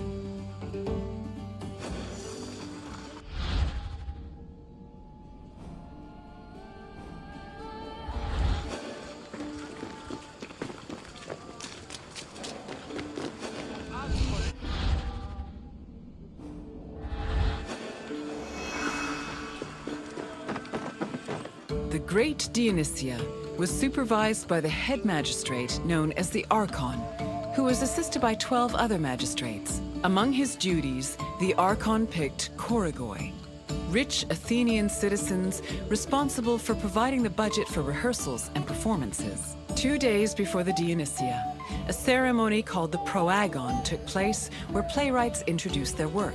The Dionysia finally began in earnest with a procession to the god's temple, followed by sacrifices and a symposium. The next 2 days centered on dithyramb contests, while the final 4 days were dedicated to drama competitions. The contests' outcomes were decided by 10 judges who were appointed at random by the Archon. The judges placed their votes in an urn, and 5 of the votes were randomly picked to determine the winner.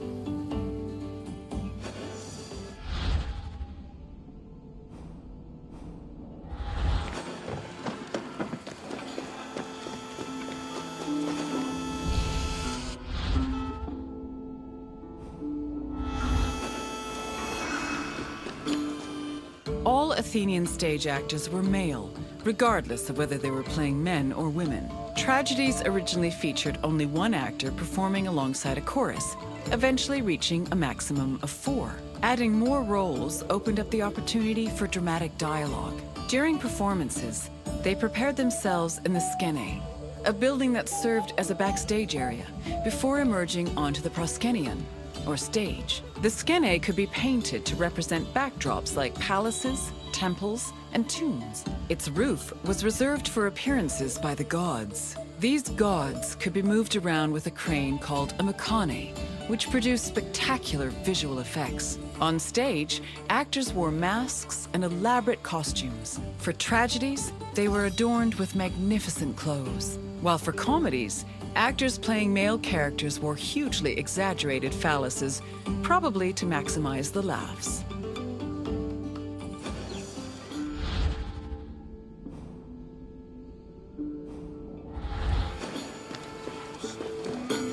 The centerpiece of the theater was the orchestra.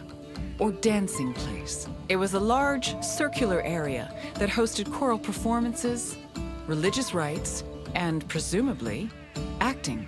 Choruses were composed of men wearing masks and costumes. Any Athenian citizen could be choratai, as long as they were selected by the chorus director. Chorus members also served as the equivalent of a curtain, as their entrance and exit marked the beginning and end of the play. New costumes and masks were produced for the chorus for every new play, and they were often just as impressive and elaborate as the performances. For example, Aristophanes' comedies feature the chorus dressing as wasps, frogs, birds, clouds, and islands. One of his plays, The Knights, even had men riding other men dressed as horses.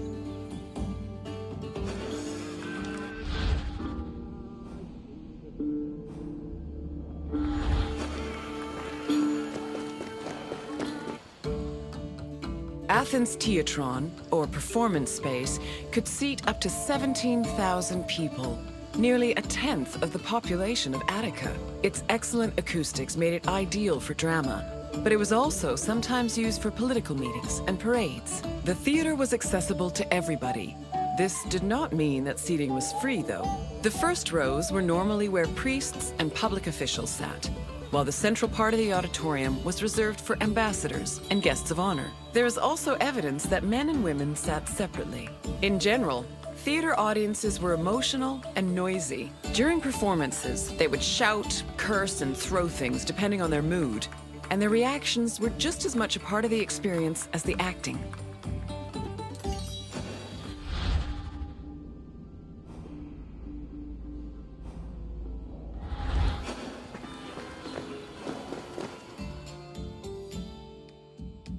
Hello again, Wanderer.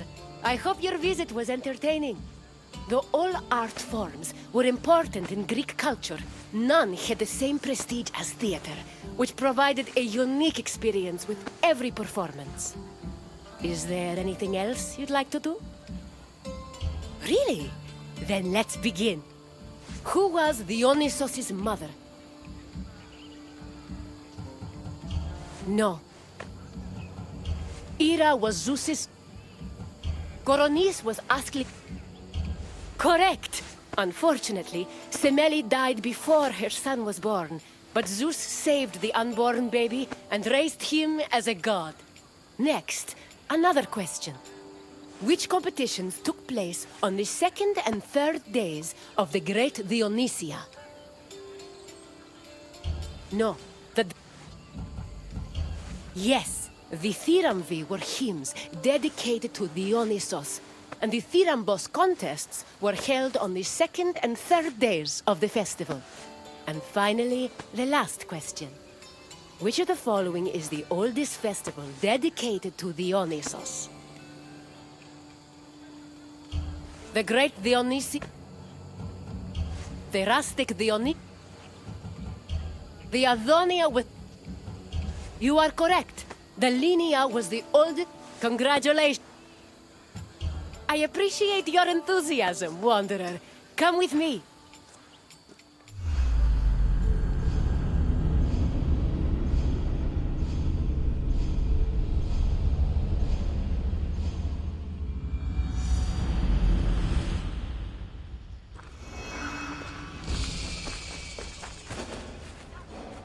Hello, my friend! It is my pleasure to introduce you to Corinth's Temple of Aphrodite.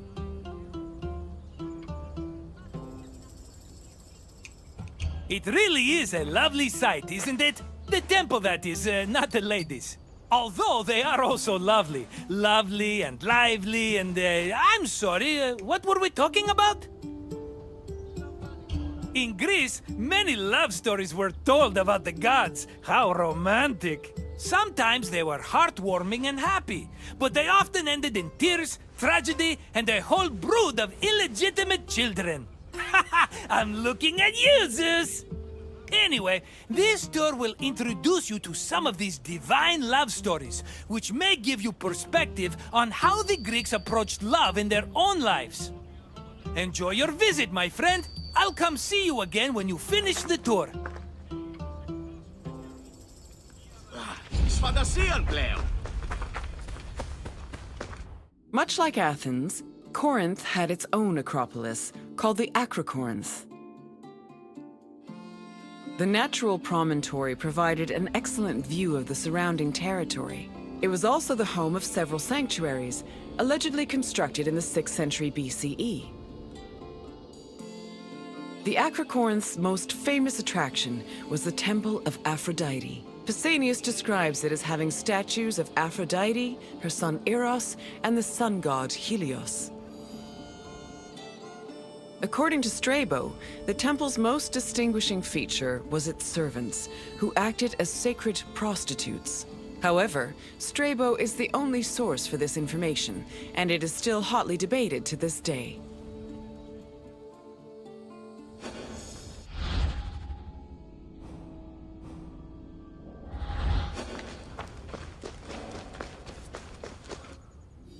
Love played a large role in countless mythological stories. Zeus himself was not immune to the feeling, and fell for both mortals and other deities. Some myths centered on forbidden feelings that led to tragedy, such as Phaedra's love for her stepson Hippolytus.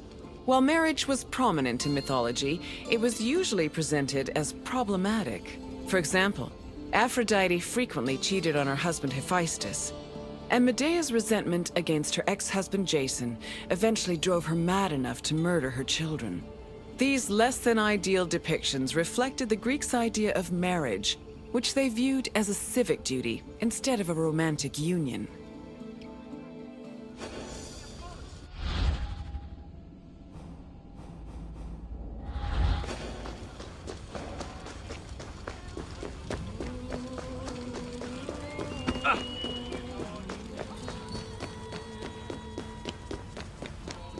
The goddess Aphrodite was one of the mightiest Olympians and was typically associated with love, beauty, and sex. She was worshipped all across the ancient Mediterranean by men and women, both young and old. Her origins differ depending on the version of the story. The poet Hesiod says that she was born from the severed genitals of Uranus, while Homer's version of the myth names her as the daughter of Zeus and Dione. Aphrodite appeared regularly in mythological stories and had many mortal lovers. Her favorite was Adonis, a beautiful boy who died tragically in a hunting accident. Aphrodite was devastated by his death, so she created a cult called the Adonia to commemorate him.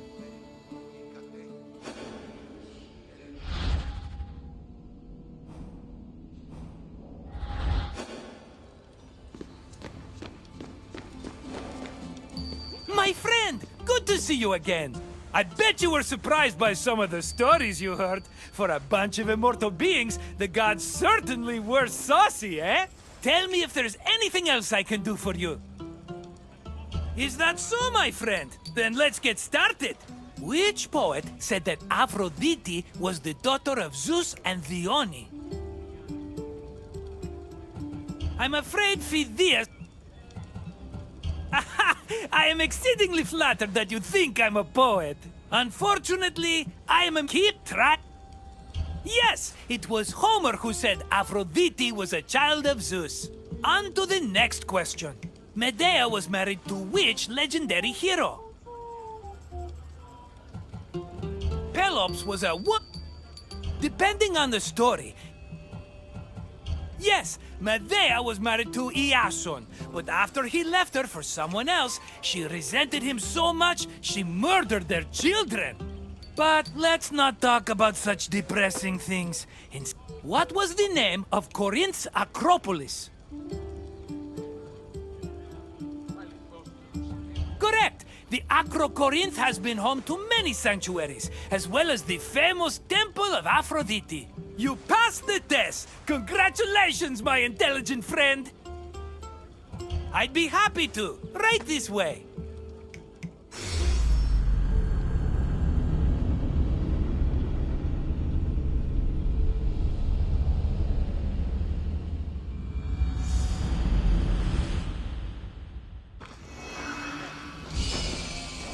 Welcome to the silver mines of Lavrion.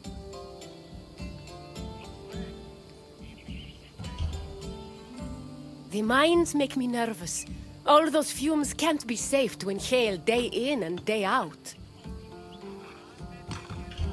The Lavrion silver mines were discovered between Thorikos and Cape Sunion, near Athens. They were rich in the mineral galena and provided Athens with much of the silver necessary to mint its currency. Because of this, the mines were invaluable to the city, and the resources they provided helped turn Athens into one of the most powerful states in Greece. We will meet again after you've seen what the mines have to offer. Farewell for now, wanderer.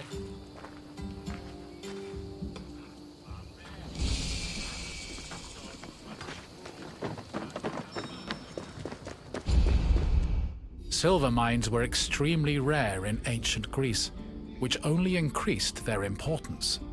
Athens started exploiting the Lavrian silver mines at the end of the 6th century BCE and used its metal to produce its currency. Production at the mines exploded around 485 BCE when an especially rich vein was discovered. The mine's abundant silver made Athens one of the wealthiest cities in Greece. They also provided the resources necessary to build a fleet large enough to defeat the Persians at the Battle of Salamis. In short, the Lavrian mines played an integral part in the emergence of Athens as a Greek superpower.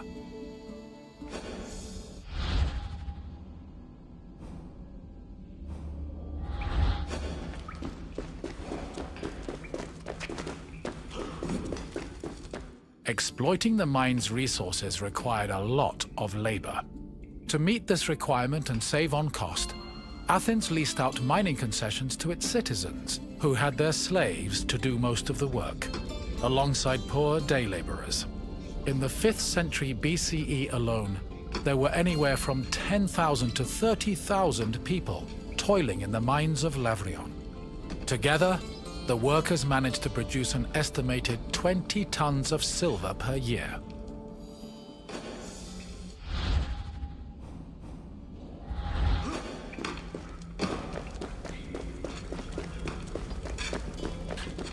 Mining in Lavrion was a two-step process. First, the ore was extracted, and then it was refined. It took about 16 kilograms of raw ore to produce a single pure silver drachma of about 4 grams. Recovered artifacts from the mines provide some insight into the specifics of the mining process. Galleries were dug to follow the veins of ore. They were small and did not offer much space for the workers. They were also hand-cut, and it's believed that it took whole days to dig only a few centimeters. Once the galleries finally reached the veins, the ore was extracted and then crushed on mortar stone to prepare it for washing.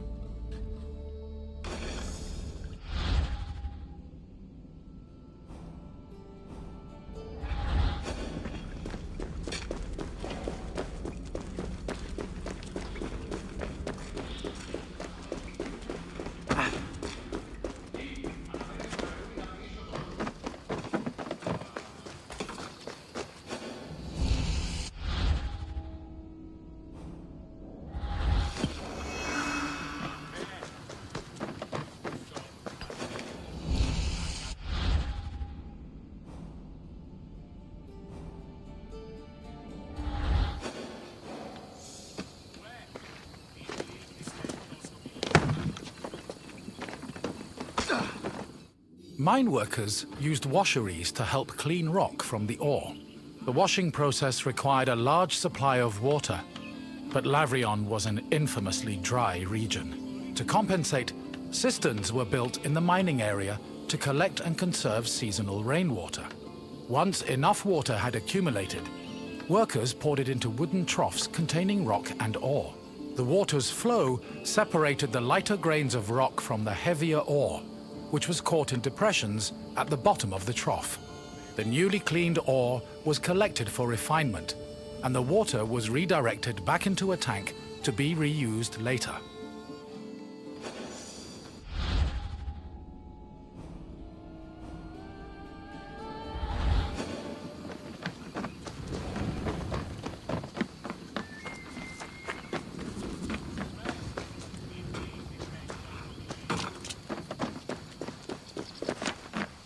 Once the ore was clean and dry, it was ready for smelting. Its purpose was to isolate the silver in the ore. To do this, the ore was placed in a conical furnace filled with combustible charcoal. Bellows pumped air into the furnace to control the temperature. Inside, the ore burned, emitting a toxic smoke that was evacuated through a chimney. Eventually, the silver alloy was separated from the slag and collected for the last step in the refinement process, cupellation. Cupellation removed any leftover lead from the silver. The smelted alloy was placed in a cupel, an absorbent bowl made of bone ashes. It was then put in a furnace, where it absorbed the lead and left only silver behind.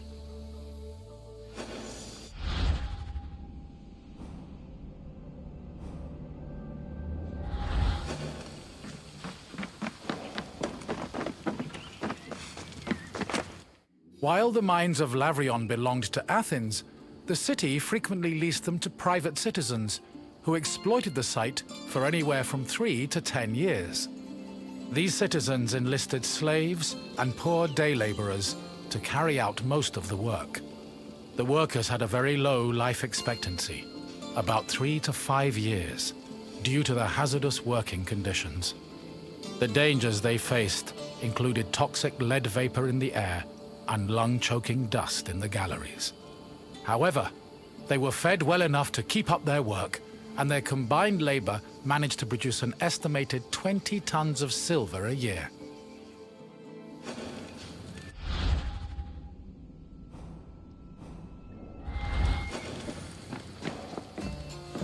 I hope you enjoyed your trip through the mines.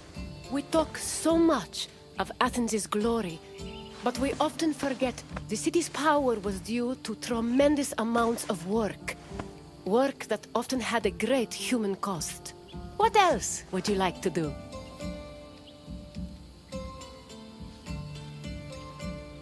Excellent. Let's begin. What was the last step in the silver refinement process? Smelting. Yes! Cupellation removed any remaining lead, leaving only the silver behind. Now, for the second question. How did workers acquire water for the ore washing process?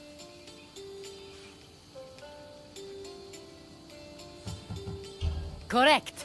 The workers used cisterns to collect the seasonal rainwater. Now, the final question. Which famous battle did the mines help Athens win? The Battle of Heron. This battle was the Battle of Nemea. Which famous battle? It's clear. Of course.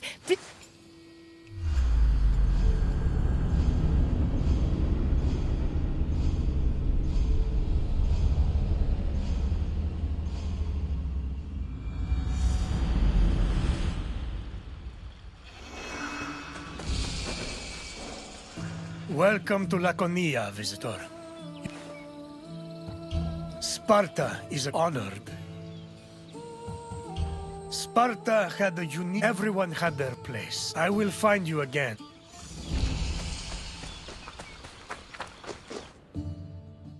Spartan society was structured around austerity, self-sufficiency, and a hostility towards foreign elements.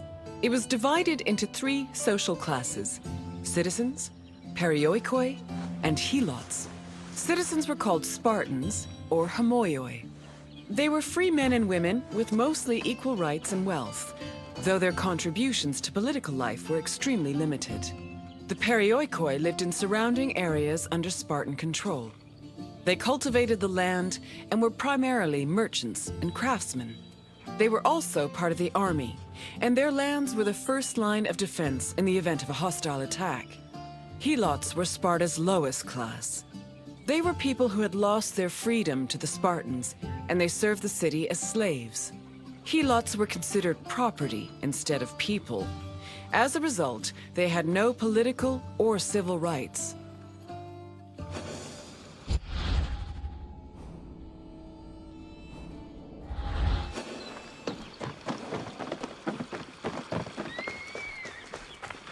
Helots made up the majority of Sparta's population. According to Polydeuces, they lingered between slavery and freedom. Two elements made Helots differ from other slaves. They were allowed to form their own families, and they were publicly owned by the city of Sparta instead of private citizens. Because Helots were deemed public property, they could not be sold as merchandise. They mostly worked to cultivate the land, but also fought in wars alongside the Spartans. While they gave the fruits of their labor to Sparta, they also kept a fair part of it for themselves. This practice allowed some Helots to make enough money to buy their own freedom. Alternatively, if a Helot served the state well enough in military campaigns, they could also be granted civil rights.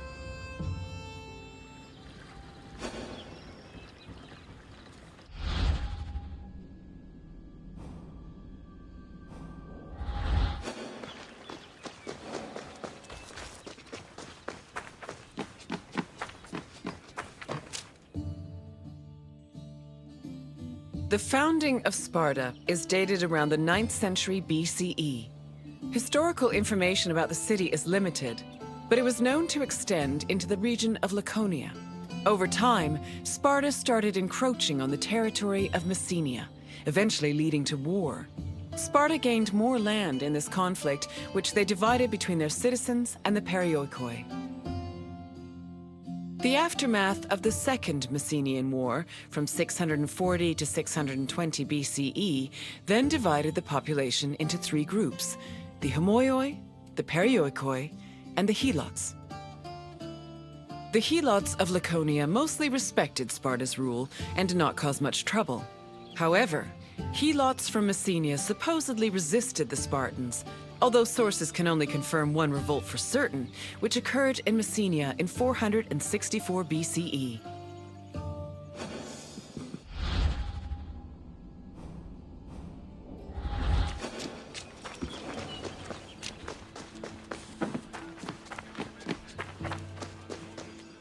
During the 5th century BCE, Helots were quite active in the army, especially during the Peloponnesian War. They served as hoplites on land and as rowers during naval battles. In both cases, they gave Sparta an important numerical advantage. For every Spartan on the battlefield, there were at least 7 Helots. Although many ancient sources say Spartans had a hostile relationship with Helots, they were much more likely to treat them better in times of war. For example, when 300 Helots and 120 elite Spartans were captured by Athens during the Battle of Sphacteria in 425 BCE, the Spartans promised the Helots their freedom if they served them well in combat. Similarly, around the same time, the Spartan general Brasidas fought a battle alongside 700 Helots. Impressed by their courage and loyalty, Brasidas later freed them all and allowed them to join the Perioikoi.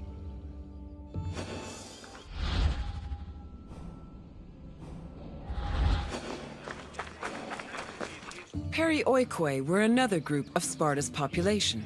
They lived not in the city itself, but in its surrounding areas. The Perioikoi were never hostile against the Spartans. In fact, both groups together were known by the collective name Lacedaemonians. Perioikic cities had their own autonomy and sanctuaries, but they were always bound to Sparta. They were allowed to develop their own local laws and economies, but could never reach a level of prosperity that rivaled their parent state.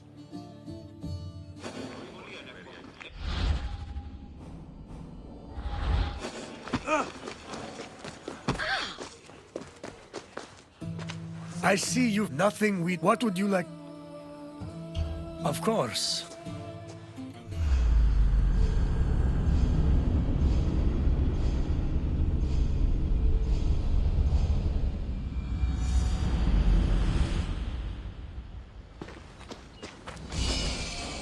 Greetings, visitor. You stand in Sparta's political center, where Spartans may be not many. Sparta's well, Athenian, Spartan, come find me. Sparta's political system differed from most of Greece's. One of its most distinctive features was that it was ruled by 2 kings. These kings belonged to two separate dynasties, the Eurypontids and the Aegeads, both of which were said to be descended from Heracles. Both kings shared equal powers, and disputes between them required the intervention of special magistrates known as ephors. However, if one of the kings were more charismatic or experienced, they could influence the weaker king's choices.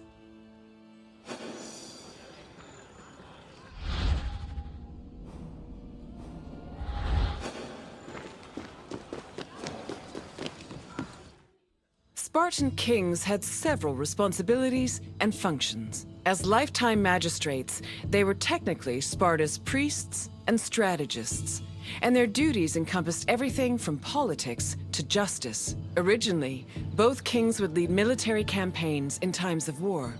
However, from 507 BCE onwards, only one of the two kings could be head of the army. On the battlefield, kings were accompanied by 300 elite soldiers for protection. But being a king wasn't only about working and fighting. They enjoyed special privileges as well. Spartan kings lived at the expense of the city, owned royal estates in the surrounding perioikic cities, and received the majority of the spoils of war. When they passed away, they were buried with special honors, and the population mourned them for a period of 10 days.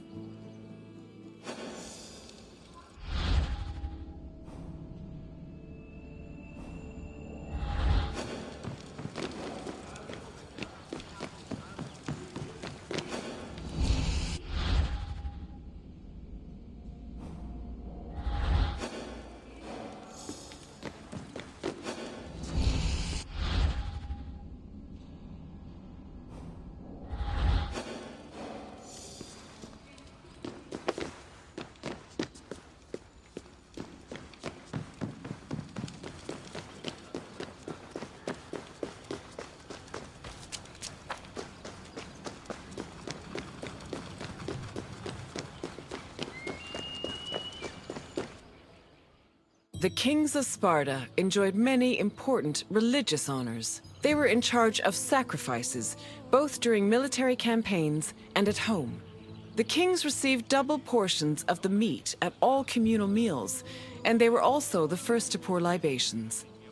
They also personally conducted public sacrifices as priests, which helped remind their subjects of their divine connection to Heracles and Zeus.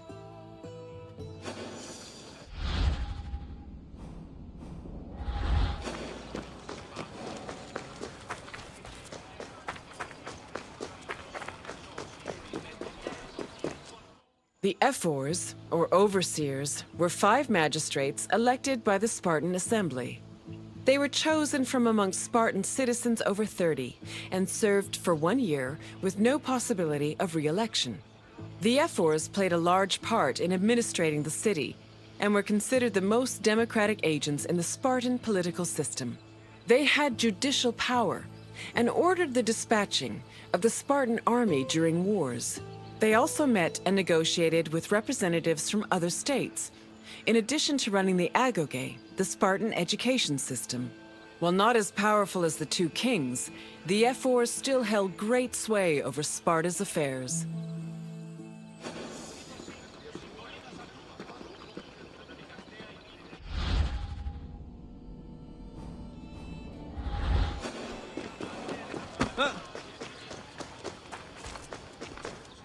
The Gerousia was the Spartan Council of Elders.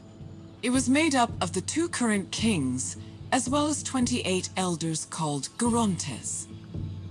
They were Spartan citizens over the age of 60, the cutoff age for military duty. They were elected for life by the Spartan Assembly. The Gerousia, similar to Athens' Boulé, handled legislative and financial matters. It could submit bills and motions to the Assembly, and could also cancel Assembly decisions with the power of veto. To ensure that the right of veto did not weaken the Assembly, ephors were introduced to keep the Gerousia in check and maintain a steady balance of power. This allowed Sparta to include more just elements in its political system.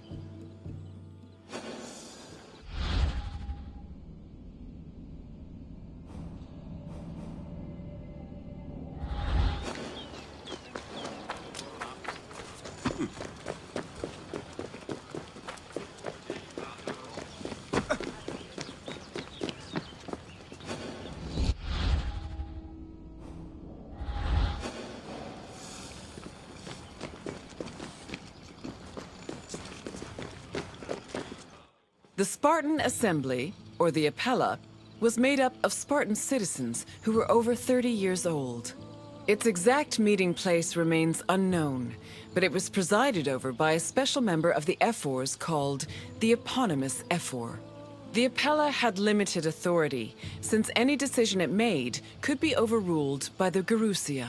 But thanks to the efforts of the Ephors, it still played an important role in Spartan society. The Appella dealt with topics like foreign affairs, war declarations, peace negotiations, and more.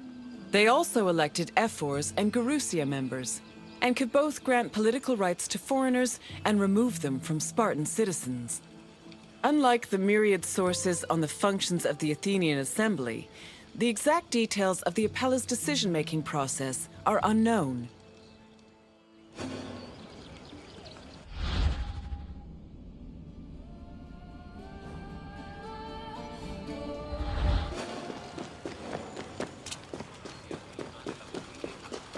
I see you finished. I hope you feel more knowledgeable about the inner workings of Spartan politics. Our way of ruling was not conventional, to say the least. But it served our purpose as well. What would you like to do? As you wish. Come with me.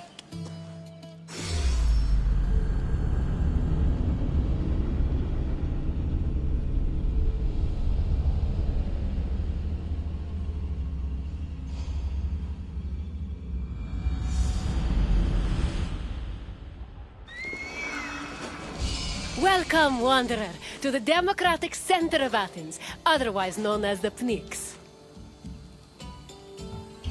The battles fought here may be...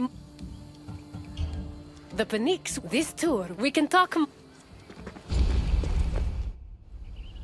The Athenian Assembly was known as the Ecclesia. It met at the Pnyx 40 times a year to discuss various civic matters, and each session usually lasted a few hours. The word Pnyx is believed to mean something close to packed together. This was probably a reference to the fact that during meetings of the Ecclesia, the location would be filled to its capacity, with citizens packed in practically shoulder to shoulder. All male citizens were allowed to directly participate in the democratic process. Those over 20 years old had the right to speak and vote, while those over 30 could be elected to the higher position of magistrate. In total, there were approximately 30,000 citizens in Athens in the classical period. To draft and adopt decrees, 6,000 of them had to attend the meeting.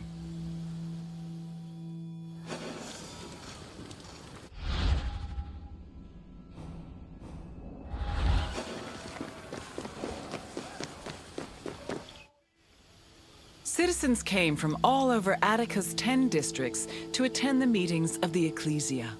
The meeting was presided over by an executive council called the Prytanes. Every session began with a sacrifice to Zeus Agoreos, the patron of the assembly. During the meeting, citizens delivered speeches from the Pnyx's platform on whatever issues the city faced. Afterwards, the issue was voted on with a show of hands from the gathered assembly.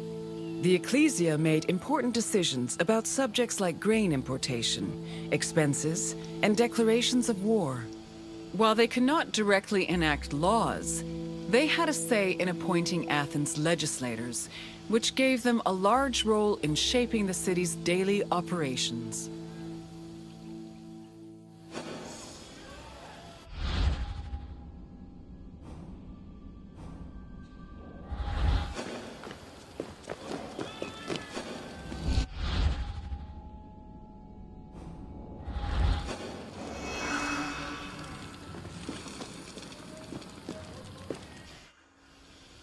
While some citizens only participated in the sessions of the Ecclesia, others could become more involved in democracy as magistrates. Magistrates were elected from among Athenian citizens over 30. They were often successful orators and charismatic politicians, and they held much more sway over important decisions than the average citizen. One of the most famous magistrates was Pericles, who was so popular he held his position for 15 years.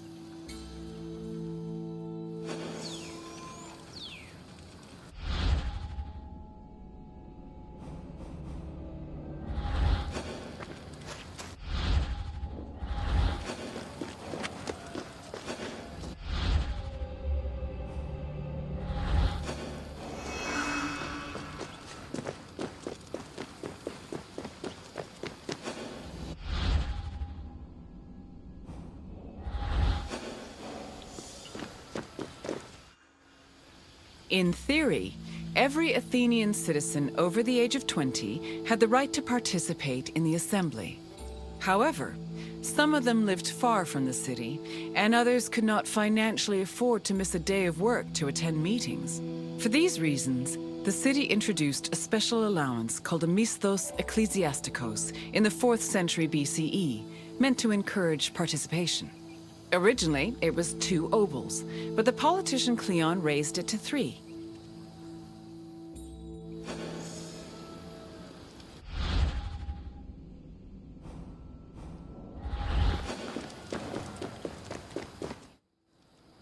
Athens introduced several innovations that heavily influenced modern society, including theater, architecture, and philosophy. However, their greatest contribution was their democratic government, which introduced the concept of a city ruled by its citizens. The decision to adopt democracy as a government, a choice made in 508 BCE, shaped civilization as we know it, and continues to affect us today.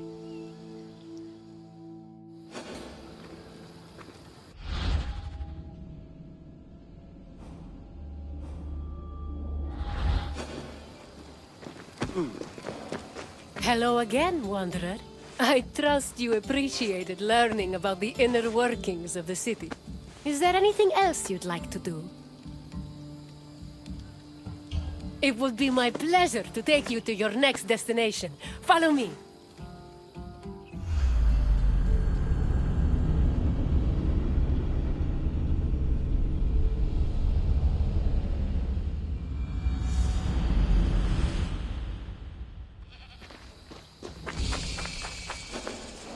Welcome to the Gymnasium of the Kinosaries, one of the many places where philosophers came to enrich the mind and enlighten the spirit.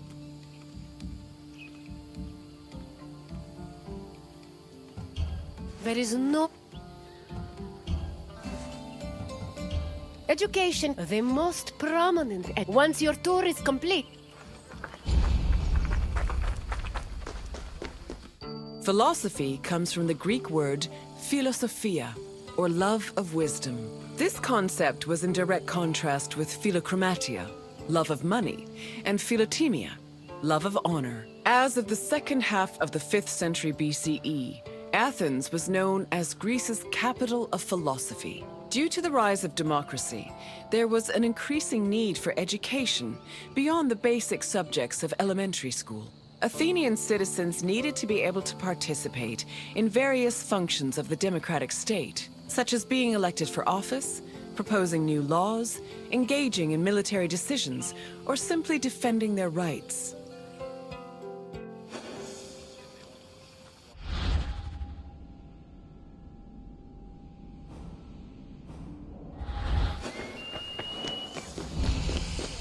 Originally, Athens had no official school buildings for higher education. Sophists and philosophers taught either in private homes or in public spaces like the theater. To recruit young pupils for long-term curricula, they also held classes in gymnasia, where young Athenians underwent physical training. The Cynosarges was a sanctuary to Heracles, located in the south suburb of Athens. At the beginning of the 4th century BCE, Antisthenes used this sanctuary as a teaching spot for his school of philosophy, the aptly named Cynicism.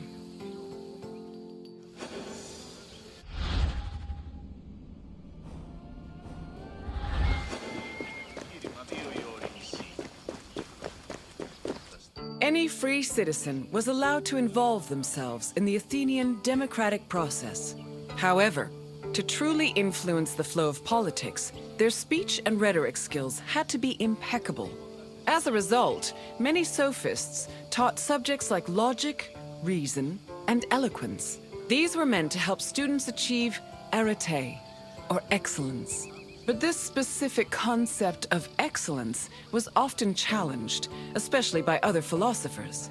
For example, Plato, Socrates, and Isocrates preferred a more moral approach and argued that rhetoric should be used as a means to serve the greater good.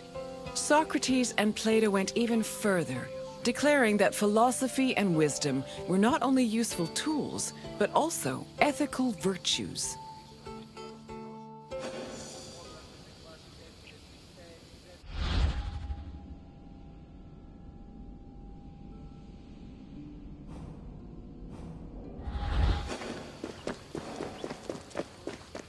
Ancient Greek philosophy was multidisciplinary in nature. In addition to wisdom and logic, philosophers also studied and taught math, geometry, music theory, and even medicine. For example, the philosopher Prodicus wrote a treatise called On Human Nature, where he outlined various explanations on human physiology. Philosophy's influence was also great enough to affect medicine. Hippocratic physicians were known to incorporate philosophical ideas into their work, and the treatise On Airs seems to be influenced by pre-Socratic theories on air being the first principle of the universe.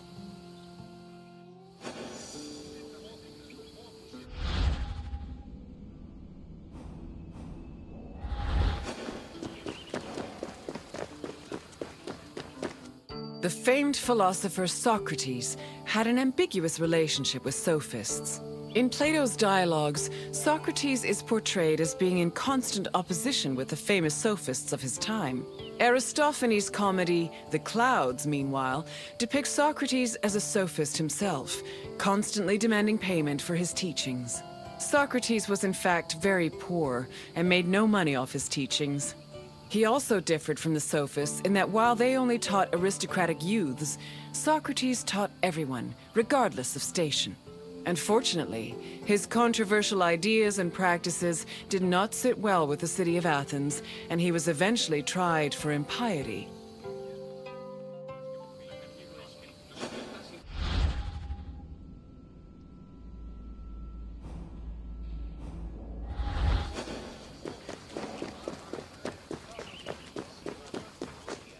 Philosophy was not only a collection of ideas, but a way of life.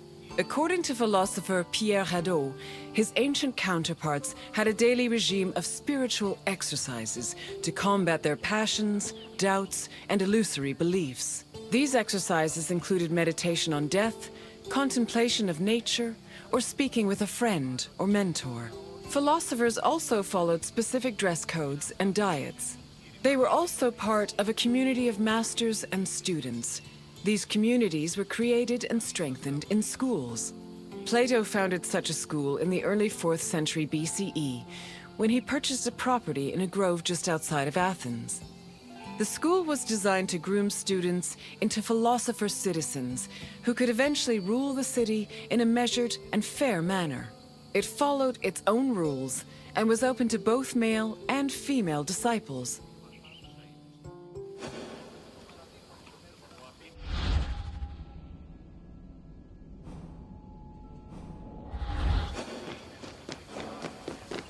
I can tell by the crease in your brow that you're already puzzling over the new things you've learned.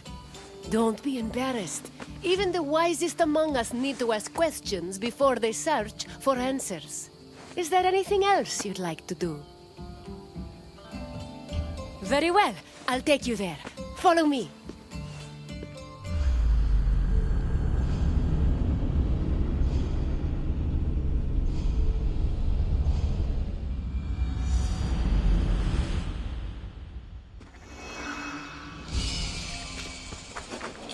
Greetings, my friend. Welcome to Arcadia, home of shepherds, sheep, and manure. I recently made an unfortunate... Can you believe I may have once paid someone... Arcadia was farmers and I have to leave...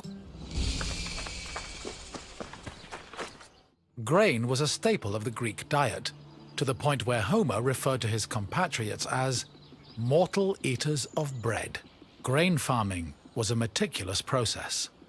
Due to dry summers, artificial irrigation was impossible, so farmers had to rely on rainfall to water their crops. This gave them very narrow windows for sowing and harvesting. On a farm of this size, only half of the field would be planted every year, while the other half would lie fallow to avoid exhausting the soil. According to the poet Hesiod, the best time to sow grain was in autumn, and the best time to harvest it was in May.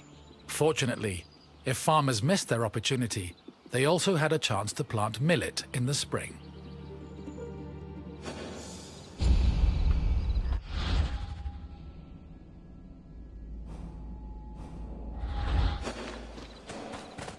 Before planting in a field, the land needed to be plowed a total of 3 times.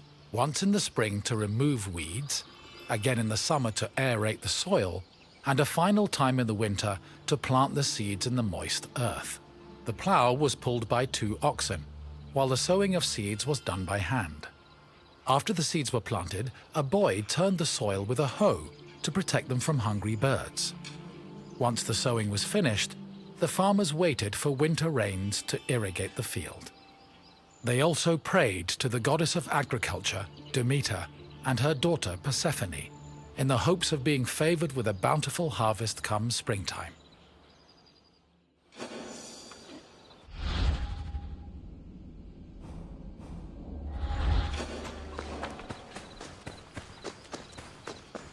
Grain was harvested in the spring using a curved knife called a sickle. With their backs to the wind, the reapers cut the plant stalks and left the sheaves behind before moving through the rest of the crop. Once the harvest was mowed, the sheaves were brought to the threshing floor.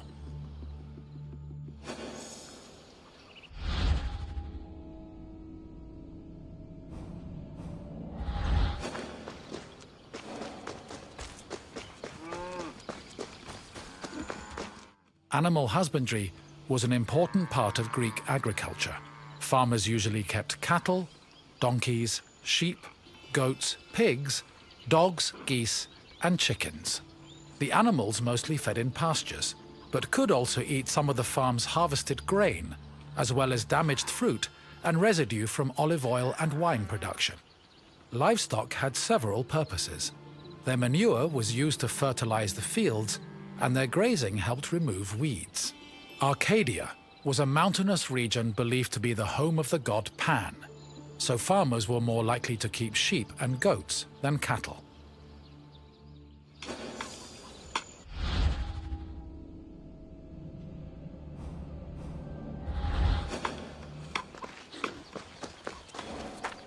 Most farming tools were simple handmade implements made of wood and occasionally tipped with iron.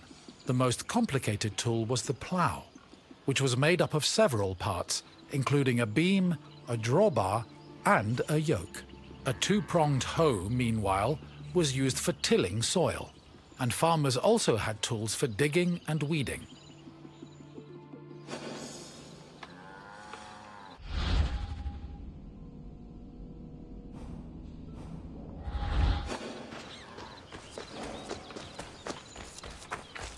After the sheaves were harvested, workers brought them to the threshing floor to extract the grain. Oxen or donkeys were hitched to a post in the center of the floor and guided around it, while workers threw sheaves under their hooves.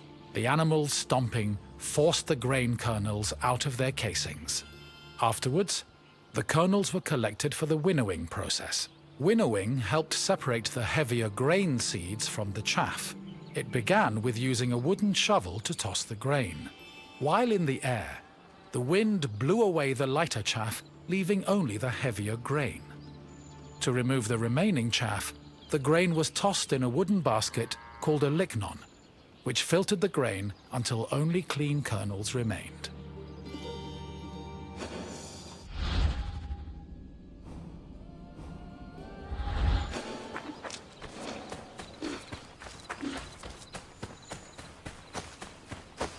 Barley, which was used to make flour, was different from other types of grain. Threshing was not enough to separate the barley from its husk, so instead, it was roasted in a specialized tool called a frigatron. After the barley was roasted, it was pounded with a mortar and pestle. The pounded grain was then ground into a meal using either a hand mill or a hopper mill. Grinding was boring work, so workers often lightened the mood with a mill song. Once the barley was completely ground, it was sieved using a wicker basket called a koskinon, making it ready for use.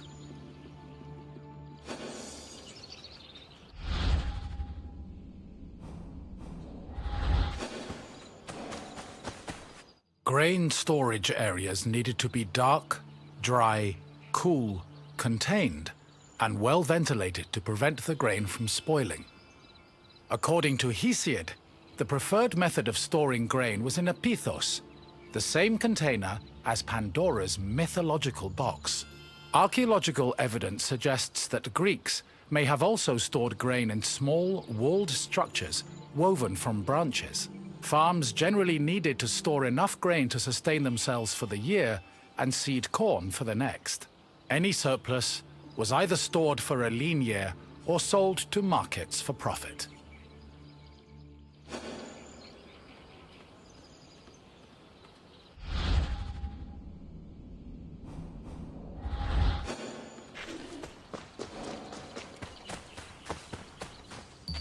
My friend! Good to see you again! You must feel hungry. I know I would, spending all that time watching farmers working themselves to the bone. Now, what else can I do for you? Of course! Just follow me and we'll be there in no time!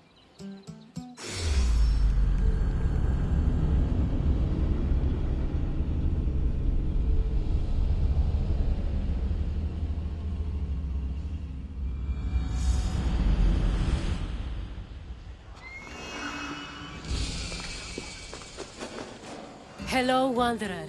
May I introduce you to the Keramikos, the kiln that warms all of Athens' pottery. The art produced here is some of... I envy the potter's skills, though... The Keramikos was a special neighborhood in Athens. This tour will take you through... Come find me when...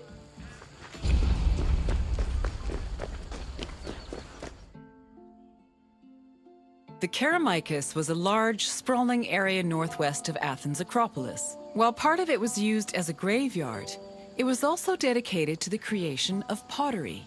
The Keramikos was so significant to the art form that its name lives on in the word ceramics. Perhaps drawn by the river, potters moved into the area and formed their own bustling community. It's believed that by the end of the 5th century BCE, hundreds of thousands of pottery vessels had been made in Athens,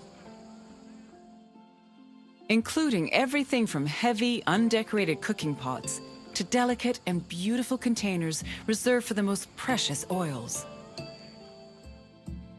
Sadly, only around 1% of these works survive today, some only in small fragments.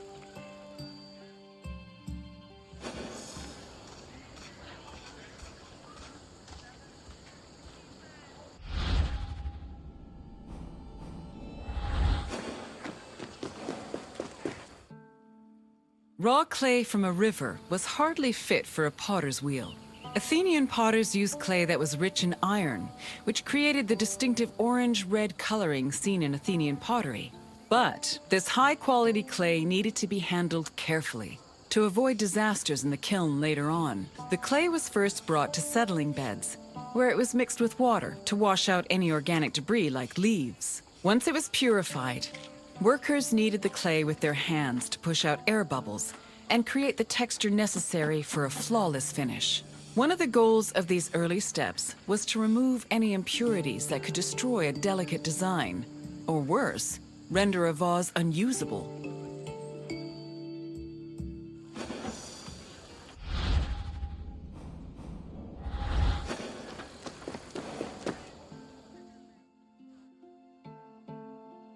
Once the clay was cleaned, it was up to the potter to shape it into a vase by spinning it on a wheel or pressing it into a mold. Their choice depended on what shape they wanted for the vase, but they also considered the possible scope of its decoration. Potters did not work alone. A workshop might have had many people working together on different aspects of production. Potters collaborated with many different painters for decorating their creations. Some of these painters even became potters themselves. All in all, a single vase could be worked on by many different artists, with each one focusing on a different aspect of its design.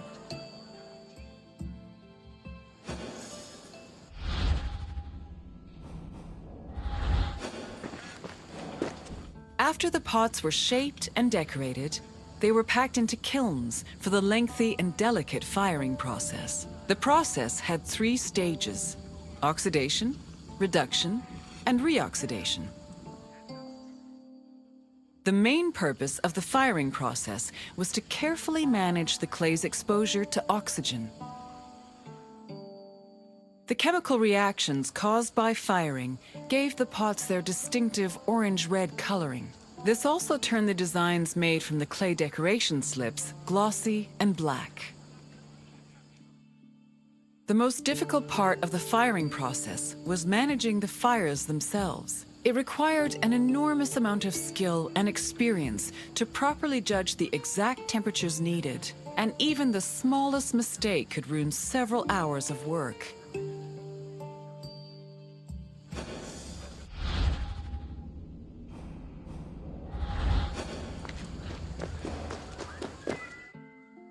Vases could be decorated in all sorts of ways.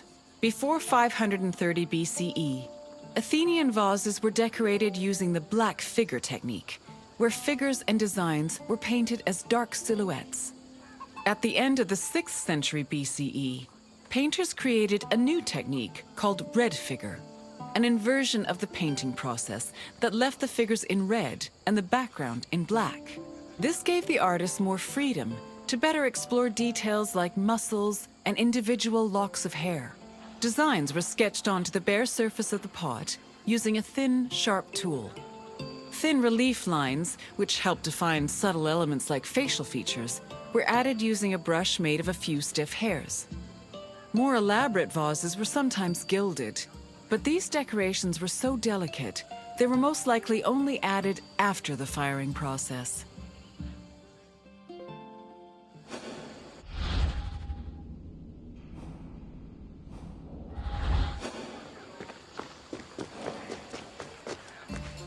You've returned! As you can see, pottery was an arduous and delicate process, but was exemplary of the skill and craftsmanship that dominated Greek art and culture. Now, is there something else you'd like to do? It would be my pleasure. Follow me.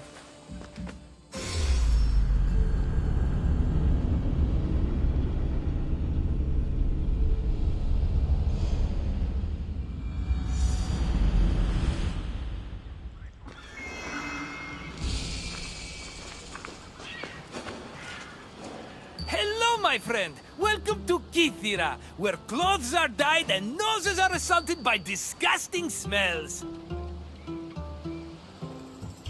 I think it smells terrible, and the colors. This little island was where dyers brought. This tour will try not to. I promise I'll. In Greece, fabric and clothing were colored using natural dyes from shellfish, insects, and plants. Skilled craftsmen across the Greek world extracted dyes from these sources and combined them with other substances to create a variety of colors. The dyeing process supposedly produced incredibly pungent smells, and ancient writers would often comment on the stink in their works.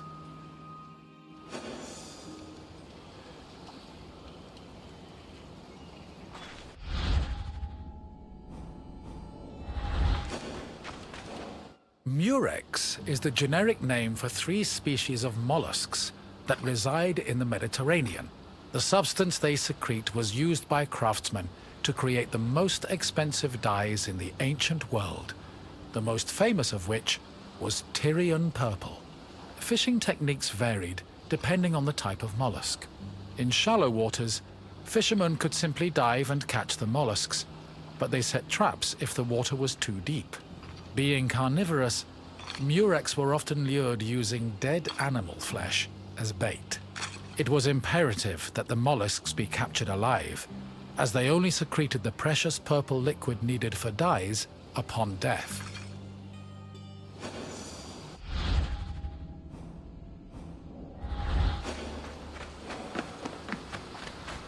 The purple liquid that made up most dyes came from a gland in the murex. To collect it, workers would either crack open the mollusk's shell with a knife, or if it was smaller, crush it with a stone. Each mollusk only produced a small amount of liquid, and thousands of them were needed to produce even a gram of the substance. Because of this, captured mollusks were usually kept alive in seawater-immersed baskets, until enough had accumulated to produce a satisfactory amount of dye.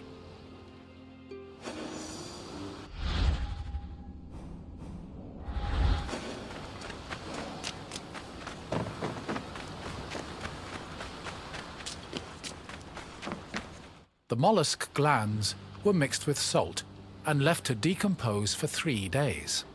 Afterwards, the resulting mash was placed in a vat, where it boiled until it was thickened and reduced to 1/16 of its original volume. The dyers stirred this mixture and removed any impurities.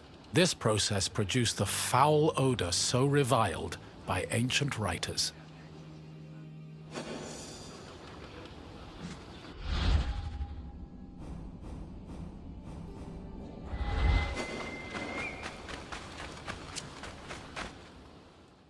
Dyers checked the hue of the purple liquid by dipping in raw wool. The hue could be changed by adjusting the temperature of the liquid and by soaking the wool for different periods of time, with longer soaking producing deeper shades. The wool was dyed once before spinning and again before weaving to ensure it maintained its color. While Murex purple dyed wool easily, it did not adhere as well to other fabrics, such as linen.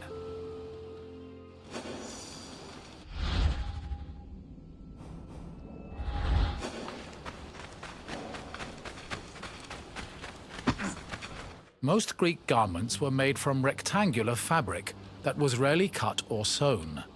They were normally folded around the body, with girdles, pins, and buttons. Dyeing served to give the garments a more unique style. Decorations were also widely used, and were either woven or painted on. They depicted things like animals, human figures, and mythological scenes.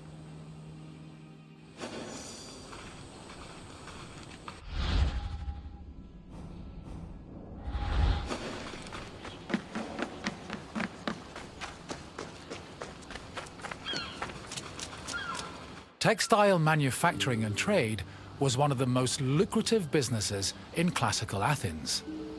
Textiles were made of either wool or linen, with wool being the most common. Women produced the garments worn in domestic life, although some men ran professional workshops that fulfilled the same need. Other textiles were made by slaves and laborers under the supervision of master weavers, fullers, and dyers.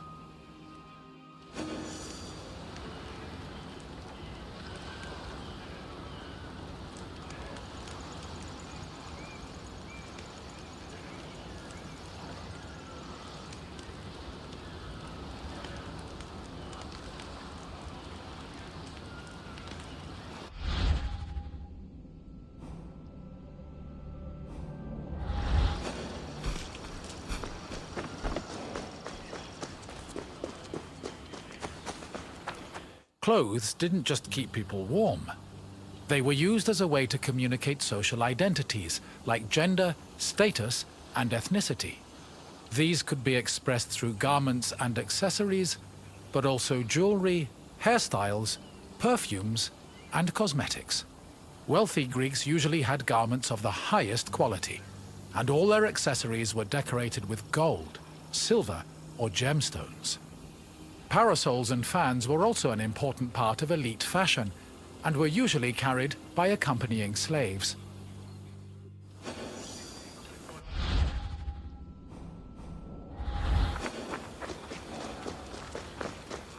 The most common Greek garments were the peplos, the chiton, and the hymation. The peplos, typically worn by women, was a body-length cloth. It was folded back on itself and worn draped over the body and pinned over the shoulders. The chiton was a long garment with sleeves. Ankle-length chitones were normally worn by women, while men wore shorter versions of the garment. A hymation was a mantle that was worn over both the chiton and the peplos. Outside of daily life, there were also specialized clothes worn only in exceptional situations like weddings and religious ceremonies.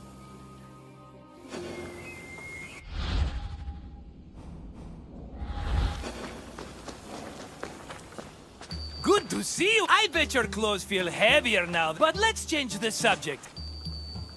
There is nothing I...